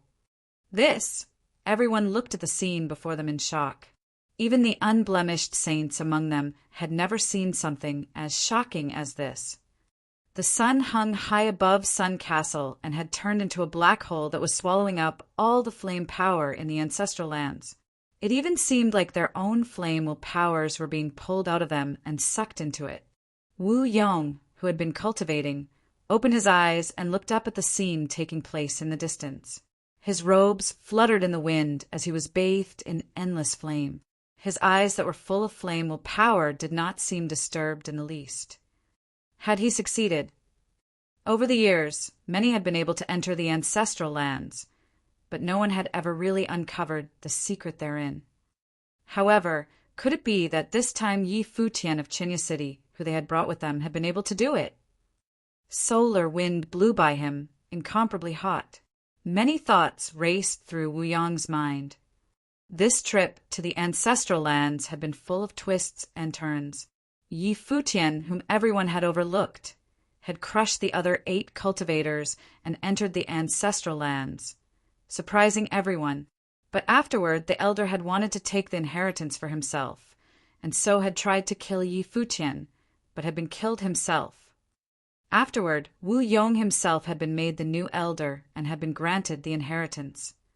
Now, they were going to uncover the secret of the ancestral lands. It was said that Yi Futian had come from Emperor Xiao City. The 9 great tribes were all on the same side. They had once followed Emperor Kwa, and even though Emperor Kwa had fallen, they still dominated the western portion of the Crimson Dragon Realm. But there were so many heroic figures in the wide world. Who would have thought that Yi Futian of Chinya City would defeat all his opponents and even slay a Nirvana-level cultivator?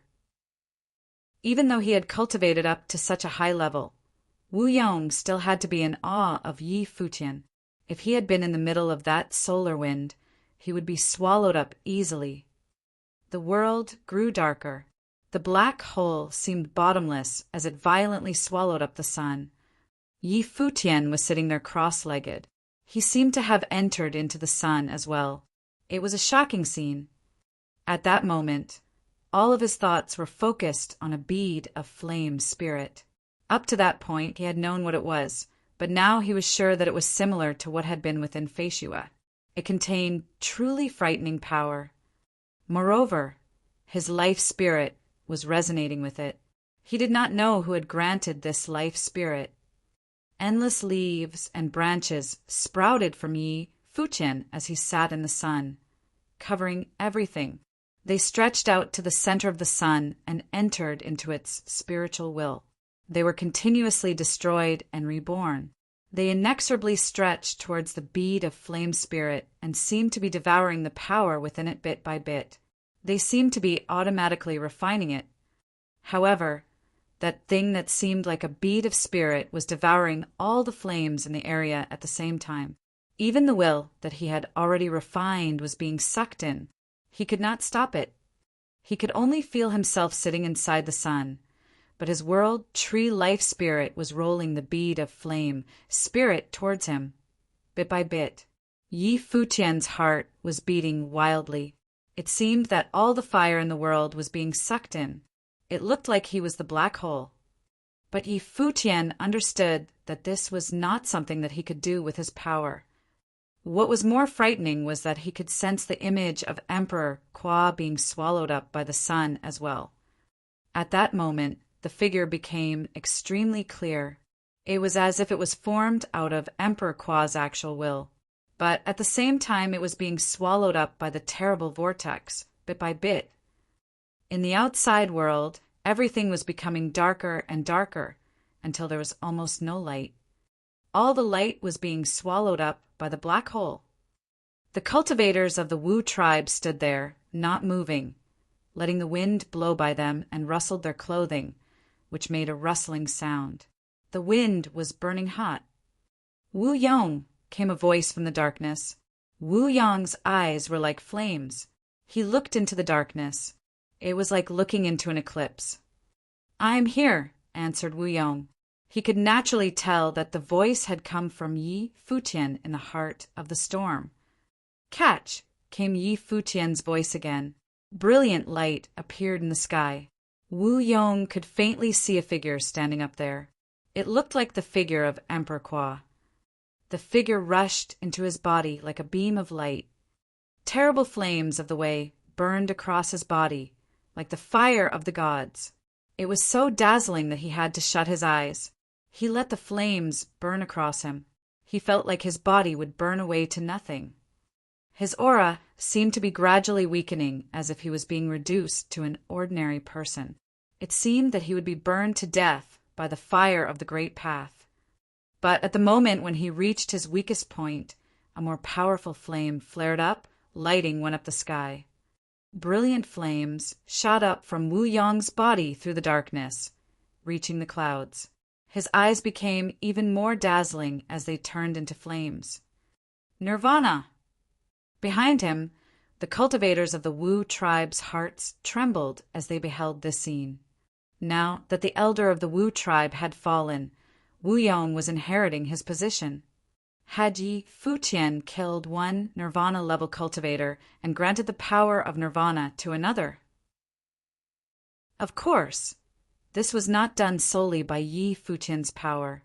Wu Yong's level was very close to that of Nirvana already, and now both his will and his mind were being washed clean, allowing him to break through to the next level and become a Nirvana-level saint, the final step on the divine path. "Thank you, Lord Yi," said Wu Yong clearly. His Nirvana aura swept out, no weaker than the one that had slain the Wu tribe elder. He looked up towards Yi Futian and saw a powerful beam of light that stung his eyes. None of them could see anything. In the next moment, the world became dark and Sun Castle disappeared completely. However, after this moment, there was another powerful beam of light that descended from the sun. Everyone opened their eyes and looked around them. It seemed that they could not believe their eyes. Sun Castle had disappeared, and the sun that hung high in the sky was no longer the sun of Sun Castle, but the sun of the Crimson Dragon Realm. The wind blew, still a little bit hot, but nothing like it had been earlier. They knew that Sun Castle had disappeared. And not only Sun Castle, all of the ruins of the ancestral lands had disappeared as if they had never existed. Everything that had just happened seemed like a dream. Up ahead, a figure was walking towards them. The cultivators looked at him, and a look of shock came over their faces. Yi Futian seemed to have changed, but they could not quite tell how. Everything looked the same. It was impossible to imagine that the man who had just devoured a son was the white-haired youth before them. "Lord Yi," called Wu Yong. He and the other Wu tribe cultivators were looking at Yi Futian completely differently from before. Their visit had deeply moved them to the ruins. "Congratulations on breaking through to the Nirvana level, Elder," said Yi Futian with a smile. Wu Yong shook his head and was about to say something, but he seemed to feel something, and so he did not open his mouth. Instead, he turned and looked off into the distance, and a group of figures coming towards them through the sky. They were the cultivators of the 9 tribes and the 8 cultivators that Yi Futian had defeated. All the cultivators from the 9 tribes were watching them keenly. They swept their gazes over Yi Futian and the rest of them. The cultivator from the Zhu tribe was the first to speak. "What happened, Wu Yong?" None of them were calm at that point. The ancestral lands had disappeared. What had happened after they had opened the gate? "We are not sure," answered Wu Yong directly. "You don't know." The Zhong tribe cultivator frowned. Wu Yong had stepped into the ancestral lands, and he said he did not know what had happened there. Yin Tianjiao and Duan Wuji were looking at Yi Futian. Could it be that this guy had found whatever it was that Emperor Kwa had left behind in the ancestral lands? And they were not the only ones wondering this. The others were looking at Yi Futian as well, including the cultivators from the other 8 tribes. Yi Futian was the one who had opened the gate to the ancestral lands. If not him, then who? The cultivator from the Zhu tribe seemed to notice something, and so he suddenly asked, "Where is your elder?" The others all noticed as well. The Wu tribe was missing a member, and that member was their elder. He seemed to have vanished into thin air. Off in the distance, there was the sound of more people flying. More cultivators flashed over. It was the crowd of people who had been waiting outside for several months. The people of the 8 other tribes and the cultivators of other forces all descended. Xia Qingyuan and Shan Tianzhan had naturally come as well. They flashed over and descended beside Yi Futian. They could feel that the atmosphere here was a little mysterious. Wu Yong faced the crowd and said the elder acted rashly. He tried to seize Emperor Kua's inheritance in the ruins, and so he was swallowed up. He died at the hands of Emperor Kua's flames of the way. After that, the world changed and all of it disappeared, just like you all saw. Although the 9 tribes often invited people to open the gate to the ancestral lands, they never thought of giving away what Emperor Kua had left behind. If Yi Futian was strong enough, he could deter anyone, and even become the head of the 9 tribes.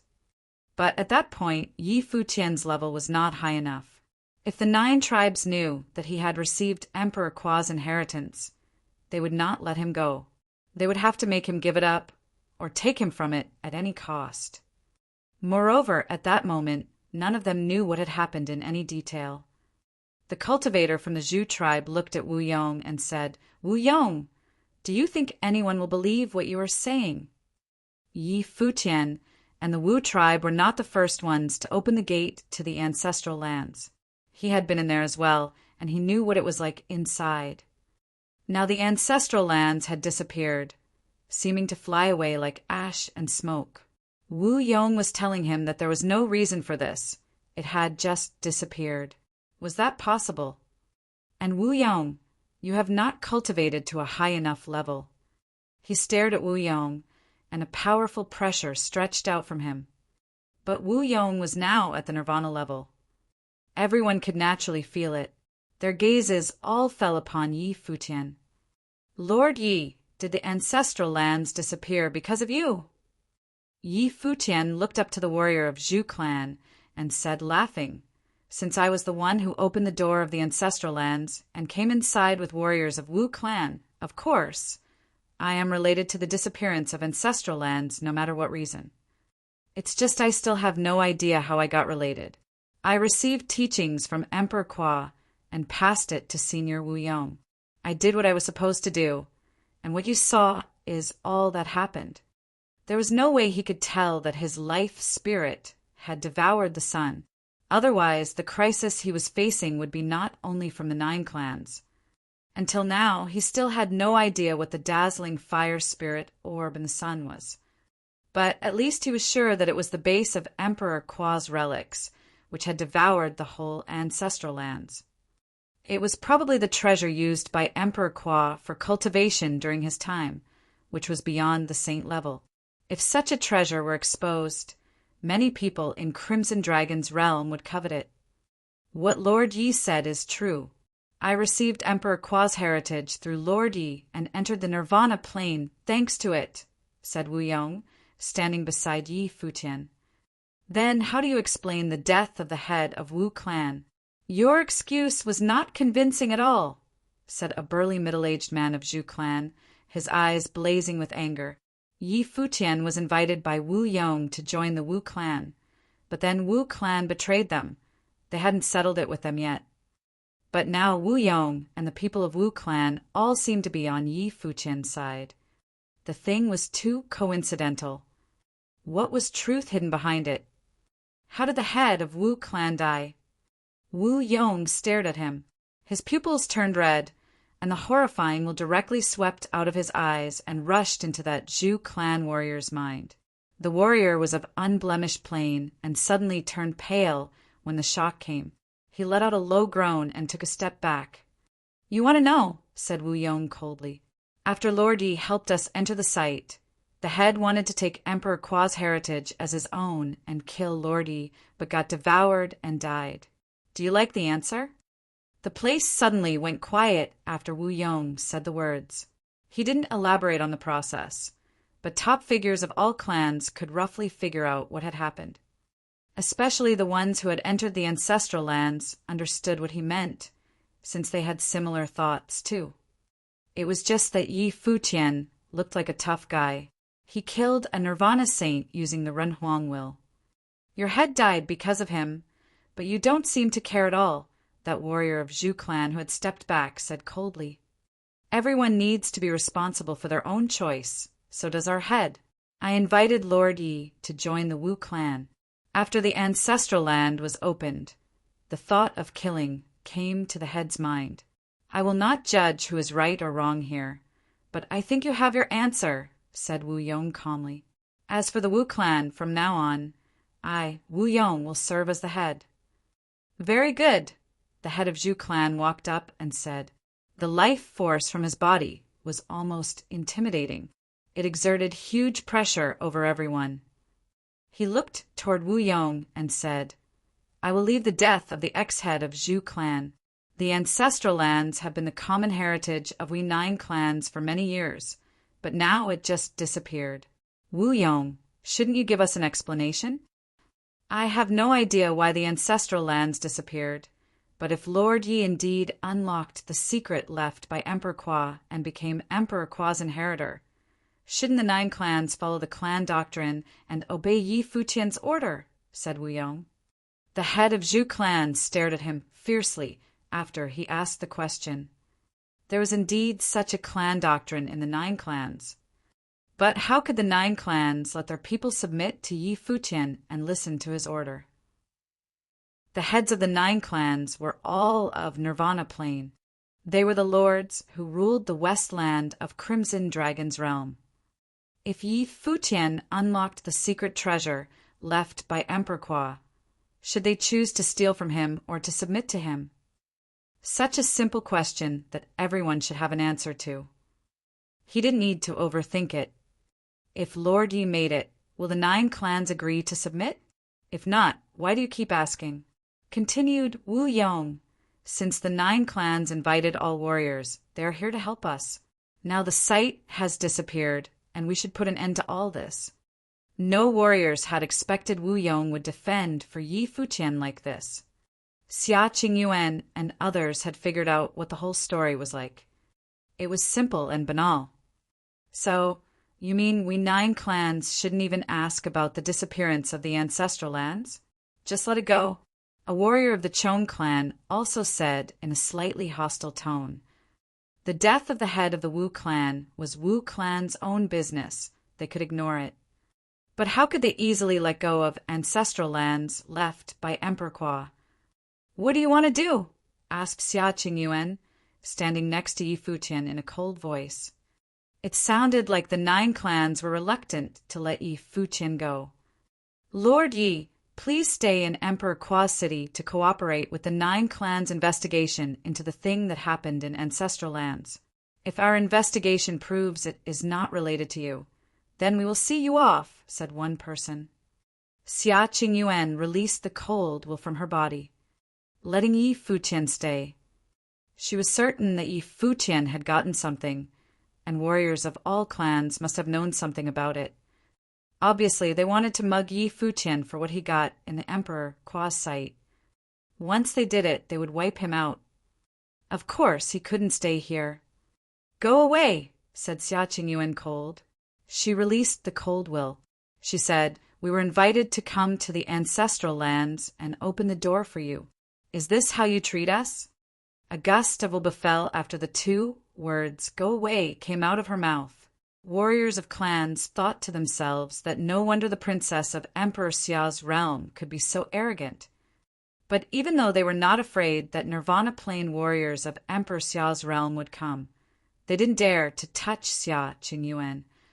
If they touched the daughter of Renhuang and Emperor Xia came for revenge, that would be beyond Emperor Crimson Dragon's governance. Yi Futian also looked cold. He had already expected the way all these clans behaved. From their point of view, of course, they wanted to take Emperor Kwa's treasure as their own. It was because they couldn't take it that they invited them. The atmosphere became quite depressing. Xin Tianzhan appeared in front of Yi Futian. He stood with Wu Yong. Both of them were of Nirvana plane. However, compared with the other 8 clans, their power seemed not worth mentioning. "Lord Yi, you are placing us in a difficult situation," said the warrior of Zhu clan slowly. "Is this your way of treating guests?" At that moment, a voice came. Many people followed the voice and expressed surprise when they saw the speaker. The one who asked the question was the prince of Emperor Dong's palace, Duan Wuji. The people of the clans didn't expect he would say something.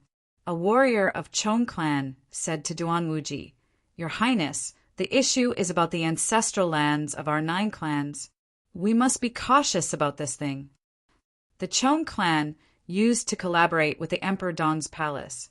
This time they didn't want to offend Duan Wuji. Since Duan Wuji's power was not in other realms, he was the Runhuang power which ruled the East Land in Crimson Dragon's realm. Duan Wuji flashed a smile and said, "We were invited to unlock the secret of Emperor Kwa's relic. But today it seems that even if one of us succeeds, you will still not let him go. It doesn't sound like cooperation. If I were the one who had made it, perhaps I would be the one who had to face the situation today." The person of Chong clan didn't know how to reply after listening to Duan Wuji's words. If Duan Wuji had been the person who opened the secret of the ancestral lands, would they force him to stay? "Everybody, just let that be the end," Duan Wuji said calmly. Even Yi Futian took a glance at him in surprise. He didn't expect that Duan Wuji would speak for him. During the Battle of Ancestral Lands, Duan Wuji was defeated by Yi Futian and got burned by his flame of the way. "Your Highness, this thing is related to the future of our 9 clans, said the warrior of the Chong clan. Obviously, he still didn't want to let it go even though Duan Wuji had expressed his attitude. "As far as I know, if there were no external assistance, the 9 clans would not be able to step inside the ancestral lands," said Duan Wuji. "If the 9 clans were indeed so altruistic, how about you work together and share Emperor Kwa's heritage with all of us?" "Your Highness, this thing is not Emperor Dong's palace's business," said the head of Zhu clan. "Since I am on the trip, of course, I am involved in this," said Duan Wuji. "He is right. Since we were invited to the ancestral lands, we are related. Let's leave the issue aside in case the prestige of the 9 clans is affected." Another voice said. People of clans all frowned. The speaker was another Renhuang descendant. Emperor Wu's princess, Yin Tianjiao. The two were Yi Futian's strongest competitors, but were all defeated by him. Now they both spoke for Yi Futian. Was it out of respect between heroes? People of clans began to look uneasy. People from Emperor Xiao's realm, warriors of Thousand Leaves City, Wu Yong, and others from Wu clan, besides the powers of 2 Renhuang realms. Such a team was awesome enough. Xia Qingyuan saw Yin Tianjiao talk and took a look at Yi Futian. Yi Futian had a strange expression on his face, too. Obviously, the thing was also out of his expectations. Yin Tianjiao showed no mercy to him in ancestral lands. Who could expect today both warriors could speak for him? Chapter 1249. Expressing Attitudes. Yi Futian looked up to the warrior of Zhu clan and said, laughing, "Since I was the one who opened the door of the ancestral lands and came inside with warriors of Wu clan, of course, I am related to the disappearance of ancestral lands no matter what reason. It's just I still have no idea how I got related. I received teachings from Emperor Kwa and passed it to Senior Wu Yong. I did what I was supposed to do, and what you saw is all that happened. There was no way he could tell that his life spirit had devoured the sun. Otherwise, the crisis he was facing would be not only from the 9 clans. Until now, he still had no idea what the dazzling fire spirit orb in the sun was. But at least he was sure that it was the base of Emperor Kwa's relics, which had devoured the whole ancestral lands. It was probably the treasure used by Emperor Kwa for cultivation during his time, which was beyond the saint level. If such a treasure were exposed, many people in Crimson Dragon's realm would covet it. What Lord Yi said is true. I received Emperor Kwa's heritage through Lord Yi and entered the Nirvana plane thanks to it, said Wu Yong, standing beside Yi Futian. Then how do you explain the death of the head of Wu clan? Your excuse was not convincing at all, said a burly middle-aged man of Zhu clan, his eyes blazing with anger. Yi Futian was invited by Wu Yong to join the Wu clan, but then Wu clan betrayed them. They hadn't settled it with them yet. But now Wu Yong and the people of Wu clan all seemed to be on Yi Futian's side. The thing was too coincidental. What was truth hidden behind it? How did the head of Wu clan die? Wu Yong stared at him. His pupils turned red, and the horrifying will directly swept out of his eyes and rushed into that Zhu clan warrior's mind. The warrior was of unblemished plain and suddenly turned pale when the shock came. He let out a low groan and took a step back. You want to know? Said Wu Yong coldly. After Lord Yi helped us enter the site, the head wanted to take Emperor Kwa's heritage as his own and kill Lord Yi, but got devoured and died.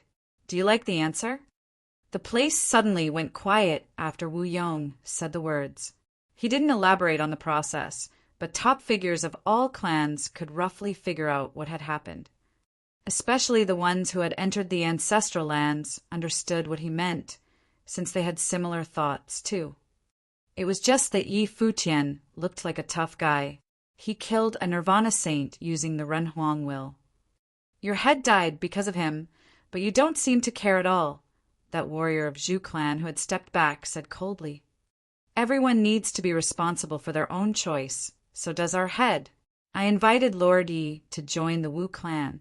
After the ancestral land was opened, the thought of killing came to the head's mind. I will not judge who is right or wrong here, but I think you have your answer, said Wu Yong calmly. As for the Wu clan, from now on, I, Wu Yong, will serve as the head. Very good. The head of Zhu clan walked up and said. The life force from his body was almost intimidating. It exerted huge pressure over everyone. He looked toward Wu Yong and said, I will leave the death of the ex-head of Zhu clan. The ancestral lands have been the common heritage of we 9 clans for many years, but now it just disappeared. Wu Yong, shouldn't you give us an explanation? I have no idea why the ancestral lands disappeared, but if Lord Yi indeed unlocked the secret left by Emperor Kwa and became Emperor Kwa's inheritor, shouldn't the 9 clans follow the clan doctrine and obey Yi Futian's order? Said Wu Yong. The head of Zhu clan stared at him fiercely after he asked the question. There was indeed such a clan doctrine in the 9 clans. But how could the 9 clans let their people submit to Yi Futian and listen to his order? The heads of the 9 clans were all of Nirvana Plain. They were the lords who ruled the west land of Crimson Dragon's realm. If Yi Futian unlocked the secret treasure left by Emperor Kwa, should they choose to steal from him or to submit to him? Such a simple question that everyone should have an answer to. He didn't need to overthink it. If Lord Yi made it, will the 9 clans agree to submit? If not, why do you keep asking? Continued Wu Yong. Since the 9 clans invited all warriors, they are here to help us. Now the site has disappeared, and we should put an end to all this. No warriors had expected Wu Yong would defend for Yi Futian like this. Xia Qingyuan and others had figured out what the whole story was like. It was simple and banal. So, you mean we 9 clans shouldn't even ask about the disappearance of the ancestral lands? Just let it go? A warrior of the Chong clan also said in a slightly hostile tone. The death of the head of the Wu clan was Wu clan's own business. They could ignore it. But how could they easily let go of ancestral lands left by Emperor Kwa? What do you want to do? Asked Xia Qingyuan, standing next to Yi Futian in a cold voice. It sounded like the 9 clans were reluctant to let Yi Futian go. Lord Yi, Please stay in Emperor Kwa's city to cooperate with the 9 clans' investigation into the thing that happened in ancestral lands. If our investigation proves it is not related to you, then we will see you off, said one person. Xia Qingyuan released the cold will from her body, letting Yi Futian stay. She was certain that Yi Futian had gotten something, and warriors of all clans must have known something about it. Obviously, they wanted to mug Yi Futian for what he got in the Emperor Kwa's sight. Once they did it, they would wipe him out. Of course, he couldn't stay here. Go away, said Xia Qingyuan cold. She released the cold will.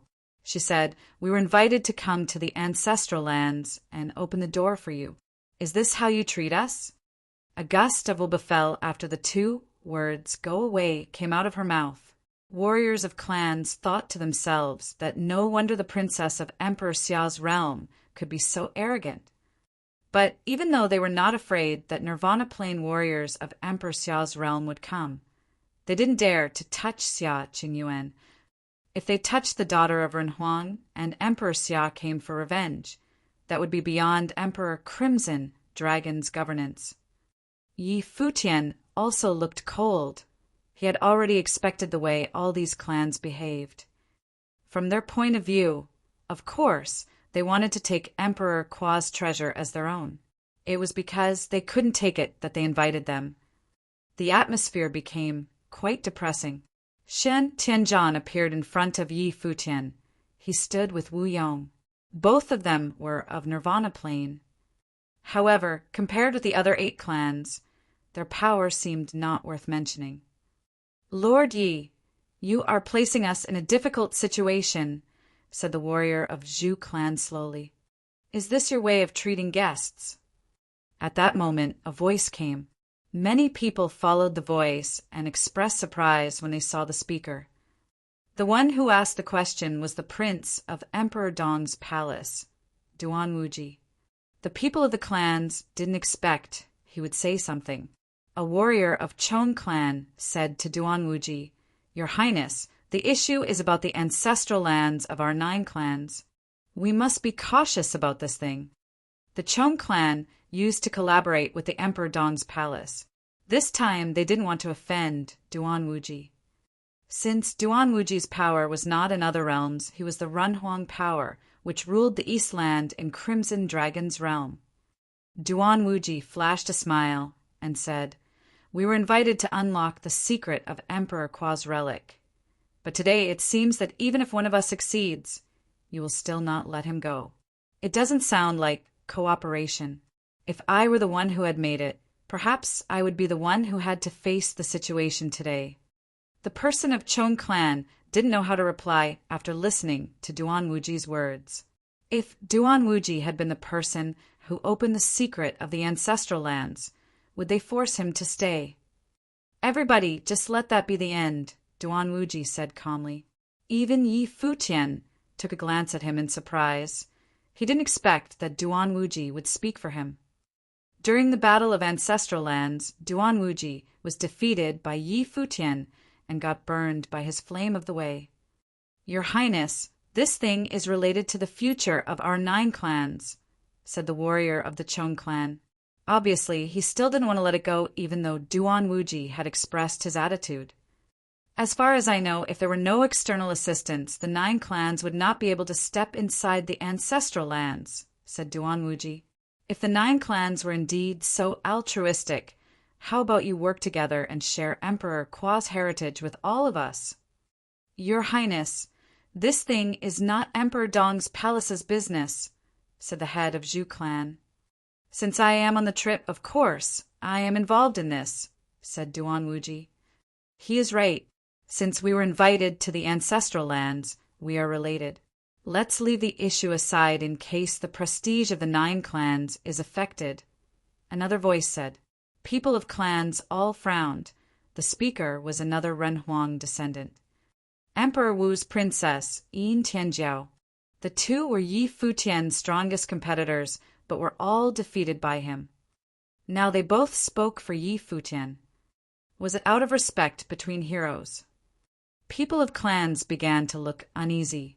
People from Emperor Xiao's realm, warriors of Thousand Leaves City, Wu Yong, and others from Wu Clan, besides the powers of two Renhuang realms. Such a team was awesome enough. Xia Qingyuan saw Yin Tianjiao talk and took a look at Yi Futian. Yi Futian had a strange expression on his face, too. Obviously, the thing was also out of his expectations. Yin Tianjiao showed no mercy to him in ancestral lands. Who could expect today both warriors could speak for him? The atmosphere in this space felt kind of weird. Suddenly, everyone fell silent. The people who were present today were from everywhere in the world. The 9 clans and the warriors who were invited by them all had different thoughts. Even the 9 clans were not completely united. For example, Wu Yong was on Yi Futian's side. You are right. Since Lord Yi was invited to the ancestral lands, we should respect what happened in the ancestral lands. If we have to investigate, Lord Yi obtained the secret of Emperor Kwa. So is everyone willing to let him lead the 9 clans? At that moment, another voice came. This time, even the warrior of the Zhu clan couldn't help but squint his eyes and see the one who was talking. The speaker was the head of one of the 9 clans, the Bailey clan. He didn't agree to look into the case either. Inside the 9 clans, 2 clans had shown their agreement. Yi Futian just stood there quietly and witnessed the scene. He saw each one show their attitude and thought that, since all these big figures had their own thoughts and competition within the 9 clans was severe, it was likely that the Zhu clan and the Chong clan wanted to prosecute him because they wanted to get the secret from him. Other clans also had their own thoughts. They might not be united as one. In terms of power, the Bailey clan was just average among the 9 clans. However, the current situation seemed like even though the other 7 clans wanted to prosecute him, they would not be able to do it. The head of the Zhurong clan, with vigorous life force, took a glance at the crowd, a glance at warriors of the Wu clan and Bailey clan, and then a glance at Duanwuji and Yin Tianjiao. He let out a laugh, then started talking. Since you said so, I will not insist on it, but it doesn't mean I will put it to an end. Some things have to be figured out. After saying that, he turned around and said, gesturing to his people, "Let's go." Warriors of the Zhu clan followed him and left. Seeing them leaving, warriors of other clans no longer insisted, and gradually all returned to their respective clans. Many people of Crimson Dragon Realm gathered and watched the scene from a distance. Although the incidents had temporarily ended, Yi Futian probably obtained a lot from the relics of Emperor Kwa. However, it would be far from putting an end to it.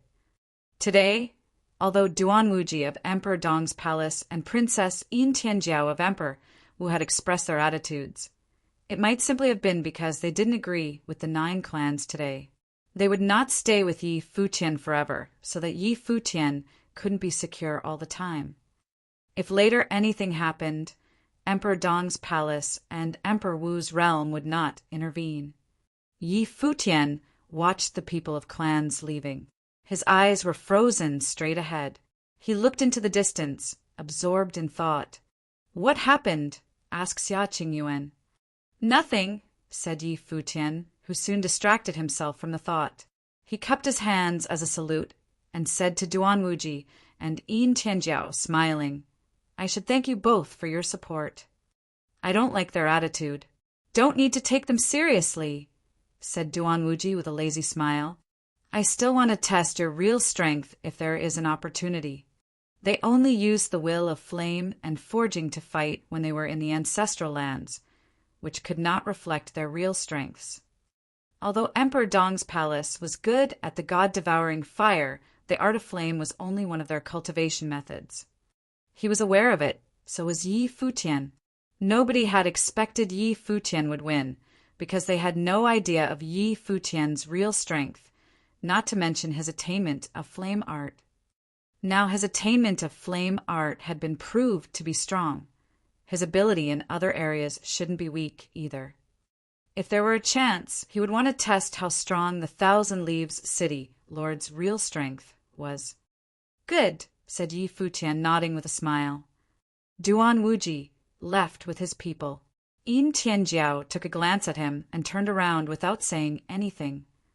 Yi Futian didn't keep it in mind, but Xia Qingyuan had a strange look on her face and looked at Yi Futian with her beautiful eyes. "Why are you looking at me?" asked Yi Futian. He felt something weird. Why did she look at him like that? "Nothing," said Xia Qingyuan. She turned her eyes away. "Let's leave as soon as possible." After all, the Westland belonged to the 9 clans. Yi Futian nodded and looked toward Wu Yong, asking, "Sir, will the Zhu clan bring trouble to you?" The Wu clan used to depend on the Zhu clan indirectly, but now they had turned on them. Maybe the Zhu clan would seek revenge. The possibility was not low. Wu Yong slightly frowned. Obviously, he had such worry too. Yi Futian looked toward the people surrounding him and said, "I was invited by the current head of Wu clan Wu Yong to enter Emperor Kua's relics and obtain his heritage. During this trip, I received a lot of care from Sir Wu Yong. If one day the Wu clan is attacked by any other clans because of this, I, Yi Futian, will regard it as the 9 clans' injustice and make Emperor Kua's heritage open to the world." His words stirred people. How dare this guy threaten the 9 clans? Emperor Kua's heritage was stored in the ancestral lands and could only be obtained after entering the ancestral lands.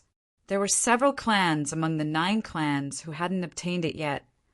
However, Yi Futian now declared he might reveal the heritage to the world, which the 9 clans would definitely not allow. "Of course, if the 9 clans don't do so, I will carefully guard the heritage and return it to the 9 clans and leak it to no one," continued Yi Futian. The warriors of the Bailey clan looked toward Yi Futian. The head of the Bailey clan said the 9 clans are supposed to be united as one. The Bailey clan will not sit by and watch as inner conflict happens. "After hearing what you said, I feel much relieved. Thank you very much for your help this time. If the cultivators of the Bailey clan can spare time, please come visit the 1,000-leaf city," said Yi Futian. "Currently, I have only passed the heritage to the Wu clan, but if the 9 clans can be united as one and won't separate, I welcome all cultivators follow the Wu clan cultivators and come discuss the cultivation of fire art with me." Obviously, Yi Futian was indicating that he was eager to return the favor since the Bailey clan had helped him. Yi Futian was not a selfish person. Besides, Emperor Kua's heritage was supposed to belong to the 9 clans. He would have no complaints if he passed it to someone he could trust. Making friends was better than making enemies. Of course, if the head of Bailey clan were like the head of Wu clan or the Zhu clan, things would be different. "Great. I will come to visit Lord Yi in 1,000-leaf city one day," said the head of Bailey clan. He offered help to Yi Futian because of this. Besides, according to Emperor Kua's doctrine, Yi Futian had the right to rule over the 9 clans if he had really obtained everything. It was just because he was still young and his plane was not high enough to convince others that the Nirvana plane leaders of the 9 clans wouldn't accept his rule. The Bailey clan was not willing to see his rule, either, but it didn't mean they didn't want to tie the bond with him now. Given the talent Yi Futian had shown on this trip, even though his current plane was low, in the future he might become a figure like Emperor Kua. If that day came, he might as well lead the Bailey clan since he had inherited Emperor Kua's relics. "I should leave now, sir," said Yi Futian with a salute. "Lord Yi, please take care," said the head of Bailey clan. Yi Futian then said farewell to Wu Yong and left with his people. In the void sky, everyone thought that this guy might have again plundered Emperor Kua's ancestral lands. Xia Qingyuan took a look at him and sent the message, "What did you do? How did you make their ancestral lands disappear?" "Nothing, just with luck," replied Yi Futian. For him, being able to unlock the gate of ancestral lands meant he was capable of inheriting the Emperor Kua's path. As for what he did after that, he had just depended on his luck, life spirit, and the Emperor's will. Otherwise, he would not have devoured the spirit orb in the sun. Xia Qingyuan gave him a stare. "Luck. Why did no one else have luck as good as his? Besides, it was not the first time that he got good luck. Then what did you obtain? Xia Qingyuan asked bluntly. Perhaps she thought she and Yi Futian were close enough so she could ask like this. Otherwise, she should have avoided asking about Renhuang's secret, just like Shin Tianzhan and others did. Of course Yi Futian knew it, too. Xia Qingyuan was not interested in occupying what he got. I don't know either. A strange expression suddenly flashed across Yi Futian's face. In his life palace, the world tree turned a crimson color. A blazing orb was floating in his life spirit, and the life spirit was devouring its energy bit by bit. Above the life spirit world tree, Yi Futian's sun spirit was greedily swallowing the life force of the flame and becoming more dazzling. What pissed Yi Futian off was that he had forged many wills, including some wisps of Renhuang wills. Even though they were not his ability, he could use them to fight and threaten opponents of higher planes. But now they were all devoured. The orb in the sun was like an abyss. When it was triggered, the whole relics was devoured, and the sky and earth disappeared. All the wills Yi Futian had forged were all swallowed by it. Yi Futian's heart was bleeding. The energy of this thing was horrifying. No doubt that imperial advisor once tried all methods, even including putting Fei Shui to sleep, to suppress the thing in her body, in case she exploded and died. If the treasure indeed exploded, no one knew how terrifying the outcome would be. According to her plan, Fei Shui was unable to endure it. Thinking about Fei Shui, Yi Futian didn't know where Yan Yuan and others were in Crimson Dragon Realm. They must have reached and been cultivating somewhere. Imperial Advisor was imprisoned in Dali Imperial Palace. Yan Yuan and Fei Shui must be working hard to level up their skills. After Yi Futian and others reached Thousand Leaf City, the news began to sweep across the Crimson Dragon Realm and spread to other realms. Lord Yi Futian of Thousand Leaf City not only inherited Emperor Qua's path, but also unlocked the Emperor Qua's ancient secret and let Emperor Qua's relics directly disappeared. It was said that the treasure obtained by Yi Futian was probably of Renhuang level. The news immediately caused a sensation after being released. Even the Crimson Dragon Realm and cities around the Crimson Dragon Realm came to know about it. Yi Futian had been cultivating in seclusion after returning to Thousand Leaf City. He knew this thing would bring about a new tumult. Not to mention that the 9 clans would not just let him go. Many top figures in Crimson Dragon Realm must also have wanted to take it as their own. Nobody knew what he had obtained, and that was why they were more curious about it. Besides, since receiving the Emperor Qua's cultivation law before entering the relics, everyone was speculating. What thing did Emperor Qua leave that was even more precious than his heritage of cultivation path? The world of cultivators was always cruel. Few people were willing to offer help, but many people were waiting to kick someone when that person was down or benefited from other people's misery. As long as someone wanted to lay a hand on him, other people would soon join the pillage. Yi Futian's thought was not wrong. Now, there were voices outside saying that although Emperor Xia's realm supported Yi Futian, a Renhuang realm would not bring a big surge in Crimson Dragon Realm. As long as Xia Qingyuan was safe, Emperor Xia's realm wouldn't take action. If many people wanted to lay a hand on Yi Futian at the same time, even Emperor Xia wouldn't do anything. The people who talked about this must have had evil intentions, but such remarks were also frank. If a lot of top figures besieged Yi Futian, would Emperor Xia's realm come to challenge the powers of Crimson Dragon Realm? It was impossible.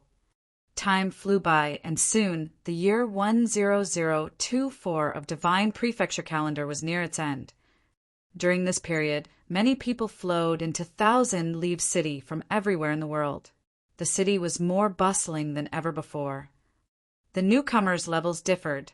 Some were strong and some were weak.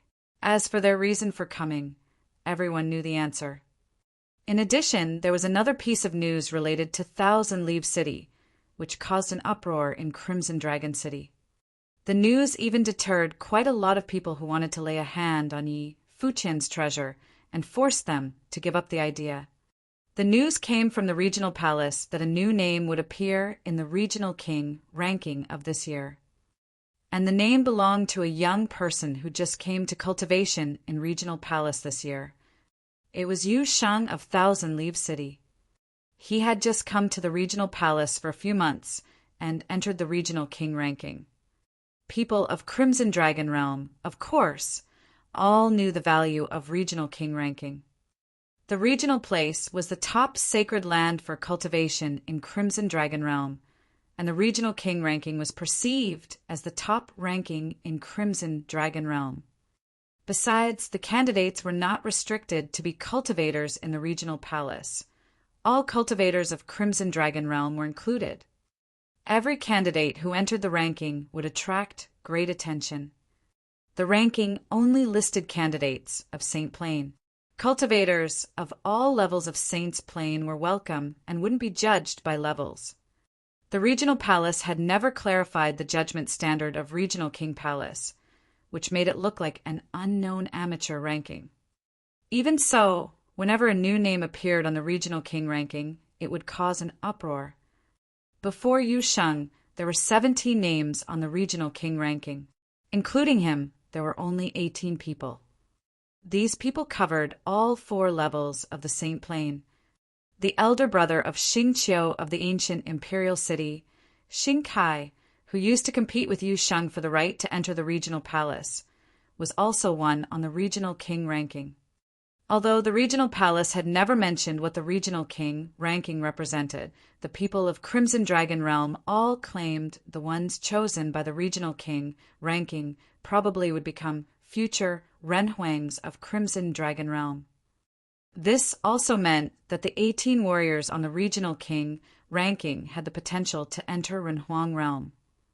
One could tell how meaningful it was that Yu Sheng entering regional king ranking. It was much harder than entering the regional palace. And so, those who wanted to lay a hand on Yi Futian must think twice about Yu Sheng's existence. Even if they got rid of Yi Futian, who could beat the person who cultivated in the regional palace, entered the regional king ranking, and might enter the Nirvana plane in the future. Nowadays, all the Nirvana saints on the regional king ranking were almost invincible in the Crimson Dragon Realm.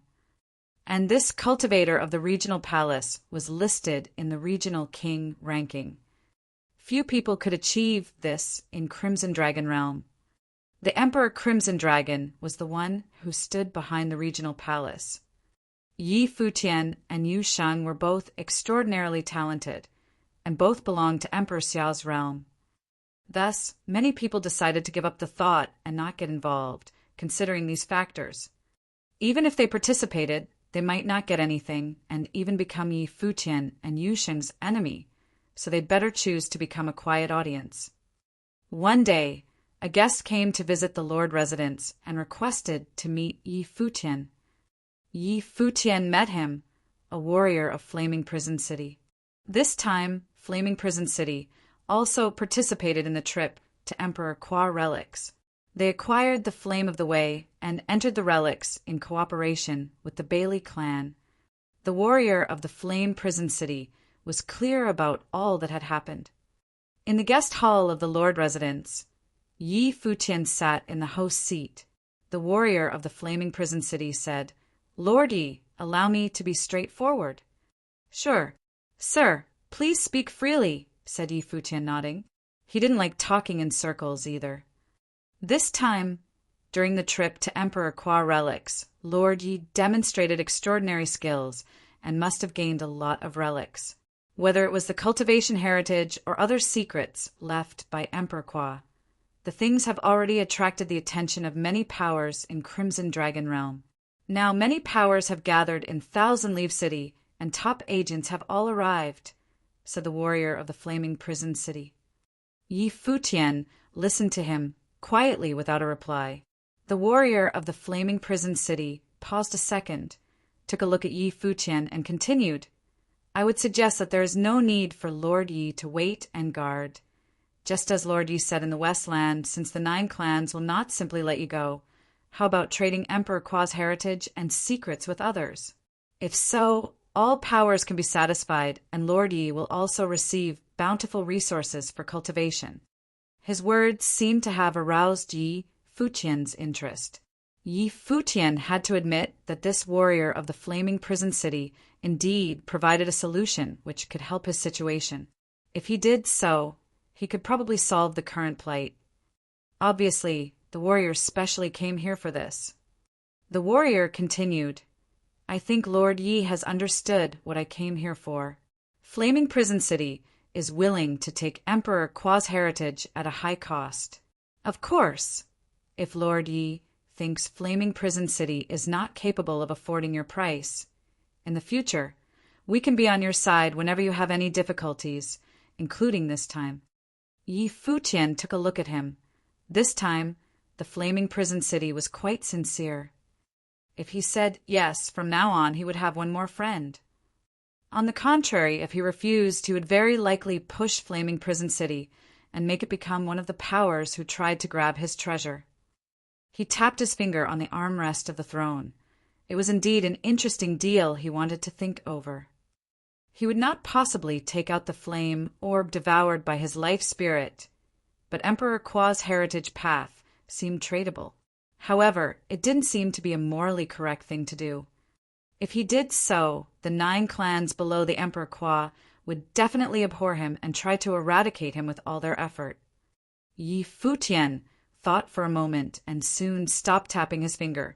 He said with a smile, Sir, I deeply appreciate your kindness. It's just that, although many people of Emperor Kwa clans behaved unfairly, I believe it was not every clan member's attitude. The 9 clans will think that since Emperor Kwa left the heritage in the ancestral lands, he must have left it to his descendants. I accidentally obtained it, but if I sold it to a random person, that would be extremely disrespectful toward Emperor Kwa, His Majesty, and the clans. So, said Yi Futian, smiling, please try to understand. The warrior paused a second when he saw how resolute Yi Futian was in his rejection, but then he put on a smile without saying anything. Given Yi Futian's personality reflected during the trip to the relics, he guessed Yi Futian should be a man of determination, and since he had declined, there was no point to keep trying to persuade him. If so, we should go now. Sorry to bother you, Lord Yi, said the warrior of Flaming Prison City. Soon he cupped his hand as a courtesy and left. Yi Futian seemed lost in thought for a moment after they left. He didn't know if Flaming Prison City would go to the opposite side. Flaming Prison City was just the beginning. Later, Crimson Cloud City, Yen City, and other top powers which specialized in flame all came to visit as if they had a tacit agreement. But their goals were all similar to Flaming Prison Cities. They wanted to get what Emperor Kwa had left in a mild approach. However, they were all declined by Yi Futian. Some people acted politely before they left, but some also left with a hostile attitude. The year was almost over, and news had spread that the Lord residents rejected many people. Many people wondered what Yi Futian was thinking. Was he not worried at all? Even the normal cultivators in Thousand Leaves City had apparently perceived that there were special, powerful cultivators everywhere in Thousand Leaves City. Finally, the year 10024 of Divine Prefecture calendar had come to an end. In the Lord residence of Thousand Leaves City, Yi Futian quietly sat in the courtyard and looked up to the sky. 1 year had passed, and as his cultivation had leveled up, it seemed that time passed even faster. Sometimes he wouldn't even realize a period of cultivation would take such a long time. Many things had happened this year and had much influence on him. Dali Imperial Advisor was deprived of power and imprisoned in the Emperor Li's palace. Whether Ju was alive or dead was unknown, and he didn't know when he could go find her.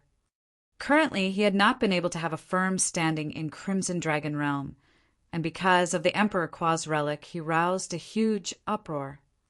But for this, his reaction was quite calm. Maybe he had been used to it.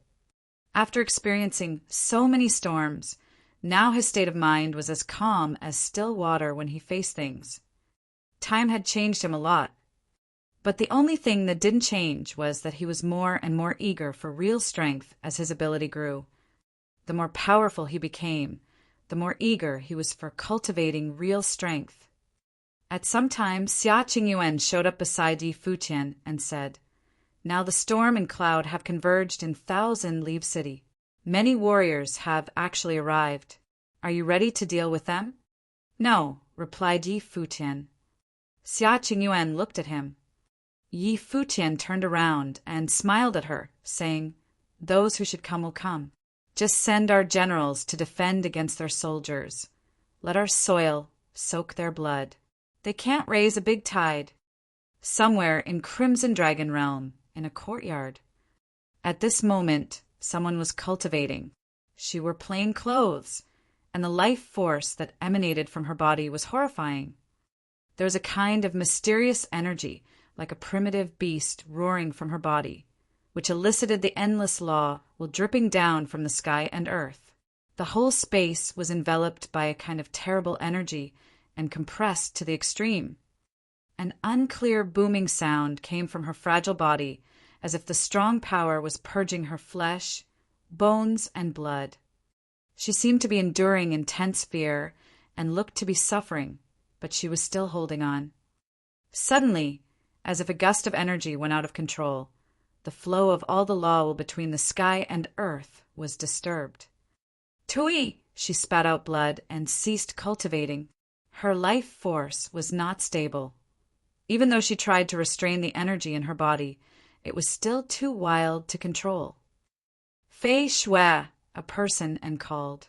So, the cultivating lady was Dali Imperial Advisor's daughter Fei Shui. This group of people had borrowed way from Emperor Xiao's palace and had come to Crimson Dragon Realm. They didn't expose their identity and focused on cultivating here. But since they escaped from the Dali Empire, would Emperor Li just let it go? A mysterious power surged from Sir Nanjai's body, which enveloped Fei Shui and retrained the matrix inside her. Only after did the disordered flow gradually calm down. "Second brother, don't worry, I am okay," said Fei Shui to Sir Nanjai. Even though she couldn't see, the smile on her face was still sweet, and she didn't forget to wipe off the blood from her mouth. "Just look how tired you are," said Sir Nanjai. "Fei Shui, your physique is unique, and that thing was in your body.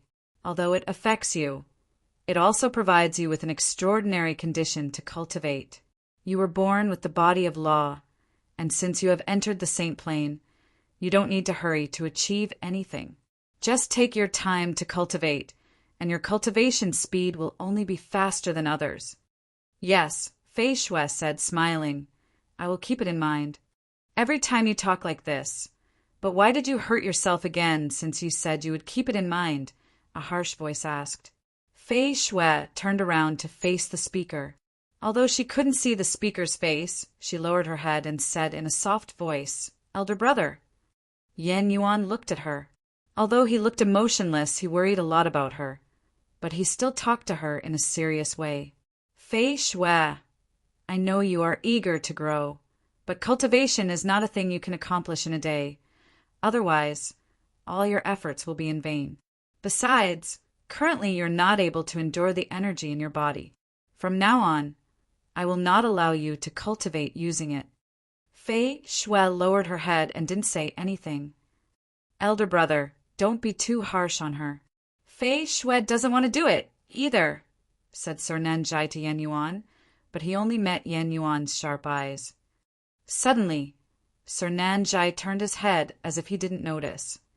He was older than Yan Yuan, but as the master's disciple, she should call Yan Yuan elder brother. "Fei Shui, master asked me to take care of you. I don't want to see that when we go to see master, he will be fine, but you can't pull through," said Yan Yuan. He didn't want to be so harsh, but Fei Shui was the master's only daughter. For them, an elder brother was like a brother as well as a father. He was like a real senior brother to them. But Fei Shui wanted to level up quickly and deploy the power in his body by force, which was totally out of her control. If anything went wrong and the seal was broken, she would be eternally doomed. Okay, I see. Sorry, brother, said Fei Shui softly with her head lowered. Tomorrow will be the beginning of a new year. Don't tire yourself out. Rest. Yan Yuan didn't have the heart to keep putting on a serious face. Yes, said Fei Shui, nodding. I need to go outside. Nanjai, Yu, and Chunyang, please take care of Fei Shui, said Yan Yuan. Sir Nanjai nodded and said yes. Yan Yuan turned around and walked away. Fei Shui has confusion and asked, Sir, today is the last day of the year. Shouldn't the elder brother have dinner with us? What is he going to do? Nothing. Maybe he is going to find resources for cultivation, said Sir Nanjai in a soft voice. Okay. Fei Shui nodded and stopped asking. Her father and the brothers were supposed to gather in the imperial advisor's residence and enjoy a simple dinner at the end of each year. They didn't know whether there would be such a day in the future. The year 10025 of Divine Prefecture calendar finally arrived. It was the first day of the year. On this day, a large group of warriors paid an unexpected visit to the Lord residence of 1000 Leave City and requested to see Futian. The visitors were warriors of the Wu clan, one of the 9 clans in the west land of Crimson Dragon Realm. Wu Yong led the warriors to come here in person. Seeing Wu Yong suddenly come, Yi Futian knew something must have happened and went in front of them. Lord Yi, Wu Yong saluted, his expression serious. What brings you here, sir? Asked Yi Futian. Things went wrong in Wu clan, said Wu Yong. Yi Futian frowned. He had cautioned the Zhu clan that if they dared to touch the Wu clan, he would make the Emperor Qua's heritage open to the world. Even so, the warriors of the Zhu clan still dared to lay a hand on them. Didn't they care about their Renhuang ancestors' heritage? What happened? Asked Yi Futian. Lord Yi, when we entered the ancestral lands, there were several elder warriors who were the core figures of the Wu clan entering with us. But as the saying goes, a man's heart is incomprehensible. Now, some of them have been enticed by the Zhu clan, probably promised generous rewards. They have betrayed our clan and turned to the Zhu clan, said Wu Yong. Yi Futian's face turned slightly pale. The warriors who entered the ancestral lands were the absolute core of the Wu clan, but even among them, some betrayed the clan. This meant warriors of the Zhu clan or other clans had known what had happened inside the site. During that time, he got into the sun and devoured the whole ancestral lands. The people who witnessed it, of course, knew that there was some unusual thing inside the sun that triggered the vision. Besides, the thing was even more precious than Emperor Qua's heritage of Path. Otherwise, it wouldn't be the most difficult to obtain. All the people of the 9 clans must desire it, since it was indeed the ultimate treasure or chance left by a Renhuang. And on such an occasion, it was very likely that the 9 clans would want to take it back at all costs. What did they do to the Wu clan? Asked Yi Futian. They said, I colluded with Lord Yi and killed the ex-head. They also caused an uproar within the Wu clan with the ex-head's followers. The warriors of the Zhu clan and the Chong clan came when we were in trouble and tried to control the Wu clan, swallowing us completely, said Wu Yong. So I had to leave the clan with a group of people and came here. I am afraid they will arrive too. Coldness flashed across Yi Futian's face. He knew that the Zhu clan would not dare to attack the Wu clan for fear of his threat. That was why they tried to disintegrate the Wu clan in such a way to force the Wu clan to yield. Sir, how about you temporarily stay with me? Said Yi Futian. Wu Yong looked toward Yi Futian and asked, Lord Yi, are you sure? This time, since all clans had known about the relics, they must try their best to take the thing back. So the next time Yi Futian would not only face one clan or 1 or 2 Nirvana saints. Even though he had the support of Emperor Xiao's realm, It would be hard for him to deal with so many powers. "Sir, I remember you said that since I inherited the relics, I should be able to command the 9 clans. Is that true?" asked Yi Futian. Wu Yong gave him a surprised look. What did Yi Futian mean?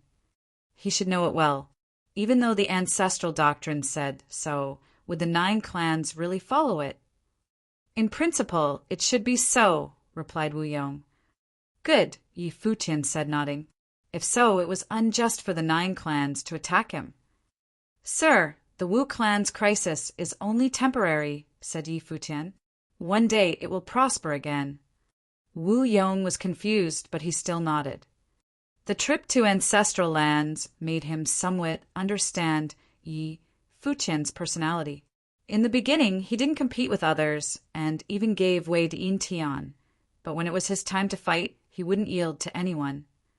He only wanted what was supposed to belong to him. The ex-head wanted to take the heritage as his own, so Yi Futian directly enticed him to expose his goal and killed him at once. Yi Futian said so, which meant he had the confidence. Did it mean there were top figures of Emperor Xia's realm staying in Thousand Leaves City right now? "Let's go. Take a rest in the residence," said Yi Futian. The group of people followed him and entered the Lord residence. At this moment, outside the Thousand Leaves City, seen from a distance, there was blazing fire force reaching to the sky. A group of warriors was quickly heading toward the Thousand Leaves CIT and stepping across the gate. Local people looked up to the sky and only felt a gust of scorching life force sweeping between the sky and earth. Above the sky dome, golden ravens were crossing the sky. Vermilion birds spread their wings and covered the sun. Sun chariots were loaded with warriors and rushing forward, of which the will trembled in the sky. The intimidating army drove into Thousand Leaves City on the first day of a new year.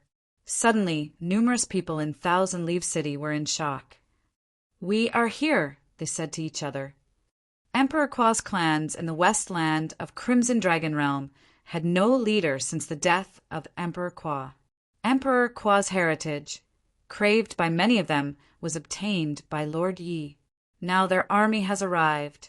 The Lord residence will be in danger, someone said. They watched the fire deity-like warriors teleporting and heading toward the direction of Lord residence. These days, the top figures of Crimson Dragon Realm had been focusing on the 9 clans' action as well as the Thousand Leaves City. Now all the clans had reached. The top figures of Crimson Dragon Realm had received the message beforehand and was ready to take action. In the following hours, people continued to enter Thousand Leaves City. Suddenly, at the beginning of the year, Thousand Leaves City became a spotlight of the realm where all strong warriors convened. At this moment, a group of warriors was coming in the void air. The one who led the group was Xiang Nan of Xiang City. This time, he also brought warriors of Xiang City. The last time they were hard to intervene in the rivalry between Emperor Xia's realm and Emperor Li's realm, since it was a battle between 2 Renhuang realms. But this time, they only needed to aim at Yi Futian. In Thousand Leaves City, there were countless people on their way to the Lord residence. Warriors of the Situ clan were heading toward the Lord residence, too. At this moment, a horrifying will came from the void. Situ Yen raised her head and saw a large group of warriors flying across the sky.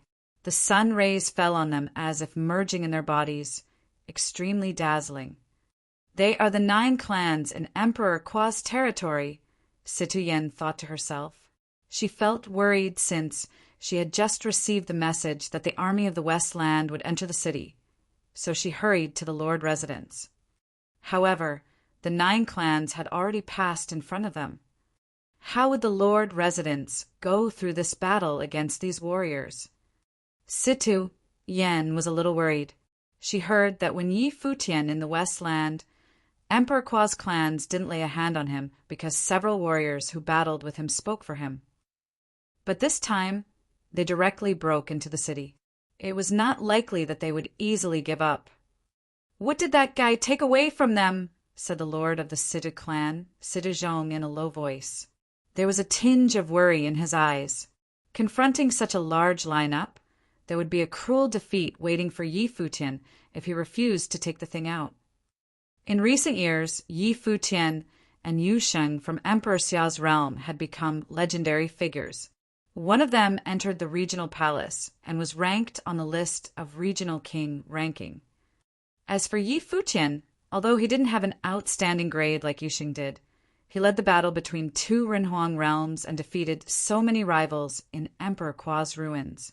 It was said that the regional palace's glory, Emperor Wu's Princess Yin Tianjiao, and the Prince of East Palace, Duan Wuji, was also defeated by him.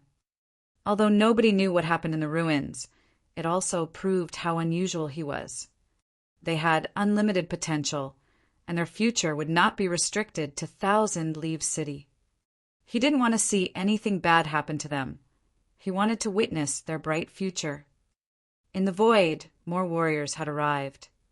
"The Black Flame clan came here to add trouble, too," said Sidu Zhong, frowning. He knew many warriors were staying in Thousand Leaves City, especially the ones who were good at flame skills. They should be more interested in Emperor Kua's treasure. They came so fast. All the people of Thousand Leaves City could feel that an enormous storm would break out in the city. This storm would be no smaller than the battle between two Renhuang realms. During the rivalry between two Renhuang realms, both sides deployed 4 Nirvana Plane figures, and the warriors covered the whole 8 Saint Plains. But this time, if the 9 clans were all present, there would be 9 Nirvana Plane figures present. And the number 9 did not include Nirvana warriors from Thousand Leaves City and elsewhere. One could see how intimidating the battle lineup was. Thinking about this, many people showed weird looks. Before Yi Futian and others entered Thousand Leaves City, Thousand Leaves City had never experienced a storm like this. Not only in the Thousand Leaves City, but such a storm was also rare in the cities outside Crimson Dragon City. But since Yi Futian came, it had happened again and again. However, in history, the rise of a legendary figure also accompanied crises more serious than anyone else had ever seen. The Thousand Leaves City, Lord Yi Futian, might be a figure like this. It was just that, this time, would he pass smoothly through the storm? Everything was as usual in the Lord residence. There was no tension at all. Yi Futian even hosted a banquet for the warriors of Wu clan. Besides, the banquet was set in the main palace of the Lord residence, where they could see the scenery in the distance. People of the Lord residence didn't know what he was thinking. He was not worried at all. But Shan Tianzhan looked quite calm, too. He would lend a hand since the Lord residence was in crisis. Since he had promised to stay and be the deputy lord, he would try his best to assist. He expected Yi Futian's growth. Besides, Shan Tianzhan knew that no matter what the outcome was, at least he would not be in danger. Although he had promised to assist Yi Futian when it was a moment of life and death, he would not die for Yi Futian. Their friendship hadn't gotten to that stage. Yi Futian knew it well, too. There were not many people in this world like Dolly Imperial Advisor. At this moment, Wu Yong was telling Yi Futian information about each clan's real strength. In addition to the strongest Nirvana saints, Emperor Kua's 9 clans also had several unblemished plain warriors. After listening, Yi Futian couldn't help but comment that the 9 clans who ruled the west land of Crimson Dragon Realm indeed had intimidating power. If Emperor Kua had been alive and led the 9 clans, they would have been equal to one world in Crimson Dragon Realm. The Wu clan had the least number of warriors and was relatively weak, which was the reason they kept being weakened in the political fight of the 9 clans and had to depend on the Zhu clan. The Zhu clan's head Zhu Kong was also a top figure of the 9 clans. Among the 9 Nirvana Plane figures of the 9 clans, his level was the most inestimable one, far stronger than the level of Wu clan's ex-head. Even when 2 warriors were of the same plane, there might still be a notable gap between their abilities. Otherwise, how would the Wu clan be willing to depend on them? No wonder, seeing the Wu clan in crisis, Some people would rather pledge to Zhu Kong of the Zhu clan than follow you. I somehow understand it after hearing what you said Yi Futian.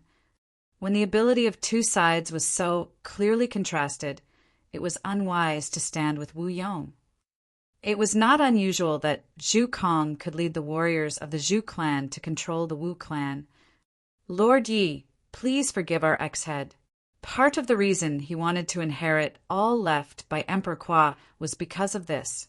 The Wu clan, as one of the 9 clans, has been treated as the lowest for many years and was under Zhu Kong's control. He also felt resentful and wanted to reverse the situation when entering the relics, said Wu Yong. Yi Futian nodded. He didn't mind at all. Thinking about the ex-head situation, it was completely understandable that he made such a decision since everyone worked for their own interest. But from Yi Futian's standpoint, since his life was threatened, he had no choice but to eliminate him. Sir, don't worry. As the saying goes, out of the depth of misfortune comes bliss. One day, the Wu clan might unify all the 9 clans, said Yi Futian. Wu Yong took a look at Yi Futian in surprise and said, laughing, I hope the day will come. He then raised his head and looked into the distance. Not only him, but Shen Tianzhan also raised his head and looked into the distance. They are coming, said Wu Yong. Even though the people were still far away, they could still perceive their imposing aura. Yi Futian had not sensed it yet, but he also looked into the distance and said, Let's go receive them.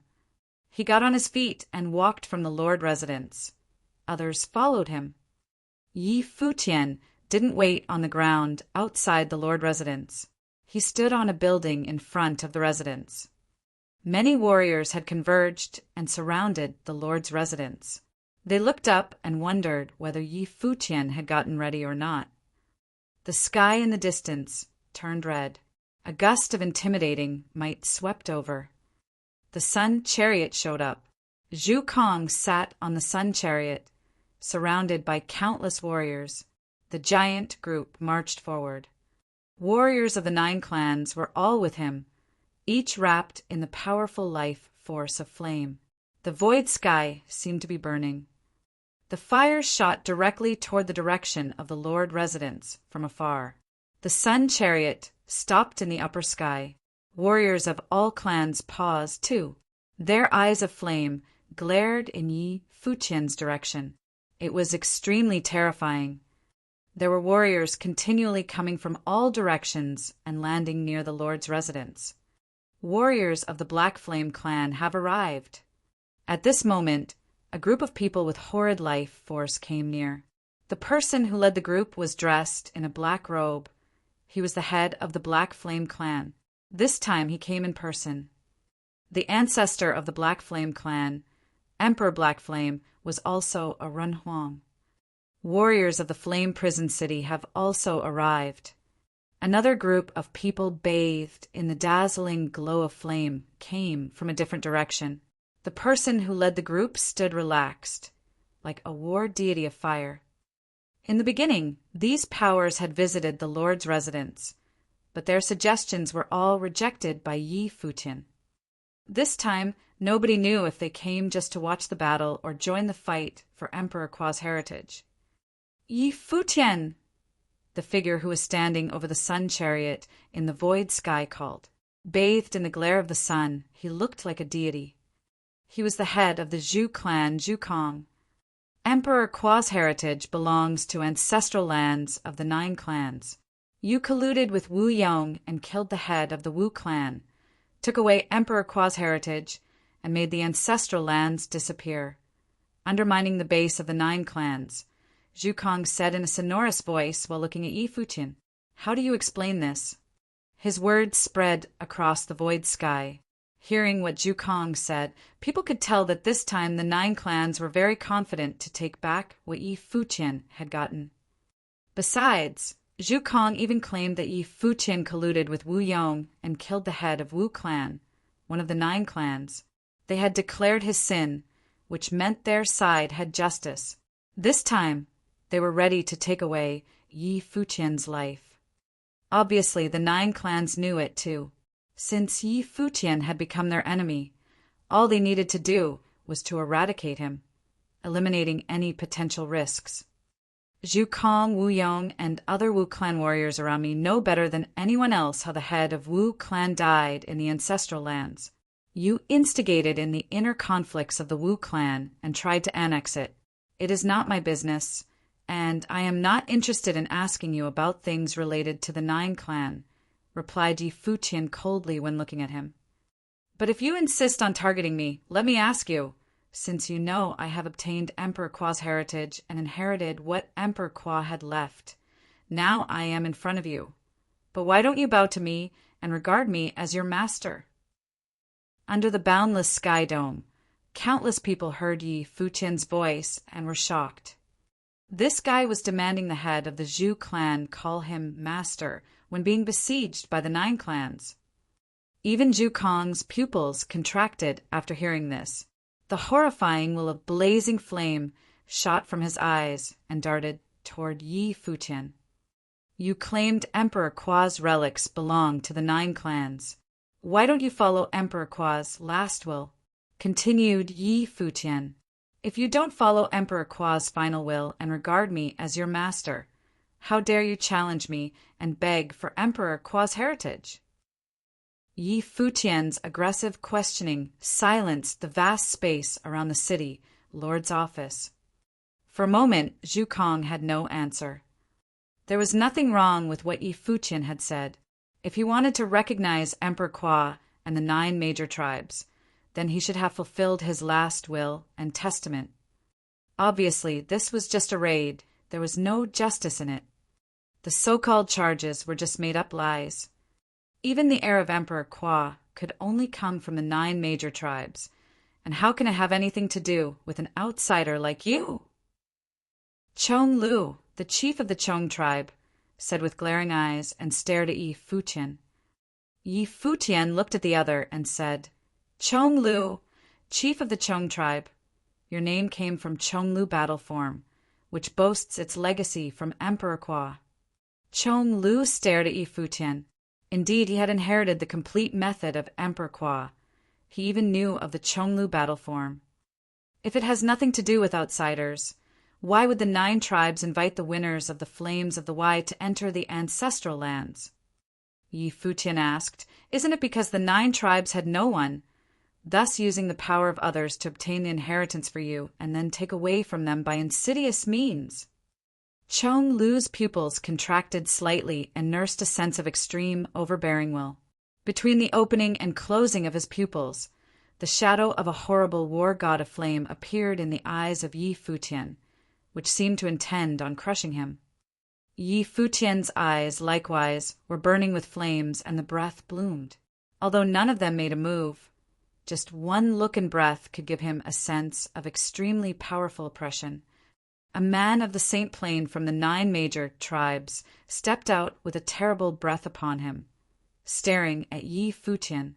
Behind Chong Lu, there was also another cultivator stepping forward and bathing in flames. Yi Futian had claimed that the 9 major tribes had no one competent left. Seeing the man who walked out, Yi Futian cast a glance at him, revealing his contempt.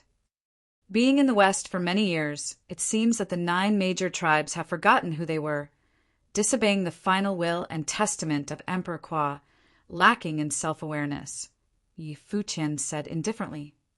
Even without you, our 9 major tribes would have gotten the inheritance of Emperor Kwa sooner or later. Chong, Li of the Chong clan, will now ask where you got your confidence from. The man saw Yi Futian's scornful look and walked toward him. He was the premier leader of the younger generation of the Chong clan, whose combat ability was extremely awesome. This time, when the ancestral land was opened, he did not enter. The people within the 9 major tribes would re-enter the ancestral lands when their cultivation reached a higher level, and the chance of success would be higher then.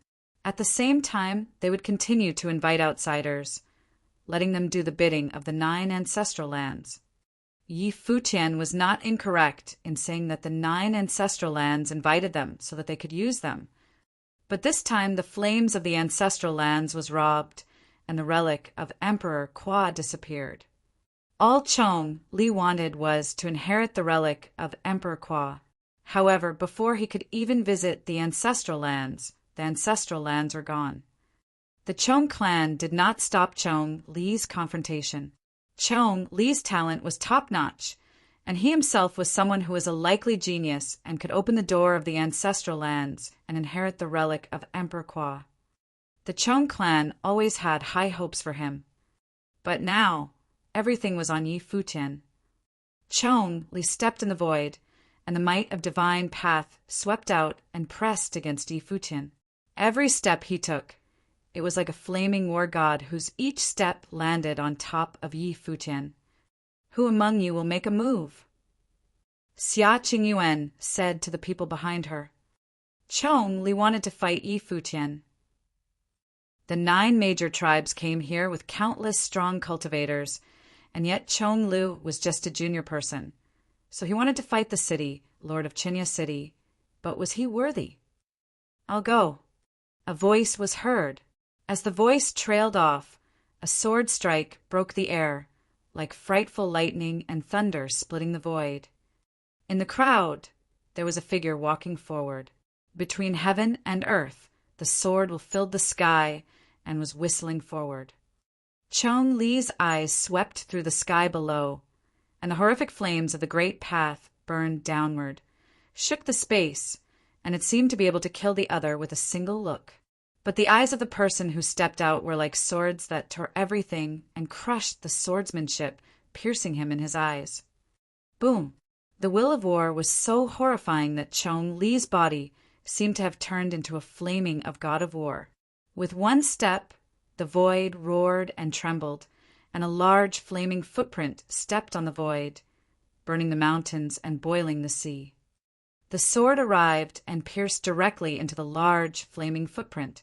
Along with a loud sound, it penetrated it and wanted to tear it to pieces.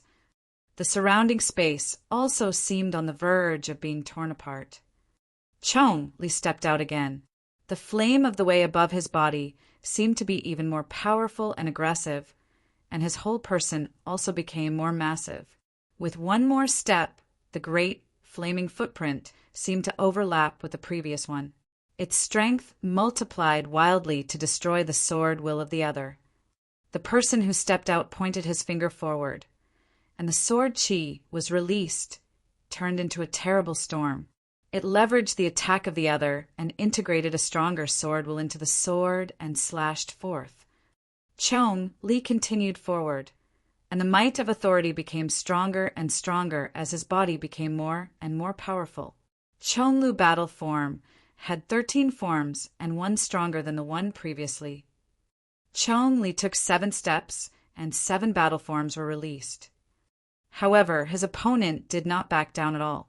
With the sword will opening the way, from the midst of that flaming footprint, whose power was condensed with the might of massive building, was shining with endless bright sword light, raging violently.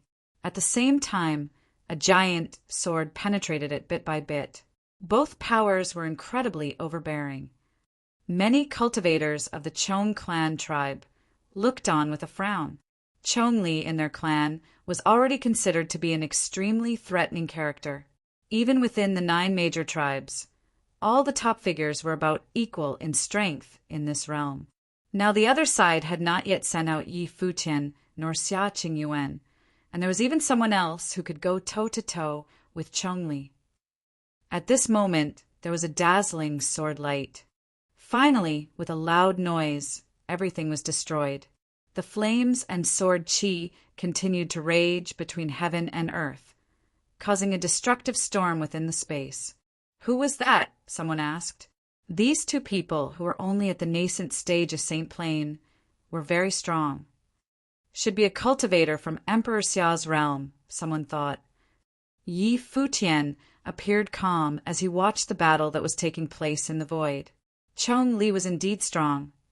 As for Chong Li's opponent, it was none other than the swordsman who reigned above the 33rd layer of heaven in Lihan heaven of Emperor Xia's realm, Wangchuan. The two fought violently, and many cultivators in the midst of the vast space had to release breath to fend off the ripples of the battle between the two. Zhu Kong and Chong Lu watched the battlefield attentively, but at this moment yet another cultivator stepped forward and entered the battlefield. It was the genius of the Saint Plain from the Zhu clan, Zhu Nan. Not only him, but cultivators from all major tribes successively moved forward toward the battlefield. These people were all of the realm of proving holiness. It seemed that they wanted to force Yi Futian to make an appearance. If they could take down Yi Futian, they wouldn't need the help of the top characters of each tribe. All they would need was to block the top characters of the other side. Step by step, these cultivators headed directly toward the battlefield where Wang Chuan was. Yi Futian's brows knitted together, and before he even spoke, there were shadows next to him that went directly to the void.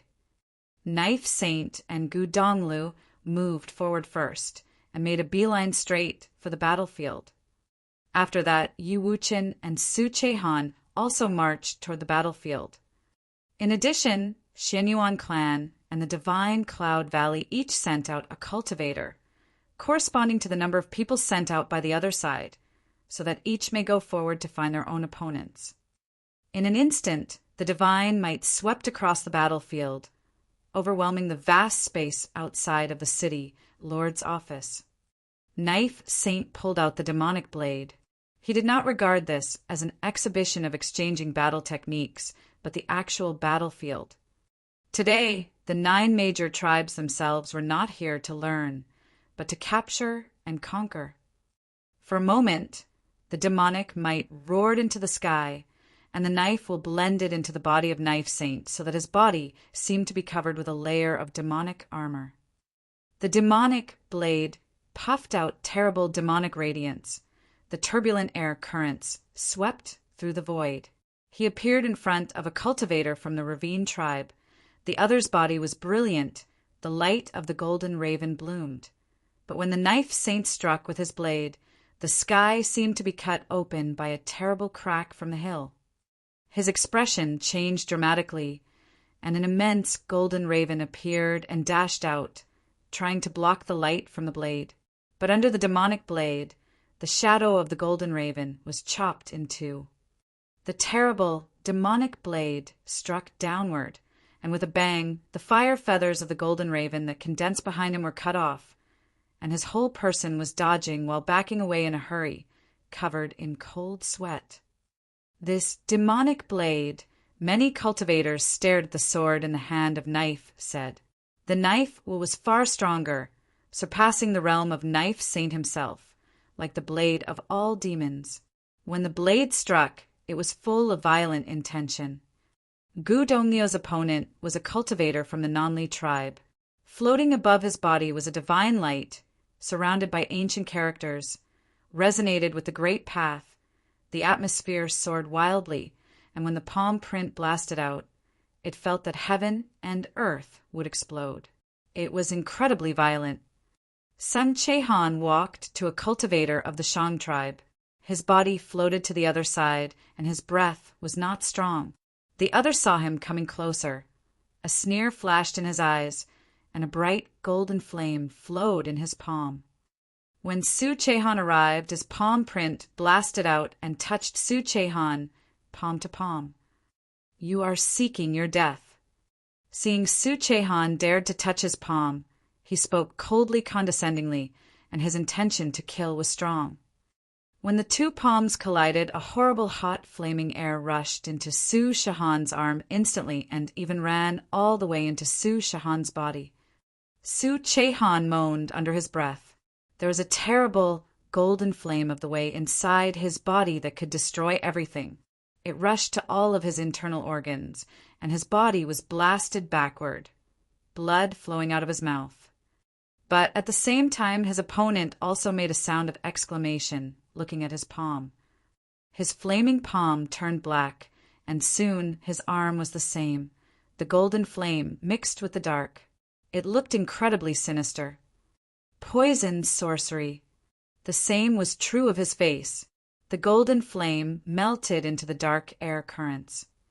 But even more frightening was that he felt that this poison sorcery seemed to be designed especially for his flames, as it dispersed when met with the fire, invading all the internal organs, limbs, and throughout the body. It was no picnic for Su Chehan either.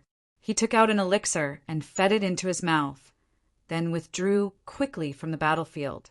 He moderated his breath, turning poison into medicine, and a healing light shrouded his body to repair the parts that were damaged. As far as combat power, he was certainly not as good as the saints selected by the 9 major tribes of the Crimson Dragon realm, but his poison sorcery was unexpected and enough to make the other party suffer. The situation on the battlefield was obviously not as expected by the major tribes. They didn't have any advantages, and Yi Futian didn't even make a move.